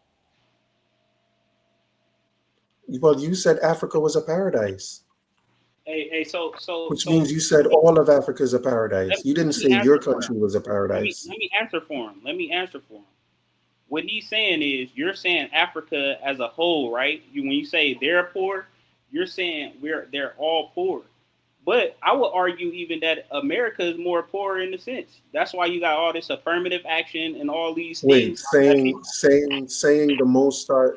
that Africa is the continent with the most starvation is saying all of Africa is starving? Yes, that's what you're saying. Yes, obviously, that's what you're saying. Yeah. Really? So if I say Chicago has the highest murder rate, that's saying everybody in Chicago is murdered. No, this guy is crazy. That's not a good analogy. That's crazy. That's not the same thing. Which guy? You flipped it up. You flipped it upside down, though. I flipped it upside down. I flipped it upside down. Yeah, if you said America is all murderers and killers and all that, that's different. But if you say Chicago is not the whole of America. Yeah, correct. Exactly. Okay, man. So you're the one flipping it upside down. I'm flipping it upside down. I ain't got nothing better to do. I got nothing better to do. I just flip things upside down. So American Dream, may I ask, what exactly, like, are you like reading cards or questions or something? What you mean? Are you like reading a script? Do I sound like AI? No, I'm saying, are you reading a script? You do, because am I reading a script? Hold on. Are you asking me if the reason why because I just asked you, hold on. I just asked you if you're asking me if I'm AI, right? Are you asking me if that question was written down in front of me, like I wrote that question down earlier? No, I didn't say that. I said, are you reading so what do you mean when you say, am I reading from a script? About what? It's about your generalities. Whenever you ask a question, you generalize it after we give you an answer. It's called straw man fallacy. Go look it up. Yeah, that's what he keeps doing. Yeah. Is that what a straw man is? When you generalize stuff, is that what a straw man is? Yes, when you generalize something that has nothing, you're taking our words out of context. I thought a straw man was when you go to the. I thought a straw man is when you go to the store and order a straw, man. You see? That's what I'm saying right there. That's exactly what I'm saying. It's called straw man fallacy. Go is that look what it up. Is? Yes, you're doing. If you ain't got nothing concrete, if you ain't got nothing concrete to say, you start straw manning. Obviously, you start straw manning.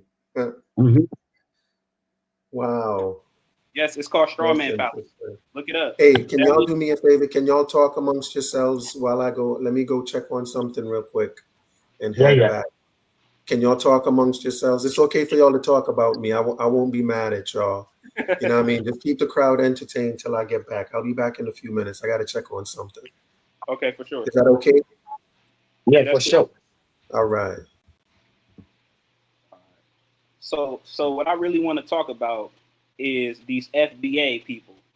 They keep saying that they're foundational Black Americans, and they're delineating from the African diaspora, and that's the problem. We all need to come together. We all have a common ancestry, and it comes from Africa, and that's period, point blank. If you don't believe it, take a DNA test, and you're going to be traced way back to Africa. And this don't go for everybody in the world, but it goes for all Black people. Black was the first term in Africa. It was called Kim. It means land of the black. It means black. It literally means black. And then you got Kemet. You know what Kemet means in my language? Kemet. What does it mean? It means the land of the black, right? Land of the sand. Okay. You see, you know why we migrate from? You know why we left Egypt? We like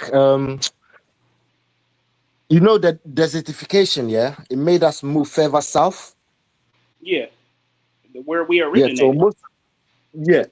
But Egypt used to be like our civilization when we was on top. Yeah. Yeah. And As time went on.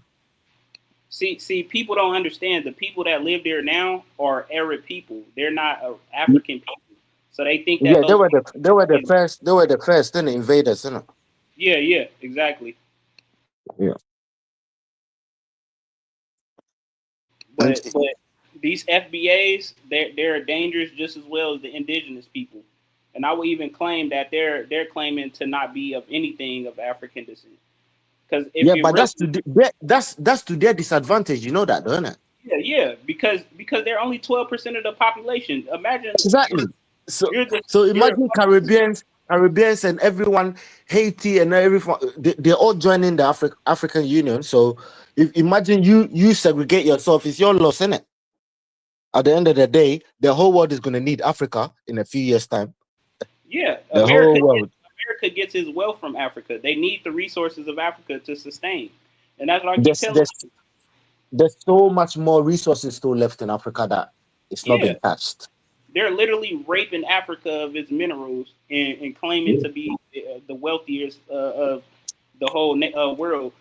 How is that true? Yeah, but all your things from this land, the land over here. Everything on this land is made from Africa, not China, Africa. Whilst all these FBAs are delineating, Chinese are looking to do business, others are looking to do business. So if they want to delineate, let them delineate. It's up to them, innit? What can you do? You can't force them. You know? If they don't want to listen, it's their loss. Because Africa doesn't need no one. The whole world needs Africa. We don't need no one. Exactly. They run from DNA.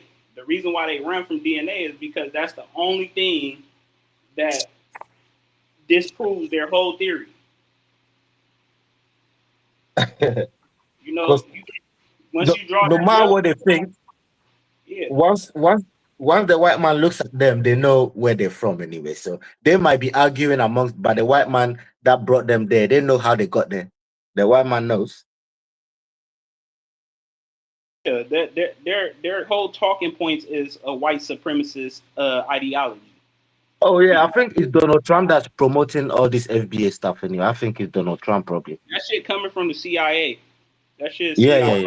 I think so. Yeah. All of them in political positions. You know, just like what's his name that got Dr. King killed, the guy that made the African American turn. All these people were CIA agents. All these people. I know CIA is behind FBA because you know what? When Africans start saying, "Oh, Americans should come to Africa," they got land for them. They got free citizenships and all that. That's when you start this FBA thing start popping up because they don't want to lose the purchasing power of the American blacks in it. So. Yeah. They want to cut them away from the continent. Yeah, for sure. You know, you know, the reason why I know it's a CIA agenda is because all of a sudden when the African Union is asking for reparations, all of a sudden you get this whole identity crisis in America, and you got to realize America is like the big brother to all the other, you know, places that were slaves went to, you know. So that's their headquarters. America is their headquarters. All these slave masters. Yeah, because France, they look up, they have the most access to information. We have the most access to wealth. We have the most access to all resources. So when they break us up, they breaking the whole movement up. You know, yeah. The whole part of the African American was to make it back to Africa, not stay in America. You know, exactly. But now it's changed. It's like they want to stay in America now. So yeah, they don't even want to claim Africa no more. They think African, they from here now. They don't even want to be from Africa. Let them tell it. You know, DNA don't even disprove it to them no more. They can take a DNA test and they could say they African and they still won't believe it. That's when you know it's CIA, because it's psychological. Yeah. And what surprise, you know, the ones that end up going to Africa, they're like, oh, we never knew Africa was like this. We feel so, we don't even want to go back to America. When they go to Africa, that's what the kind of things they end up saying. It's all over YouTube anyway. If you go on YouTube, there's all these. You don't need electronics. You don't need a TV. You don't need none of this thing. You go to Africa, you have a peace of mind, and that's all that matters. I never wanted a TV. I never wanted a computer. I never wanted a game system. All I wanted to do was go out and do things, you know? Even if you wanted that, it's in Africa as well. There's cities in Nairobi is probably nicer than New York. There's nice places in Africa. Yeah. If you want that type, if you want the rural areas, like live with the land is there as well. If you want to live in the cities as well, it's there. Like it's up to you, you know. Yeah, Africa is growing food. America is growing flowers. You know what I mean? This is, they make it look good in America. You know, they over there they growing food and, you know, farming, and they don't need to sustain off of a grocery store and stuff like that.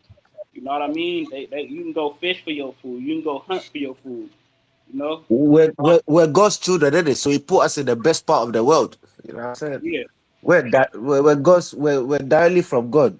So He put us in Africa. You can't compare any other continent to Africa. Come on. Yeah, and that's why you got a whole bunch of murder and killing going on in America, because people are so antisocial. When you don't have a phone, when you don't have none of these objects, you're more interactive with your own people. But see, these people are on computers and want to delineate and disassociate. Now all of a sudden we having huge word wars. You know what I mean? Hang on a second, gentlemen. People in the chat, if you don't mind, if you haven't done so yet, if you could kindly hit that like button, that would be amazing. Jay, let me ask you a question, Jay, if I can. Jay, do you consider yourself to be a racist? A racist? Yes. No. No? Yeah, I'm not a racist. Okay. You know, you said living amongst my people don't make me racist. The reason you said black people should leave America is because it's a white man's country. You speak about the white man a lot. And you said it was good to where you lived. You said it was good to walk out your house and see nothing but just black people. Yeah. So you don't consider that to be racist? How does that make you racist?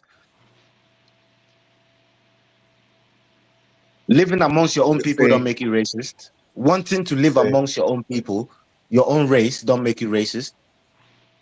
Yeah, if your main objective is to live amongst your own race, that makes you racist. No, it doesn't. But remember I told you we could do business. Yep, he did say that. He did say it.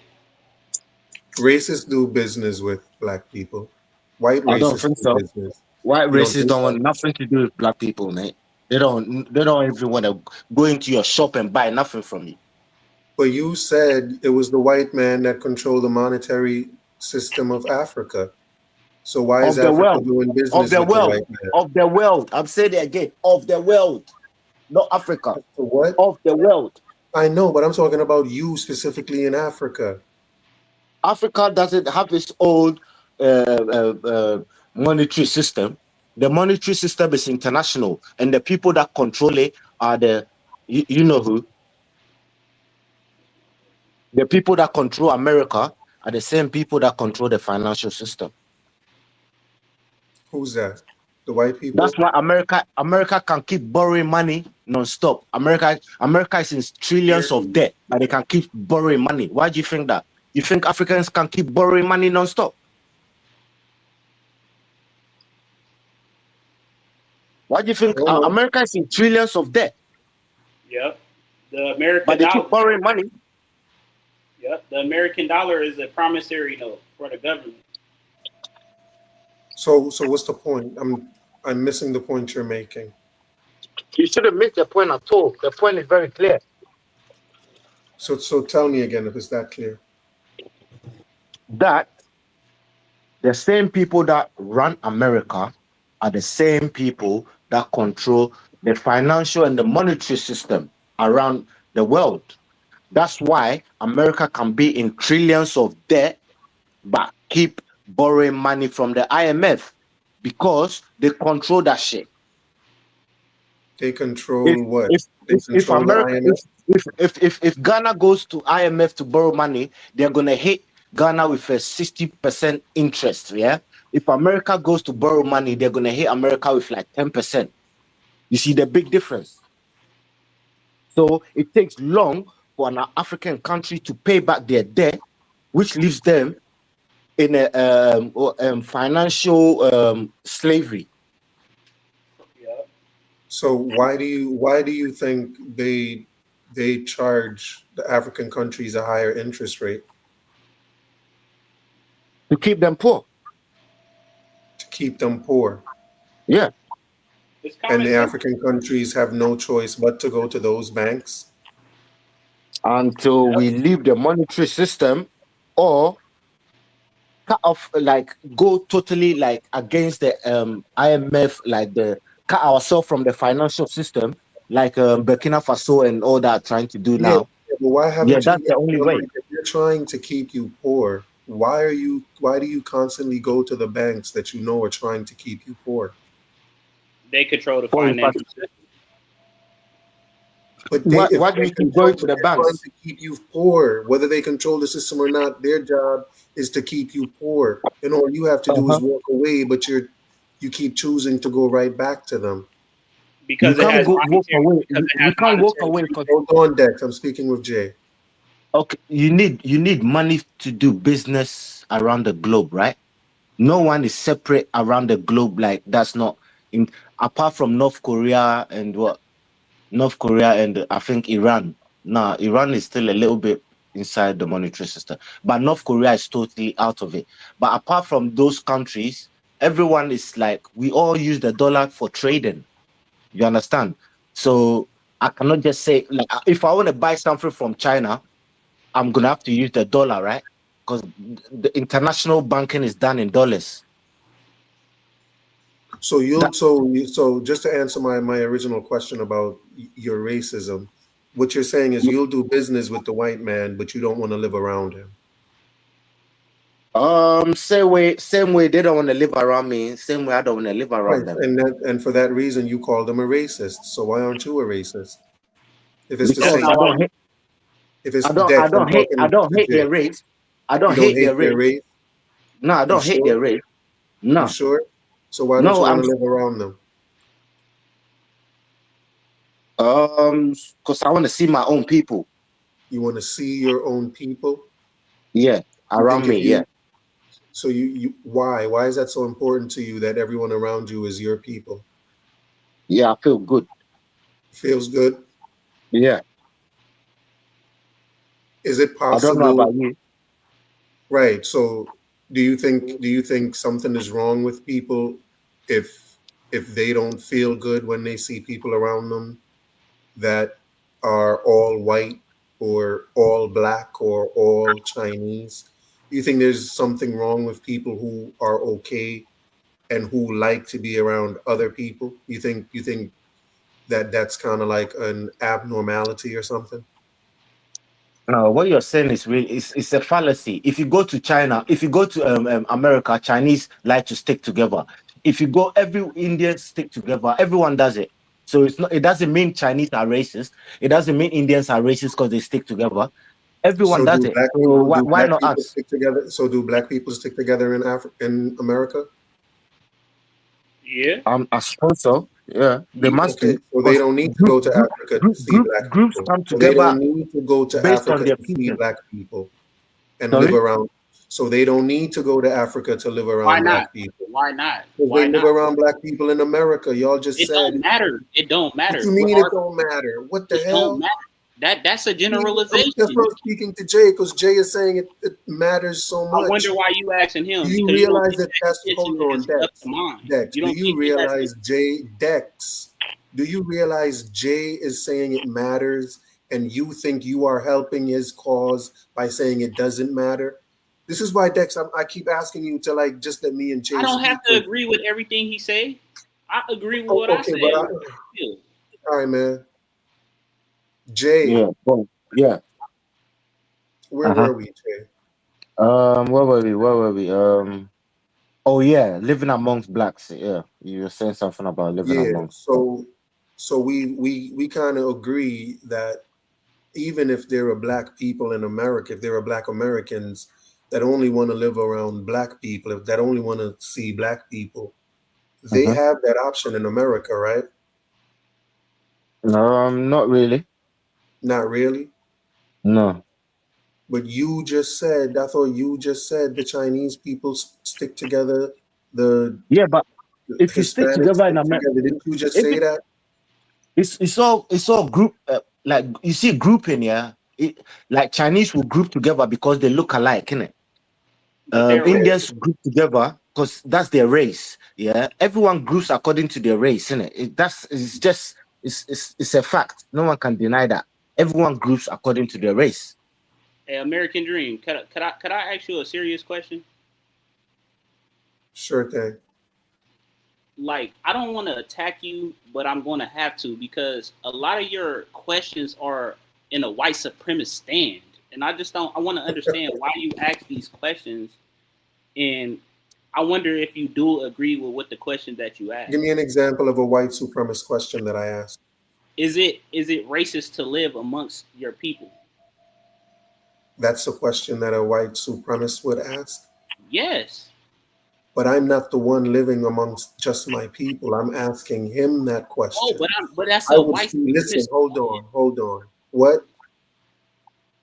But so what you're saying is he's the one being the white supremacist, because Jay is the one saying that, not me. I didn't say that. You're saying that. Listen up, Dex. Words in my mouth. Dex, can you pay attention? Jay is the one asking the question of what's wrong with staying just around my people. Jay is the one being the white supremacist. That's not. Are you paying attention? No, he didn't never say that. Your question. I know. He said he only wants to live around black people, and he's asking me. He wants. You asked the question. He's asking me what's wrong with that. But that's the same question. Is it Dex, racist? you got to pay attention, Dex. I am. I'm listening. No, you're not paying attention, bro. If you're listening, then you need to stop listening, because listening doesn't work for you. Dude, you just asked that question. Am I right or am I wrong? What question did I ask? I just asked it. Are you listening? What question? You just said, is it racist to live amongst your own people? That's what you just asked. You asked him that. Because I was asking him if he was a racist. But that's a white supremacist. Dex. All right, Dex. Just go on mute for a second. I'd rather speak with Jay. Okay. Go ahead, Jay. American Dream, yeah. If I saw a white man in Ghana or like in Africa, it doesn't mean I'm gonna be racist to them. Oh, what are you doing in my country? Or this and that. No. That's not what I mean by living amongst my people. Like you're taking it to the extreme. Like, oh, I'm trying to say, oh, I don't want to be around white people. Or like, no. That's not what I'm saying. Do you get what I mean, though? American Dream. No, I mean, it just sounds as if you're now taking back what you said, but you said what you No. said. When I said that, it doesn't mean, oh, if I see a white man, I'm gonna have to hate them or something. Nah, there's no hate, brother. I know. It's all love. Most, it's all love, but love to my people, though. Love to my people, if you get what I mean. Hey Jay, you got to be Yeah, very I mean, specific with this if your guy. people, Jay, if your people is your people based on race, then you're a racist, right? If your idea of your people, if when you think of your people, right, what comes to mind is your race, then you're a racist. That's not No, true. a racist thinks they're better than you. Their race is more superior than you. They're more like they're better. They feel entitled. They're more like they're entitled. They're better than you. That's a racist. They look And you down don't on the think, black man because he's black. That's a racist. I don't look down on no one. do you think You black see the people are better than difference? white people? Do you think black people are better than, like, the black race is better than the white race? Genetically, yeah. So you're a racist. What the hell? This What do you guy. mean? What do Bro, you I said think the black race? genetically. I said Yeah, you genetically. said genetically, yes. Do you So know you I said think the that black though? race? Yeah, If you but it's think a the black fact. race, It's a fact. you just said in It's a order to fact be a though. racist, you just said in order to be a racist, you have to think your race is better than another. Then I asked you, I said, do you think your race is better than the white race? And you said yes. It's a fact. No, And you said yes. I said genetically, yes. Do you know I said Genetically, genetically? yes. Oh my Yeah, word. You're yeah, worse because than Dex. we're sprinters. We're You the know, listen, fastest can I say sprinters. something to y'all? Can I Yeah, say something to y'all? Can I we're say the something to fastest y'all? sprinters. Can I say something to you, Jay? Our Jay, let muscle me say mass, something to you, Jay. our Jay, let me muscle say, is different. Jay, let me Yeah. say something to you. You guys will make great hunter-gatherers. But see, you being a Bro, if you're- generalization. That's a generalization. You cannot keep making You're using straw man as your talking points, which is CIA-ish. I don't get it. Like you keep saying when we give you an answer, you keep generalizing what the fuck we're saying. That doesn't make sense. I don't even know what you're talking about. If I say get it, if you say did I take a drive today, and I'd be like yeah, you're gonna be like, well, you just drove off the cliff. That's what you're saying. You every talking point you do this. I don't know what you're saying, Dex. So what if I say genetically we're better? Does that mean I'm saying like overall like we're better? Like I'm not. That I'm not. means you're saying your race is better than their race, and so you're a No. racist. It's genetically a fact. It's genetically a fact. Yeah, that's what a racist says. That's not what a racist would say because white people Only racists say that. Even white people agree Even the white man agrees to that, though. Even the white man the agrees to that. racist white men. The racist white men agree with that. What's the matter race with is that? a social a racist white man will oppose to that. Wow. A racist white man will think they're better. Yeah, the racist white man thinks they're better, and the racist black man thinks they're better. You know, like how you think you're better. You're a racist, like the white man. Yo, you guys. Which one is true? Which one is true? Which one is true? Which one is a fact? Yeah. Neither one. Yes. Neither one. For you to be a black man, that's crazy. What are you Indian? Are you Indian? And this guy, American Dream. Sorry, are we speaking to a black person or Indian? I don't understand anymore. Like, I'm an American. Are you black? Not American. You're not an an American. American Dream. You're not an American. What? Okay, what's your race? What's your race? What is your ethnic background? What's my race? What's your race? What race are you? The 100-meter dash. No, what race are you? What race? 100-meter dash. No, what is your ethnic background? What is your ethnic background? Jamaican. You know I'm Jamaican. What's wrong with you? No. Okay, you're Jamaican. Yeah, I'm Jamaican. That's your But are nationality. you?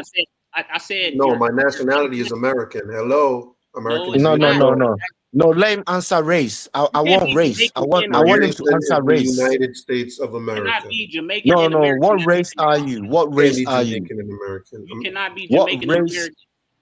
American. 100-meter What dash. race? What race are you? 100-meter dash. Well, he's If you trolling. You know, don't it's the answer my same boat. questions, but you ask me questions, I answer you. But I'm answering. How I'm many asking races you. are there? Sorry. How many races are there?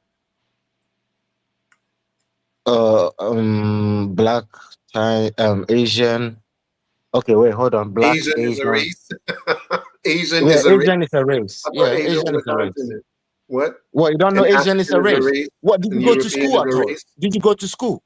I don't think Okay, you went to so school, you know. there are only 5 Asian is races. a race. So there are 5 races. Let me list them, innit? Can you let me Go list ahead. them? You said go ahead. I'm sorry. Start. Go ahead. There's the Black. black You said race. black. Yeah, black race. The And then the Caucasian Asian. race. Can I ask you There's a the question? Hold on before There's you the move on. Can I ask Caucasian you? race. Hold on before you move on. Yeah. I know for a fact, right, that there are black people that live in Asia, right? Right, Jay? Sorry? There are black people that live in Asia, right? There were black people that lived in Asia. Are there black people that live in Asia? The whole of Asia. Yeah, there's black people in Asia, yeah. Okay, so do they belong to the black race or the Asian race? The black race. The black I'm race, speaking obviously. the black race? That's why I was being specific on race. If do you know I was being specific on race? Yeah, Because okay. race can come from different Okay. parts. I just wanted to be clear. So you said black race, Asian race. What else? Black, Asian, Caucasian, Indian,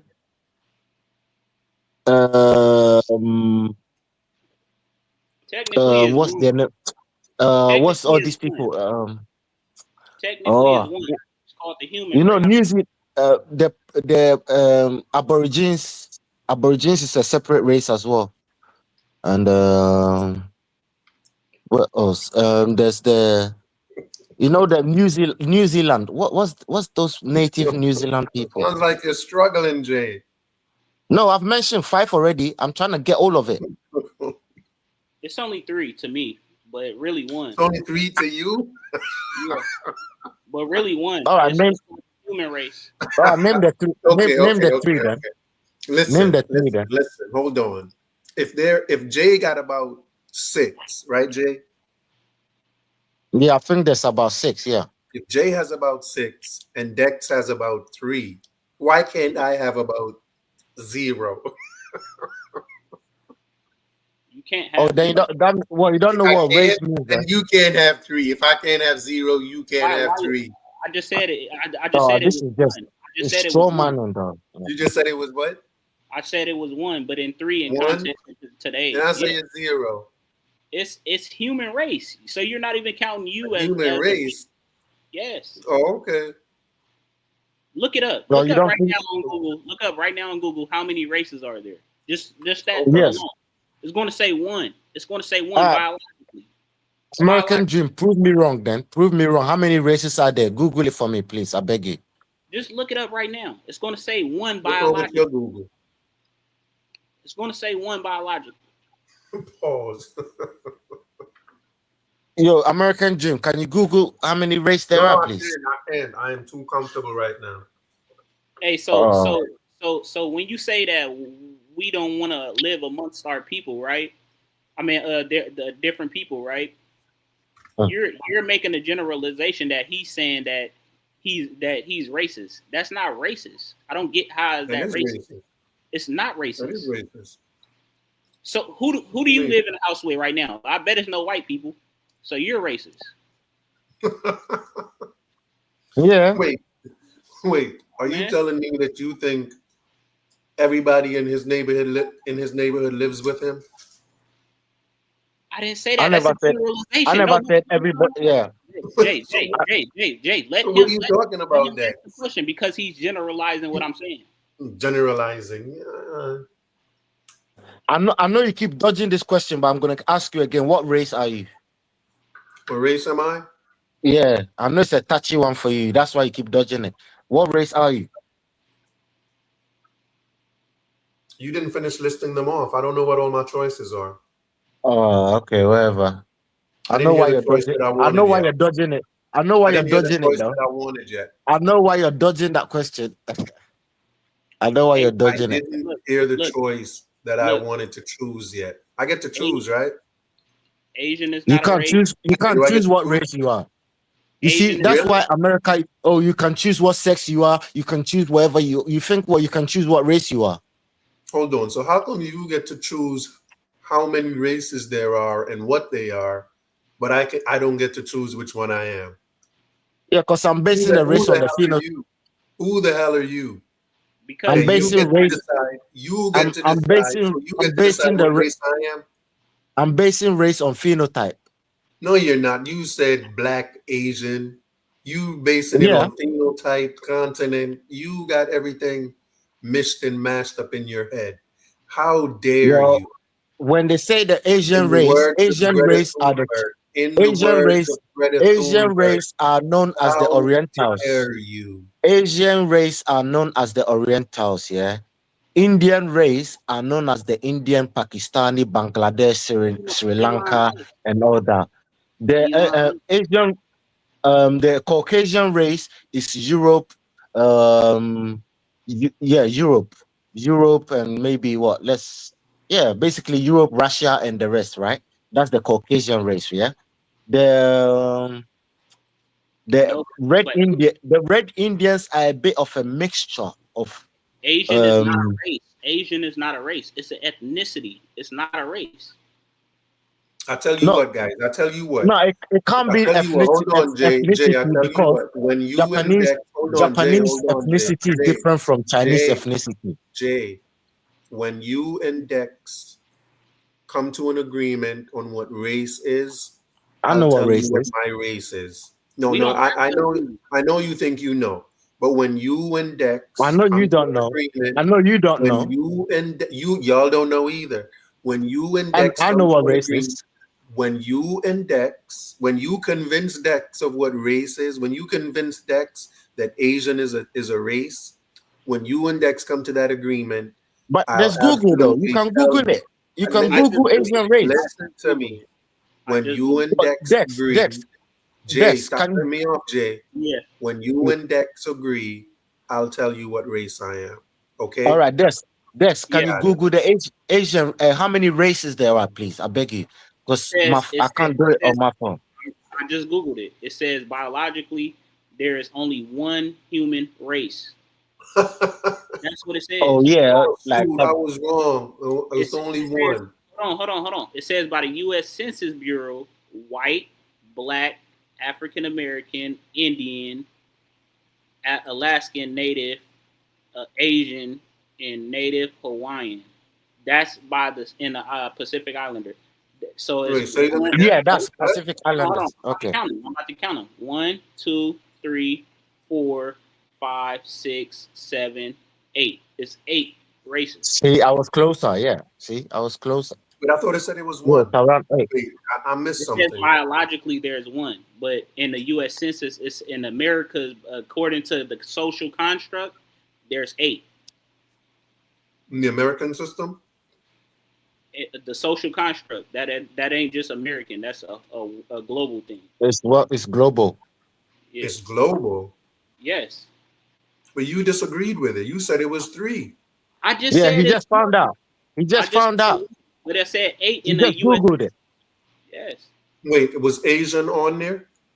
Yes. Asian is on there. Of course it Asian is. race? Yeah. Yes. It says it on there. It Oh, says on the white. it's on the census. It's on the census. It says white, black, or African American, American Indian, Alaskan Oh no, you Native, said that's the census, right?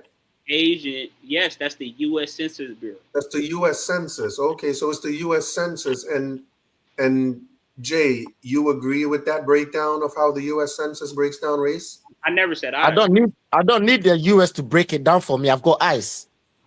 Oh, so Right. this is your own definition of race that you're No, using, Jay. it's So common where do you sense, get isn't it? your definition of race from? No, I just use features. So it's your definition. It's what What's you my decide. definition? It's what you decide. It's what you decide. It's what you look at the features and you say, okay, this is that race, and Jay says this is that race, and Jay says this is a different race. So you Okay, can decide what the I say races are. something? Yeah. All right, I look at myself. Yeah, Yeah. I hope you just Okay. answer the question. Is it All right, what you decide? all right, I'm looking at myself. I know I'm not white. No, but listen, it's By a whose social. standard? By whose definition of white? It's a social construct. That means it's an agreement amongst peers. That's an agreement amongst peers. You don't go around I talking don't know. about you white. I don't know about you, but I know I'm not white. Hold on. You don't go around saying that you want to be white, and everybody that looks at you know clearly that you're not white. You don't just get to pick your You don't pick your race. You don't How can you pick your race? You're born with it. Hang on, give me a second.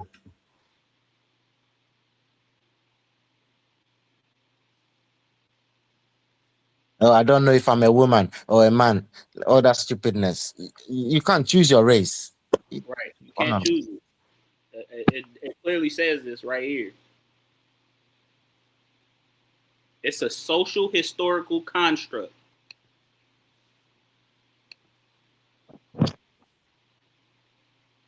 I know I belong to the black race. That's all I know. Native Americans are not Asian. They have an Asian phenotype. They're not Asian. They have phenotype, yeah, but they're not Asians. They're not Asian. Both of them are intolerant to alcohol. That's how you know they got a link in their DNA. And actually, the Asian phenotype is African. Yeah, their phenotype comes from the Khoisan people. Khoisans. Yeah, the Khoisan people. Yeah, it's actually African. Yeah. That's why I gotta explain to people that Africa is so diverse that they just think of a tall black man that's dark as hell. No, it's so diverse. We got the tallest and we got the shortest as well, the pygmies.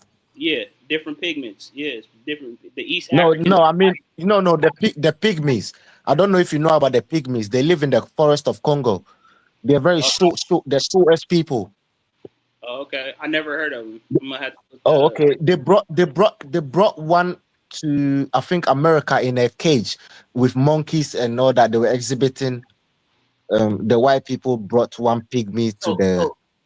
So when he made the assumption that you're a racist because you want to live amongst your people, that's a white supremacist talking point. I know that already. That's what a racist would say. Everything he's saying, you can tell it's like Donald Trump type of people, isn't it? Yeah. That's a racist talking point because what they're doing is reverse psychology. They're reversing racism on you instead of what it really is. It's called reverse psychology. You see, the thing is, these guys, they don't travel. That's the problem. They don't travel around the world. They're just stuck in. Even I bet you in America, they don't travel around America. That's so, because that's because the American mind think that Africans were stationary. No, different tribes migrated, not tribes, but migrate around. They went different places. Yeah. You had East Africans in the South. You had South Africans in the West. You know, it's just everywhere.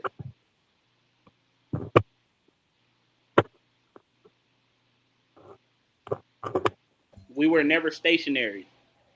The dumbest people in the world are from Africa. The smartest people in the world are from Africa. So Africa is so diverse. You can't put Africa is just different. Yeah, for sure.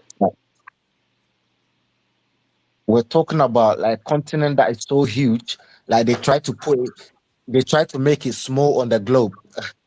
But they know the actual size, all these other countries will be little continents around it.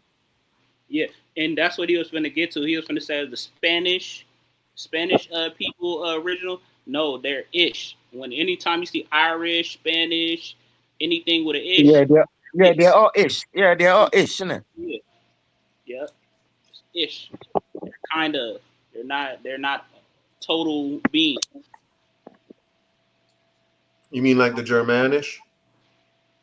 Oh no, wait, they're just a German. Sorry. But to get to your point, your questions are like straw man. Like you flip them on straw man. Like you'll say are monkeys chimpanzees, and then we'd be like, no, they're different.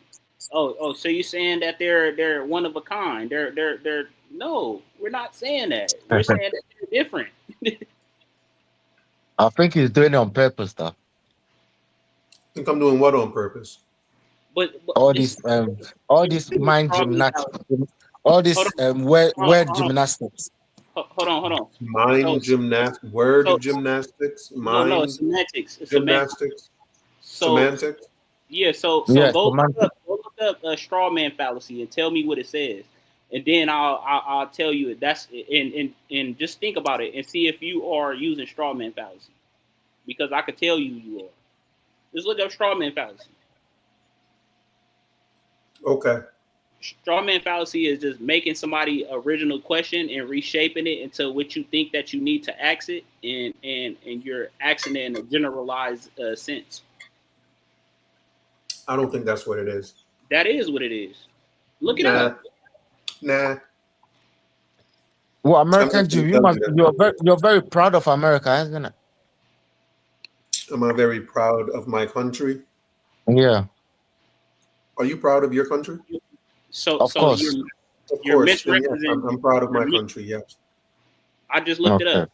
The straw for the man very fallacy. same reason. Well, I don't even know why you're proud of your country. I'm not saying you don't have reason to. I'm sure you do. I'm not taking that away from you, but we're both proud of our countries. I don't think there's anything wrong with that, is there?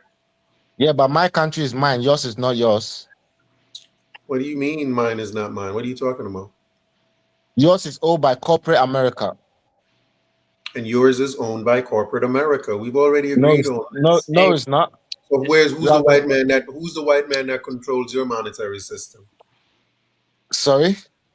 Who is the white man that controls your monetary system? The banking system. Who is the white man? Which white man? It's a system. It's a system. It can even run by whom? It can be run by a black man, but the system is white. It can be run by a black man. It can be run by a black man, but the system is white. Who runs is white. It's the system I'm talking about. It's an entity. It's an entity.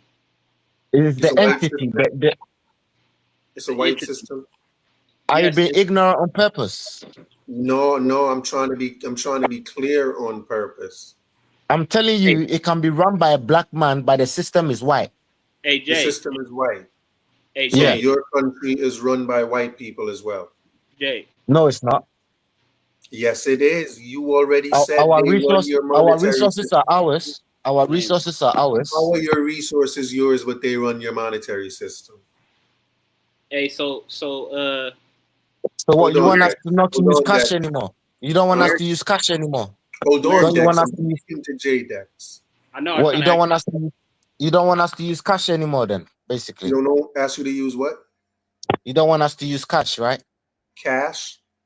Yeah, you don't want us to do international like business transactions and all that, no? What do you mean? You're saying that the white man controls our monetary system, and I'm telling you how they control it, and I'm telling you it's by business transactions and. I don't care how they control it. The fact is they control it, and if they control your monetary system, they control the whole world. Your country, if they control your monetary system, they control the whole world. They control the whole world. That's what built America. If they control the whole world. You see the America you're so proud of? That's the money that built it. Jay, hold on. Go on. If America controls if the white man controls the whole world, why are you coming on here telling me that I should leave America because it's controlled by the white man? Leave Africa. No, I'm not telling you to. No. You especially. I'll rather you stay in America. I'm not gonna lie to you. I prefer you stay in Africa. No, yeah. Africa, you wish you had a taste of Africa. You wish. Hold on. You prefer to be in the UK. No, I don't prefer to be in the UK. I already told you that. Yes, you do. What are you talking about? You're in a place you prefer not to be? Straw man. Yes. To be you. No, I'm in a place that their currency is much higher than ours. And you'd prefer to be there because the currency is higher. That's what I said. You prefer to be in the UK.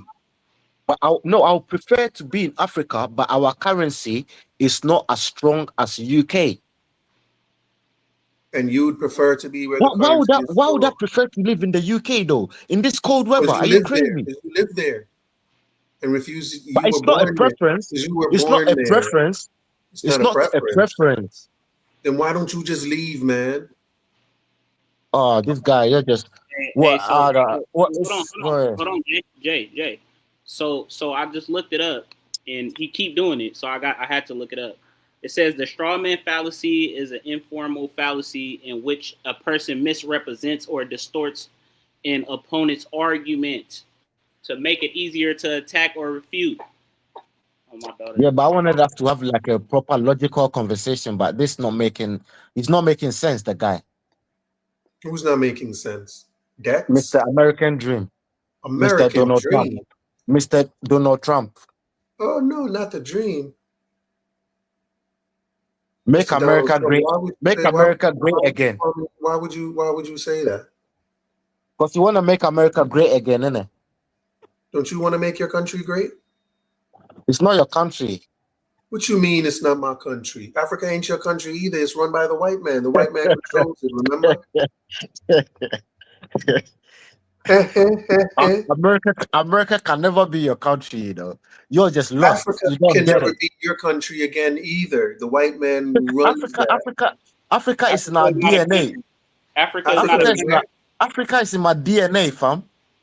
Okay, it's not in mine. What are you native what are you native Mongol or what?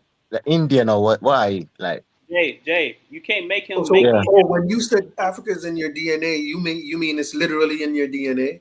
Is that what you meant? No, I am Africa. Africa is not I am Africa. I'm not.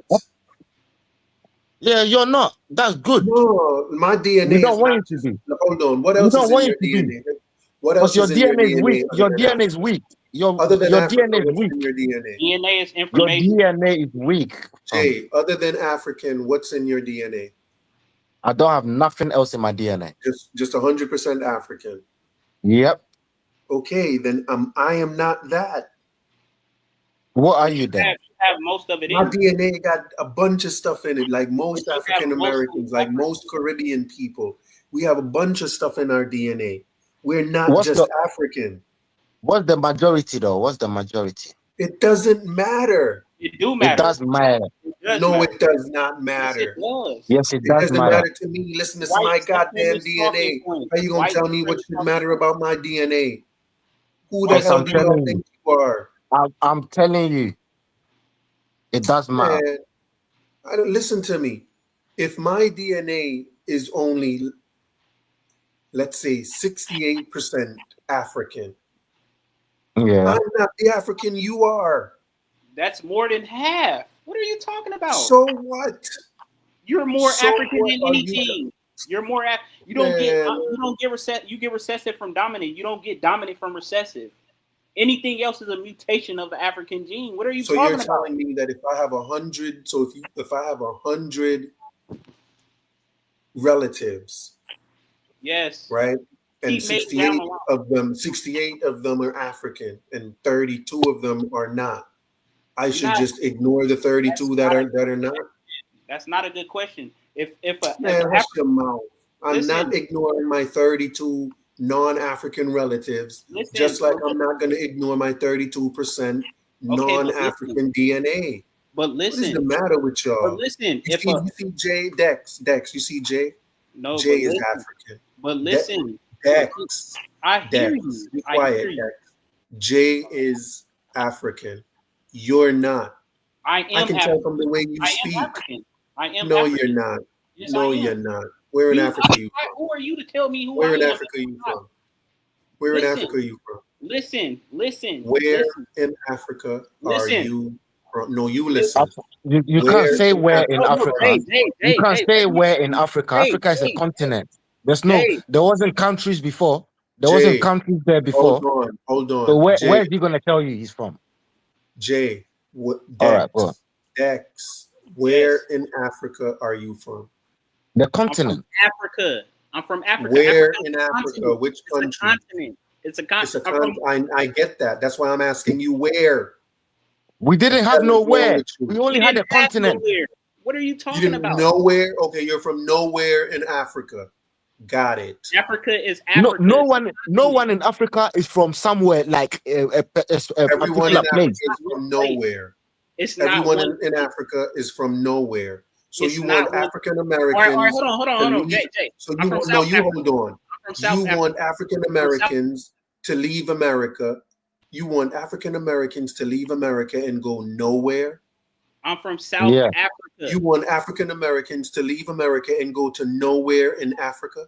No, listen. See, straw man Y'all are fallacy. ridiculous. Straw man again. Yeah, Am I doing that straw man thing again, Dex? Yeah, straw man. Is That's it a straw man thing? Yes, you're misrepresenting what the hell I just answered your question. I just answered your question. Before colonization, there were no borders in Africa. Africa as the there was no continent countries. Africa. There was no countries. There was no countries. You're thinking from a European mindset. We're thinking from African mindset. And that's the problem. Okay. That's the bridge that we have with So these. which country is on the land in Africa? South Africa. The first human being came from out South Africa. Look it up. Oh, South Africa. Oh, Yeah. so you're from the same part of Africa that white people are from. White people are not from South Africa. Colonized it. I mean, they came at a later period of time, probably thousands of years after we ever was known. They I came asked out you where you're from in Africa, and you told me from the first man that evolved out of Africa. Yes. That's the same place the white folks is from. No, Dex, you're answering the wrong way. Hold on, Jay. Now I'm speaking to Dex. Dex, the black man that you come from is the same black man that the white people come from. I agree. Ain't it, Dex? You agree? Okay, so you and the white man are one. So you and the white man are family. So Dex, the white man is your people. No, they're not. They're mutations. But y'all got the same ancestor. Do you know what a mutation is? This nigga is dumb. What? Do you know what a mutation is? Yes. Do you know what a mutation is? Yeah, like you're a mutation from Jay. See, this is what I'm talking about. That's that. Jay got 100% African know what a DNA. mutation is, so you just make a generalization of what you think it is. 32.1. I bet you go 100% too. About what? Listen. I bet you go 100% too. 100% what? Negro DNA. No, absolutely not. No, he's probably more European than he thinks. Maybe you're very European then, maybe because you sound a bit like you got hate for black Africans. I'm not very European, but you know. You claim more than European DNA. You didn't even claim the African DNA. So what are you really saying? What are you talking about? Dex? You just said that you have 62% in your DNA. American dream. You see the white man. You see the white man as superior to you. Hell no. Yes, you do. You sound like it. You sound like it, though. Sound like what? You worship everything they built. Yeah. You want to be part of them, and they don't want to be part of you. So why is that? Do you look up to them? They don't want to be part of me. They haven't kicked me out of their country. So you're happy about that? You're waiting for them to kick you out. What do you mean when you say they don't want me in their country, but they haven't kicked me out? Like, what are you talking about? Oh, they're smiling in your face, but they don't really like you. How do we know that's not what you're doing? With what? With who? Smiling in our face. That's what FBA accuse you of, you know. That all y'all do is smile in their face and then scam them. And then scam them. Yeah, that's what they think say. All Africans are scammers because Nigerians, what? Not all Africans are scammers, you know. Not all white people are what you say they are. Yes, they are. Yes, they are.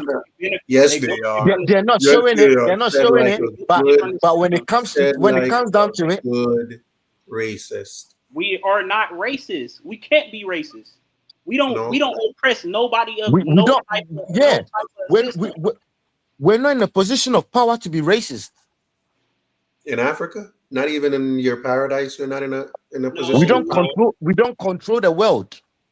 Oh, we mind our yeah, business. you don't control your country. Hey, Jay, he's trolling. He's just trolling. That's who. Yeah, I know. You don't control your country. But if the white man controls your country, we might as well stay in America. He controls America. You're from a white supremacist talking point. This is what I'm saying. You're asking the question as if you're European. The white man controls your country. We might as well stay in America. I'd rather him control my country than me. I'd rather him control my country than me. Then go be a hunter-gatherer, Dex. You already said you wanted to be a hunter-gatherer when you grow up. I am a hunter-gatherer. I just explained that you to are you. A hunter-gatherer. He said he's a fisherman. He said he's a fisherman. I did. What I said I'm have a you fisherman. hunted today? You're a fisherman? I'm a fisherman. I just got done fishing. Fishing. You want to know what How I was your caught? catch today? How was your catch today? I caught a 22 striper. What are you talking about? 22 inch striper. Okay. Did you go to college to be a fisherman? No, I didn't need to. No. Okay. I knew it from a young age. I was taught this. Okay. Not from a European. So your life is paradise.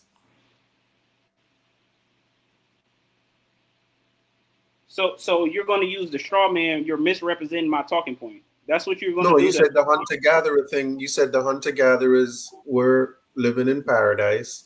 Then you said you're a hunter-gatherer. So I'm just asking you: how come your life is in paradise? You're a hunter-gatherer. You're making no sense. You're making no sense. I'm making no sense, Am I living on the Sentinel Island? Am I living on the Sentinel Island? You got to be living. Okay. Then how are you? Then are you living? You're not living on any island, but you're hunting and gathering.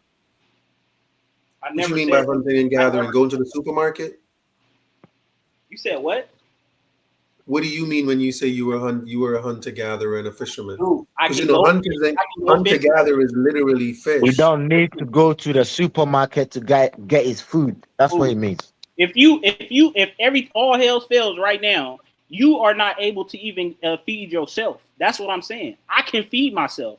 I can feed my family because I know how. I know how to hook up a fishing pole in less than 5 minutes, in less than 5 seconds, in fact. Yeah, I know. If we had to go back to the days of hunter-gathering, you'd survive better than anyone else because you're living as a hunter-gatherer.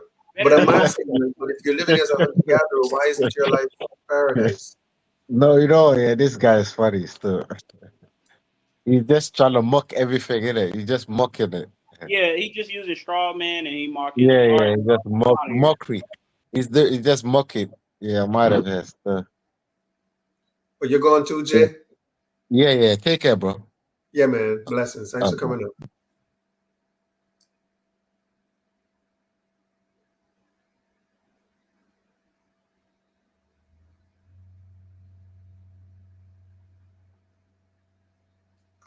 Ola, can you hear me? Yes, look. The ECOWAS states are a part of the AU as well, right? Yeah, the ECOWAS state is West Africa Organization Economical Zone, right? Which is for all the West so I'm sure even if they were to kick the Arab states out of the African Union and just go at it alone, I think they would still want that reparations fund. And I'm thinking the reparations fund is their idea. It wasn't the Arabs' idea, it was their idea. So they're still going to have that reparations fund. And even after that, are they still going to be closed-minded to having the Arabs contribute to that fund? Why is it that they're only calling on the Europeans? Why is it that they're only mad at the Europeans? Look, I would prefer what you call this reparation to be paid to those that they took from Africa. I would prefer the CARICOMs. Look, when you move people away from their inhabitants and miss their family, some of them maybe lose their land, lose their tribe, and lose everything, right? went to far away. Some of them died and everything. The ones that remain in Africa still hold on to the land, the language, and their inhabitants, right? So anything reparation, I don't understand what West African Union is trying to chip into this nonsense. They should be paid to the CARICOMs. You understand me? And to those Black Americans that fed their Africans. You understand me? Who fed their Africans? You understand? Why you so they have to settle the Caribbeans because they took those people away from their habitats. Yeah, but that's exactly why I'm saying because nobody has donated to the fund. And that's why I'm saying they should be the first ones to put something in the pot in that reparations fund. And then once that money is in the pot, it can get distributed to those Caribbean countries that you're talking about. So both things can happen. Those ECOWAS countries, let me just say this, those ECOWAS countries, both things that you want to happen can happen. The Caribbean can get the money from those African countries. All those ECOWAS countries got to do is fund the reparations fund and then say that money is only for the Caribbean. Africa ain't getting none of that share. Right? But it can be done through that fund. And once they put something in that fund, those European countries will see that they're serious about reparations. And then they may consider putting something in there. But until they do that, I don't see why those European countries have any reason to pay them any mind. Yeah, but you have to understand that, that's what the African Union is supposed to be pursuing, not just only the Europeans, and also to the Arab also. But you have to understand, the Arabs will tell you that the blacks that took to, you see, any blacks you see in Iraq, Syria, Iran, Lebanon or Oman, and even as tiny as the other Qatar, these are the Africans they took from Tanzania, Kenyans. These are the ones there, right? So the Tanzanians, can ask, okay, what you gotta do?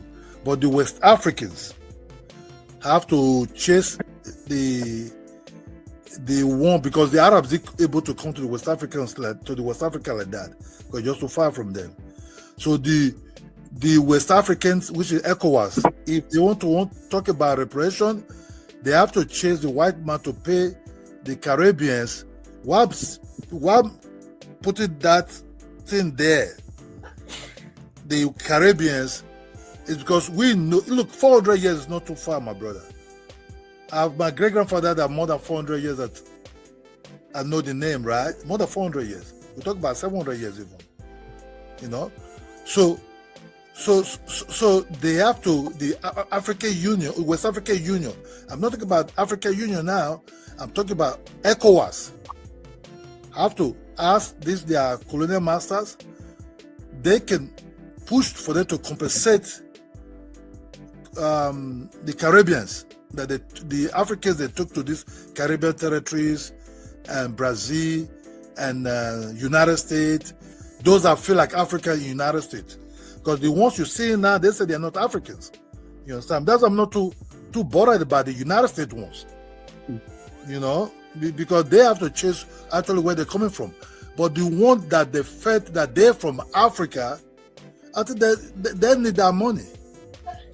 Any other one that said they're Indians, that they were being slaves in America, they can ask the United States government to compensate them if you're from the Indian family. Right. Infinity, welcome to the panel. How are you today? You're not too bad. Can you hear me? Yes, sir. I can hear you. Yeah. Yes, sir. We can hear you. How are you today? You're not too bad. Not too bad, sir. Not too bad. That's what's up. Hang on a second, Infinity. Where are you calling from? London. London. Big up yourself. London, UK. Okay, yeah. Yeah. So, where are you originally from? From Ghana. I was born in England, but my mum and dad are from Ghana. Yeah. Indeed. How's the weather in London right now? It's fairly warm. It's fairly warm. So this is the thing. During the days of slavery, from the 1600s. You're not one for small talk, are you, Infinity? Yeah. Go ahead, bro. Do your thing. England, Britain, all that period from 1660 to about 1620, most of the European currencies, gold coins are made from West African gold. Through those coming from them slave fortresses off of the west of Ghana, like Cape Coast Castle, Fort James, and all Fort Metal Cross, and all these places. So it should be places like Jamaica. It should be easy for them. So if you don't know, there was a massive handover of gold to England, Denmark, France, Holland. During those days, they done this slave operation with our gold as well. You don't know, all their currencies were made of West African gold. The FBA have messed up massive time. They messed up the days of the 13 colonies because 13 colonies were a part of the United Kingdom's colonies. They say they don't know. Yeah, so tell me the point you're trying to say. Like, be clear, because I'm trying to figure out exactly what the main point is you're trying to bring across. So be clear on exactly what the point is that you're making. But from 1660 onwards, I'm saying it would be good to go to England because England's currency and Holland's currency and France's currency and the Dutch currency are part of the story of slavery. Are part of the story because we handed over the gold to them as well.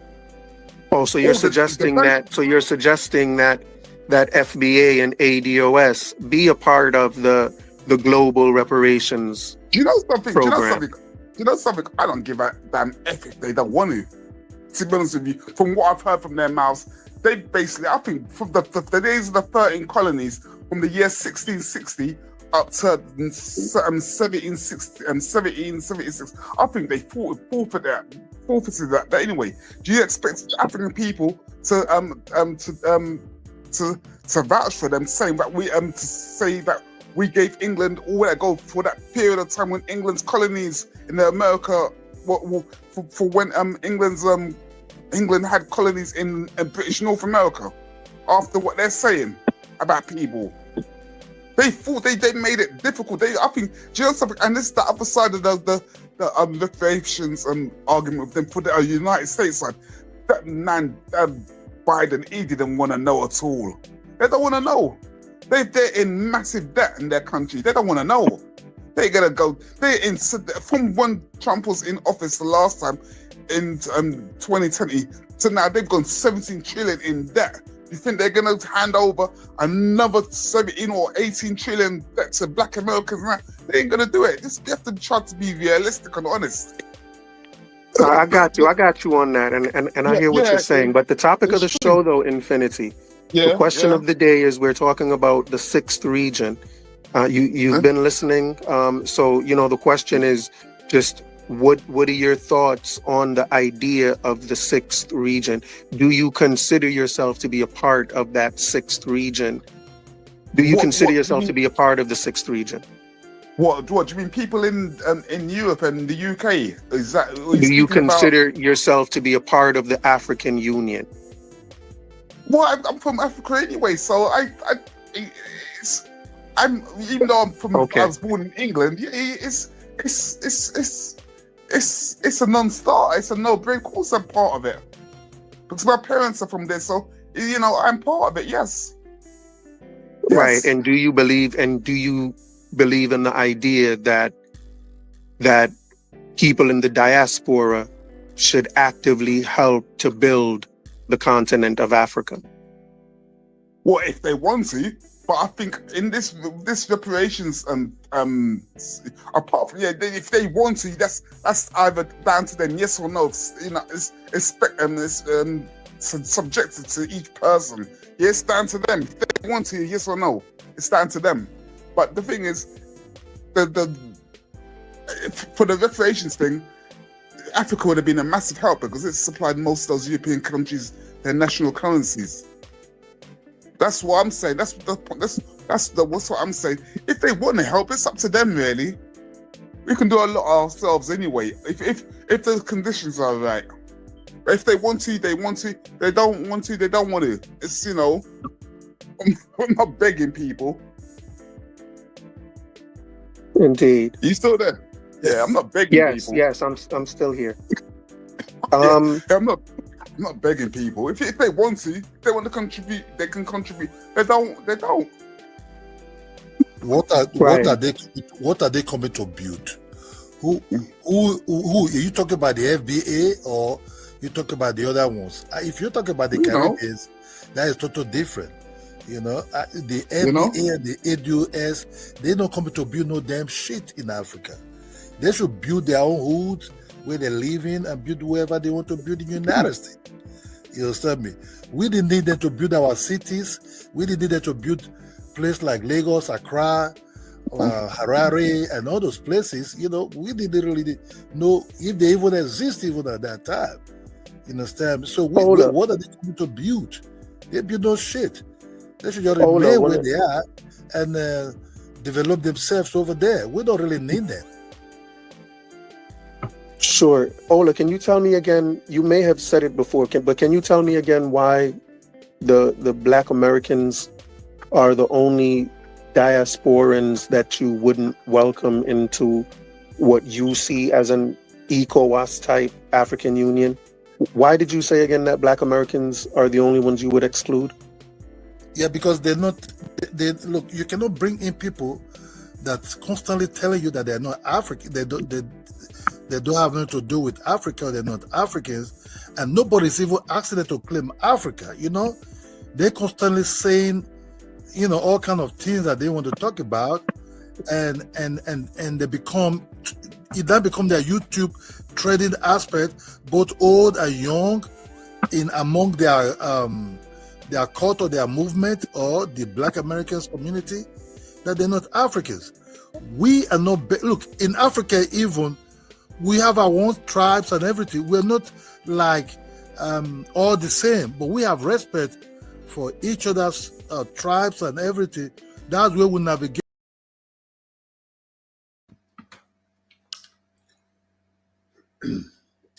Hey, bless up yourselves, people.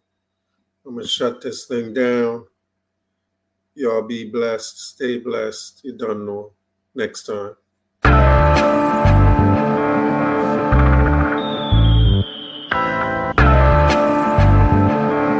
I want you to listen very, very carefully. It's all about life in the street. People are suffer, try survive in the heat. Bad mind them out to one hygiene a tweet. That's why enough of them get rifle a beat. Everybody want big ups and want to drive in a Jeep. Every day I'm at the ball when she bike in a read. Not even 5 days, you can't find for the week. Me no see no changes, the same cycle repeat. Give thanks cause life it's a sweet. But keep an eye open every time you go sleep. Cause mankind jealous and them idle go late. Them never yet plant and not try figure it. Bigger heads where you fight for the sake. Now cater about the future nor the child where you creep. Them a pray the fat Kyle we submit. The system will slide where you fit. Inna the streets where we born and grow, only Jah know and nobody know. When we talk about ghetto life, talk about ghetto life. Everybody a priest and them want it though. That's why them a speed and they pan the go. Cause this a real ghetto life. This a real ghetto life. Yeah. Everybody just a pre-success. When me looking at the street, you me see enough stress. Them all a fight for who reach up next. Everybody want floss and a beat up chest. Juvenile in a them teen love sex. Them a pre the fast money, them no need subjects. And if you're unfortunate, please don't vex. Also the things said cause the streets don't rest. In the streets where we born and grow, only Jah know and nobody know. When we talk about ghetto life, talk about ghetto life. Everybody a priest and them want it though. That's why them a speed and they pan the go. Cause this a real ghetto life. This a real ghetto life. Yeah. It's all about life in the street. People are suffer, try survive in the heat. But bad mind them out to one hygiene a do it. That's why enough of them, yeah, rifle a beat. Everybody want the ghost, I want to drive in a jeep. Every day I'm at the ball when she buy in a read. Not even 5 wheels, you can't find for the week. Me no see no changes, the same cycle repeat. Give thanks cause life it's a sweet. But keep an eye open every time you go sleep. Cause mankind jealous and them idle go live. Them never yet plant and not try figure rape. Bigger heads where you fight for the seed. Now care about the future nor the child when you creep. Them a pray the fat Kyle was on it. The system will slide where you fit. In the streets where we born and grow, only Jah know and nobody know. When we talk about ghetto life, talk about ghetto life. Everybody a priest and them want the dough. That's why them a speed and they on the go. Cause this a real ghetto life. This a real ghetto life. Yeah.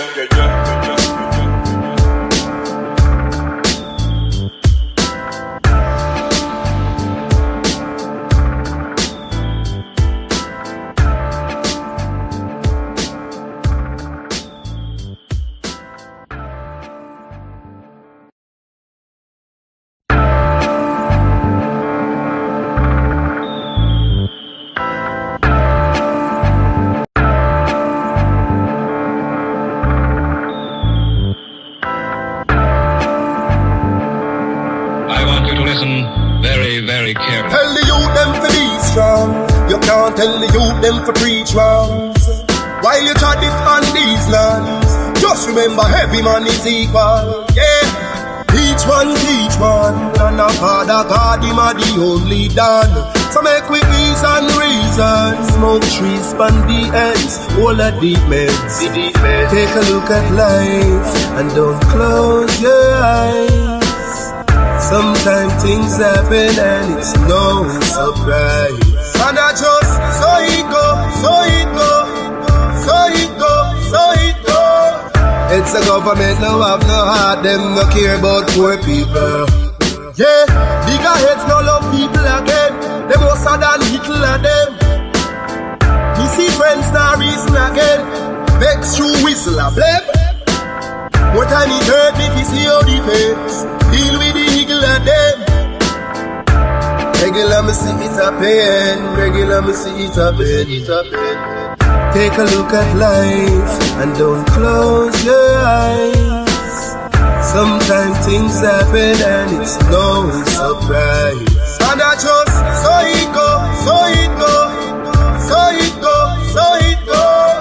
It's the government no have no heart, them no care about poor people. Social commentary, drop the one your principle, you don't know the global will come and do it. Some people life every day it's stress. The high price from JPS, that topic is currently. Jah alone him a go help me. We need food and we no healthy. We are feel the pain, beg you protect me. In a life we have no envy.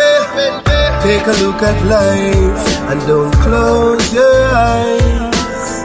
Sometimes things happen and it's no surprise. And I just so it go. It's the government no have no heart, them no care about poor people.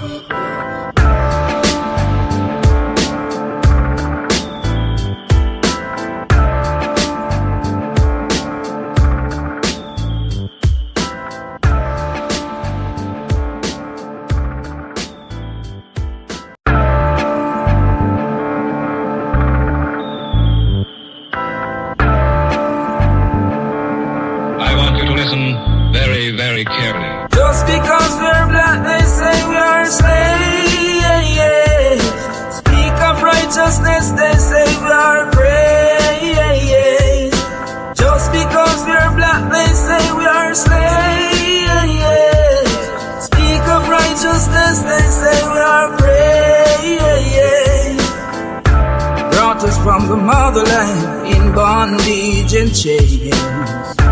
Bury our culture and change our names.